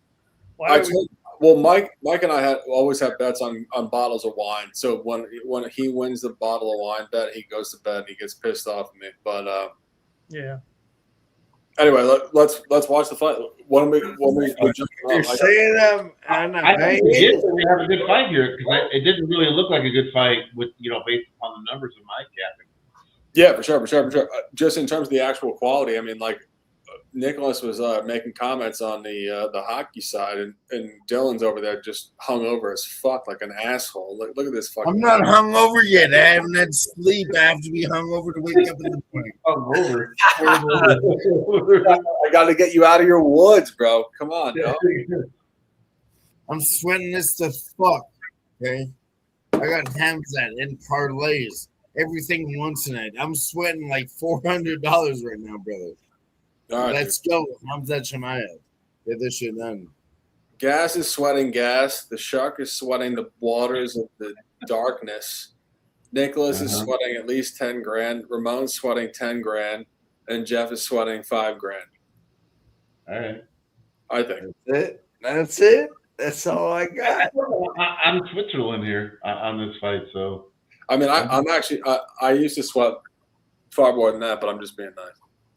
Yeah. Gas is like fuck. I had the under. $600 say it's bon. You know, the top people in the world never speak about their money. That's why I always get fake. Yeah, I don't talk about my money, but I got the. I said you're a top dog, baby. That's true. You know what I love about Sean Strickland, though, guys? They don't talk about how it's like Fight Club, right? The first rule of money is you don't talk about money. Exactly. That's why you always, you say this is that. You just kind of see how it plays out based on the projection. This is that. I grew up with people that had a lot of money. Same, bro. That ain't this and this ain't that. If you want to figure that shit out, then ain't a fact. Because this ain't it, this ain't that. You want to motherfucker pick it out, that's a fact. We don't do here around that. We clap back. We clap motherfuckers like, yo, this is this, that is that. True. Anybody who has a quick ride in their mind and a quick little. That wasn't quick. That was very long. I don't even know how I just did that shit, Sharky. I kind of blacked out. Ramon, if you can't believe I just pulled that off. You know, I know how it goes, though. I know. Well, that's not kind of seem like spit hot fire.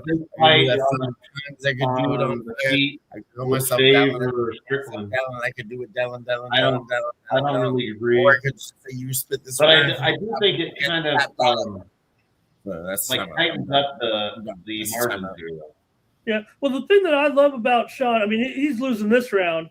But I love where he stands, unlike a lot of MMA fighters, because, there's a lot of, you want to get down, you want to get your takedowns, you want to grapple sometimes. But I love where he stands when he wants to box. He stands 2 feet from his man, and he's not worried about taking a punch because he knows he has to stand close to, find the range. And I think that's what impresses me most about Sean in that, in these sequences. But he lost that round, I think. Yeah. He reminds me on his feet, and I think you'll understand this because you're an old timer like me. Larry Holmes. Remember Larry Holmes was on his feet jabbing all the time, and it was like, Jesus, he never really delivered anything. And it always seemed like it's not even a fight; it's like a sparring match. Great That's point. What's frustrating about him, Strickland. I mean, Gas, super real. Like, go on that a little bit further. Like when you watch those old fights. Mm-hmm. You talk about just kind of the attrition of it, right? Like they just grind them down. And God, attrition's not the word. I think it was boring. Even more. But he almost literally killed boxing. We came out of the '70s with Muhammad Ali, and Foreman and the Frazier fights, and then all of a sudden we were stuck with fucking Larry Holmes.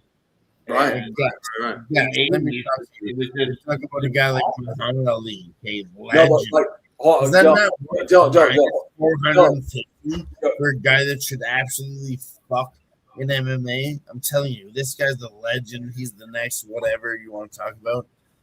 I mean, that's a smash fucking line, dude. He's the champion. Okay, he should be minus 1,000 to smash. This line is a little bit wrong, honestly. I cut it last time, right before. Khamzat was minus 275. Okay, now he doubles up the line to minus 550. They never put him in minus 1,000, never minus 1,500, never minus 2,000. Why? Because they're trying to set a little trap and saying there's something that can be done. There's nothing that can be done. Khamzat smashes. He's bored. He's the wolf. He's the leader of the wolf pack. Don't ever doubt that motherfucker. all right. Yeah, you're right. Actually, I mean, Dylan, you're speaking some abstract shit, but you're not wrong. I mean, I've watched this fight. I've watched. You're not wrong. No, you're not wrong. I watched Khamzat Chimaev. Like you're talking like you're talking about line moves, but honestly, it's which books are moving it is really super important, right? I mean, what are we talking about, by the way? Like in terms of about line moves, right? But okay, line moves from one book is completely different than the other book, right? And the other thing is, you know, when circles off is another huge indicator. You mean Pizzola up in Canada? No, the circles off. Like, you know what circles off means, right? You know, when on the betting Sharky's referring to a gambling show called Circles Off, and Gas is saying when the circle's off, the limits are off. Right. Yeah. That's why I said external pull. Again, nice fucking stats. I just want to clear that up for a second. God damn it. Wrong with the stats. Okay, so I'm probably a little older than Sharky, but back in the day, like when the numbers came out on football on Sunday night, okay, circles were on. You had a $500 limit, you know, on college football and pro football, and then on Monday morning, all the books would have most of the bigger books would have circles off, meaning it went from $500 limit to $5,000 limit. There's a big difference there. That's all I'll say. Sure. No, of course. No, I'm familiar with the Circles Off podcast too. That's another thing, though. That's a completely different thing. No, I have no, pretense at all. I agree fully that there's been extreme, market evaluation over the course of time, and understanding that the books clearly adjust on it. But what I was saying is just this whole circles idea is that the books somehow are targeting bettors, where I think to myself, like, no, there's bettors that just know a deeper truth. And like, yeah, we're the fearless ones out here. Like, we're the fearless. It's not. Yeah, the numbers aren't evil or good. They're just exactly. That's what I'm saying. Like, that's why I love your name, Gas. Like, it's like gas up, let's go. Like, because it's like fearless. Let's ride the fucking wave, baby. Because it's like we're the saying that earlier tonight. You literally said in the chat, you said, "Let's fucking go," and I said that. As soon as you said that, I said, "No." He told me that. He taught me that. I said, "No, let's fucking go." He said, "Let's always fucking go." I was the only person that was trolled for about 7 years because I told you guys that the books know more and their lines are the fucking truth. And they don't know. They don't know shit. I don't even know. But I've been thrown out of books just for being like an informed bettor. Yeah, sure. I've had like ticket writers chase me down in the parking lot. I mean, I got banned from every book in Florida. I can't even bet on Hard Rock right now. They bet me 10 cents because I smoked them on NBA every year for the last 7 years. But how do they stop you at the kiosk? I don't get it. Online. Literally all online. I can't go online, but you can still go to the kiosk and get your $500 down. Nothing. I literally have nothing. No access. And so I have trespass? Because I don't. There's nothing. I can't. I'm basically immobilized in the NBA in Florida right now, and it's because I smoked them so aggressive. Send me a DM and you can have my information. I've got like $500 in my telephone, and you'll just send me the money. It's yours, cash, and then you can bet off my account. I don't give a fuck. I mean, noted. Yeah, I don't want to fly back to Florida just to fucking bet $500 or whatever I got in that account. You know? No, I'm without question. We can line something up. Yeah, I'm just saying DM me, and I'll send you my signings. You can bet on it all you want. I don't give a fuck. Just send me just send me whatever it is in there. I'm saying 500, but it's something like that. You know? Sure. I mean, like, I was probably. I mean, I would say like within reason, the biggest winner on their site for about a year and a half. And but they can't stop you on the kiosks. No, just online, and it just immediately you can't bet anything. Like honestly, like even like crazy in the NCAA tournament this year. Yeah, they were letting me bet $10 a game. But they're centered out of New Jersey. They're not even like the brain trust or whatever you want to call them. They're not even out of Florida. There's fucking go, boys. Like literally, Sean Strickland got that one done by decision. Guys, text me. I'll talk to you after the show. Anyway, Dylan, blast, baby. Start. Let me talk to you. I'm gonna get some more coffee. This shit often more than not. Okay, Minus -550 on Khamzat Chimaev that needed to be parlayed. Last game -270. Easy money. We did it before that. -165. You keep slapping motherfucker. Why? Because he's not gonna lose. No doubt. Yeah, I 100% understood where Ramon was getting at. I mean, it does like tighten up like the chances for Strickland. This fight was being, because it was contested on the feet. I've been trying to teach that. Like, I mean, honestly, Razor or whatever. I told Razor, -500, no, -300. this is probably going to be Anybody that's a respectable capper, they look at me like, why the fuck you putting that in the parlay? But I've proven it over and over and over again. UFC doesn't fucking matter. I took -550, then -1800, and a -170 got me to +171. And I smashed it. That was I agree with $155. But it could be 3-2. I don't think do it, boys, because when you're right, when you're right. 49 to 40, to 46. You guys guessed my age earlier. You remember that? Guessed my age earlier. Remember that? 37 years old.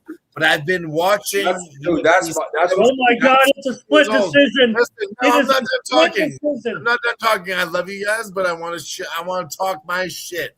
Okay. Bless him, dude. 37 years old. I've been watching UFC for 18, 20 motherfucking years. I know what the fuck I'm talking about. That's why I hate to be. Oh my God! Oh my God! Oh my God! Motherfucker, listen to me. Holy! Wow!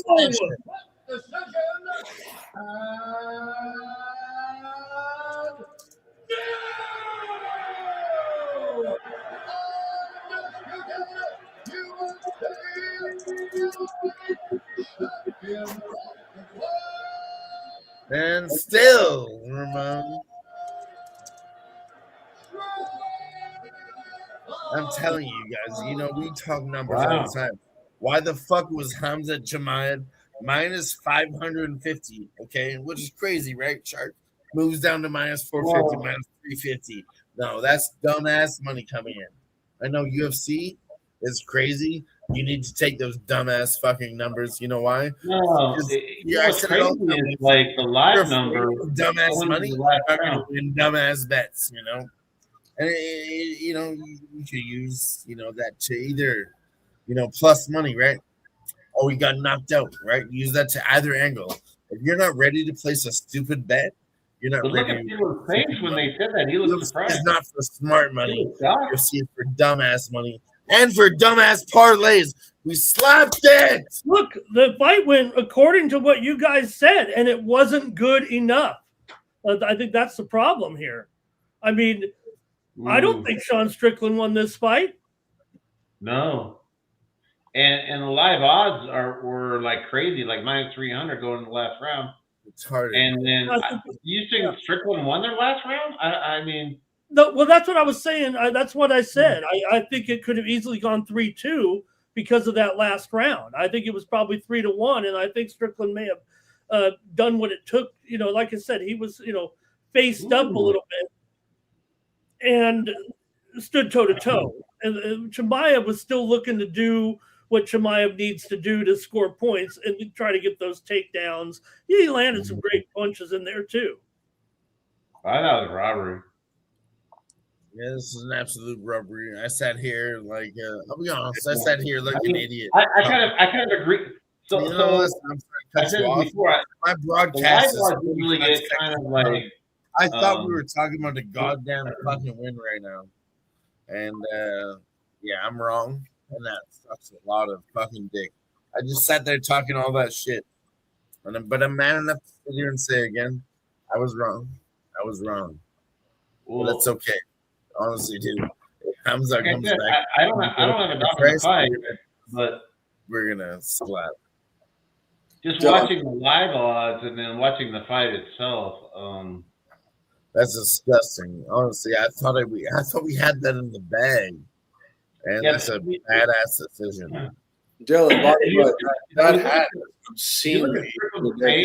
You know, when he got his arm lifted, he looked like fucking shocked. You know. Okay, I've been here before. So I'm not gonna beat myself up over one bet. I managed my money tonight very well. We smashed early, pressed a little bit, but it's fine. We went on in NHL tonight, NBA tonight. We're fine. We're playing all sports and we're managing our bankroll. That's why I don't give a fuck. Usually I would on UFC. I'm like, oh, I love UFC, you know, but I don't give a fuck because I manage my bankroll properly. At least my parlays. And yeah, I was wrong, but I guarantee you I'll do it again next time because I ain't fucking scared. Khamzat Chimaev lost. Bro, he's going to get that done next time. 100%. It's actually a blessing. It's actually a blessing. We can catch a good number next time and smash it again. Are we closing up, gentlemen? Yeah, I don't know why the fuck I'm still on full screen. I didn't put myself on full screen, but Nicholas Panty's in the house with us. Sharky in the house. Ramon Scott in the house with us. Who wants to go first? Ultimately, this is the top level. We are 8 hours into this broadcast, and it is not my face. Ultimately, I love you guys for hanging out. My guys in the house. We are here for you guys 24/7, 365. Betting is a lifestyle. I will throw it to my guys. If not, we can close it out. I will say this. We always appreciate you guys. And if you are not with us, get with us. Stay fast, stay strong, and stay disciplined. And let's fucking go. Hell yeah. Get you a little bit of a I think it's culture, but hey. Hold on. Here's Ramon Scott. What do you got to say, Ramon? Well, I'll say this: the one judge that did give the fight to Chimaev was only judging their fourth major professional fight in 2 years. Like you guys said, the judges in New Jersey. I mean, they're going to use their judges. So Sanidad probably does other bouts, just not up at this level. Did give the fight to Chimaev, and the other two judges that obviously did appreciate striking more ended up giving it to Strickland. So that's what I feel about it there anyway. So is that where are we wrapping it? Hey, sorry if you missed the main event. Sorry if you fell asleep during the main event, and don't be talking anything anymore if you're coming in here and you're not watching the main event. First of all, we've been here the whole night. We don't skip any fights. We don't leave before the fights are over and things like that. So, sorry there, but we'll make it up to you. I fucking love that Ramon with a little fucking fire in his eyes. But yeah, we're gonna go to Gas right now. Gas, what do you want to say before we leave? I mean, I thought it was a lot more competitive fight than I was imagining in my head. Oh yeah, I didn't bet it. Yes. My big bet was on Van. Yeah. And nobody would take. Everybody like was against me. I don't get it. Like, no, he can't win. He was, no chance. I was on the round top, so I'm gonna get a little bit cute. I swear to God, I never was against Tatsuro Taira. He's so good, and for the UFC, he's that was my big. That was my bet. And that's what the UFC wants: is the fucking UFC Japanese champion. That's marketable, right? So I did go in on Tatsuro Taira live. I lost on Josh Van live. Fucked up that line. But we did pretty well today with some plus money spots. I kept the fight at almost pick 'em. That's how much advantage I thought Van had. I did that before with Khamzat, and honestly, fucking Sean Strickland really fucking showed him something tonight. That was crazy. But I did catch my 2-leggers, whatever. That's all really all the bets I had. I like Van a lot. I've seen both of those guys fight 3 or 4 times, and it's not scientific. It's more of an eye test of my pricing on that match. 24 years old and 26 years old. Those motherfuckers are destined to do battle forever. They're the 2 best flyweights in the UFC division. So shout out to everybody. I agree with you, Dialogue. I think that it's going to be a rematch for sure. I mean, that's going to be and it won't be the second up. It'll be the headliner for sure. Well, we did pretty well tonight. We're up $233 tonight, even though some things didn't go our way. We should have got those parlays, but for me and everybody else over here, the Sports Money Network, Mikey Money, MMA Jeff, Gas, Shark, Ramon, Nicholas Handy, everybody that rocked with us tonight. I appreciate the fuck out of the chat that rocked with us for over 6 hours and 8 hours. You guys are the best. And until next time, we will see you again.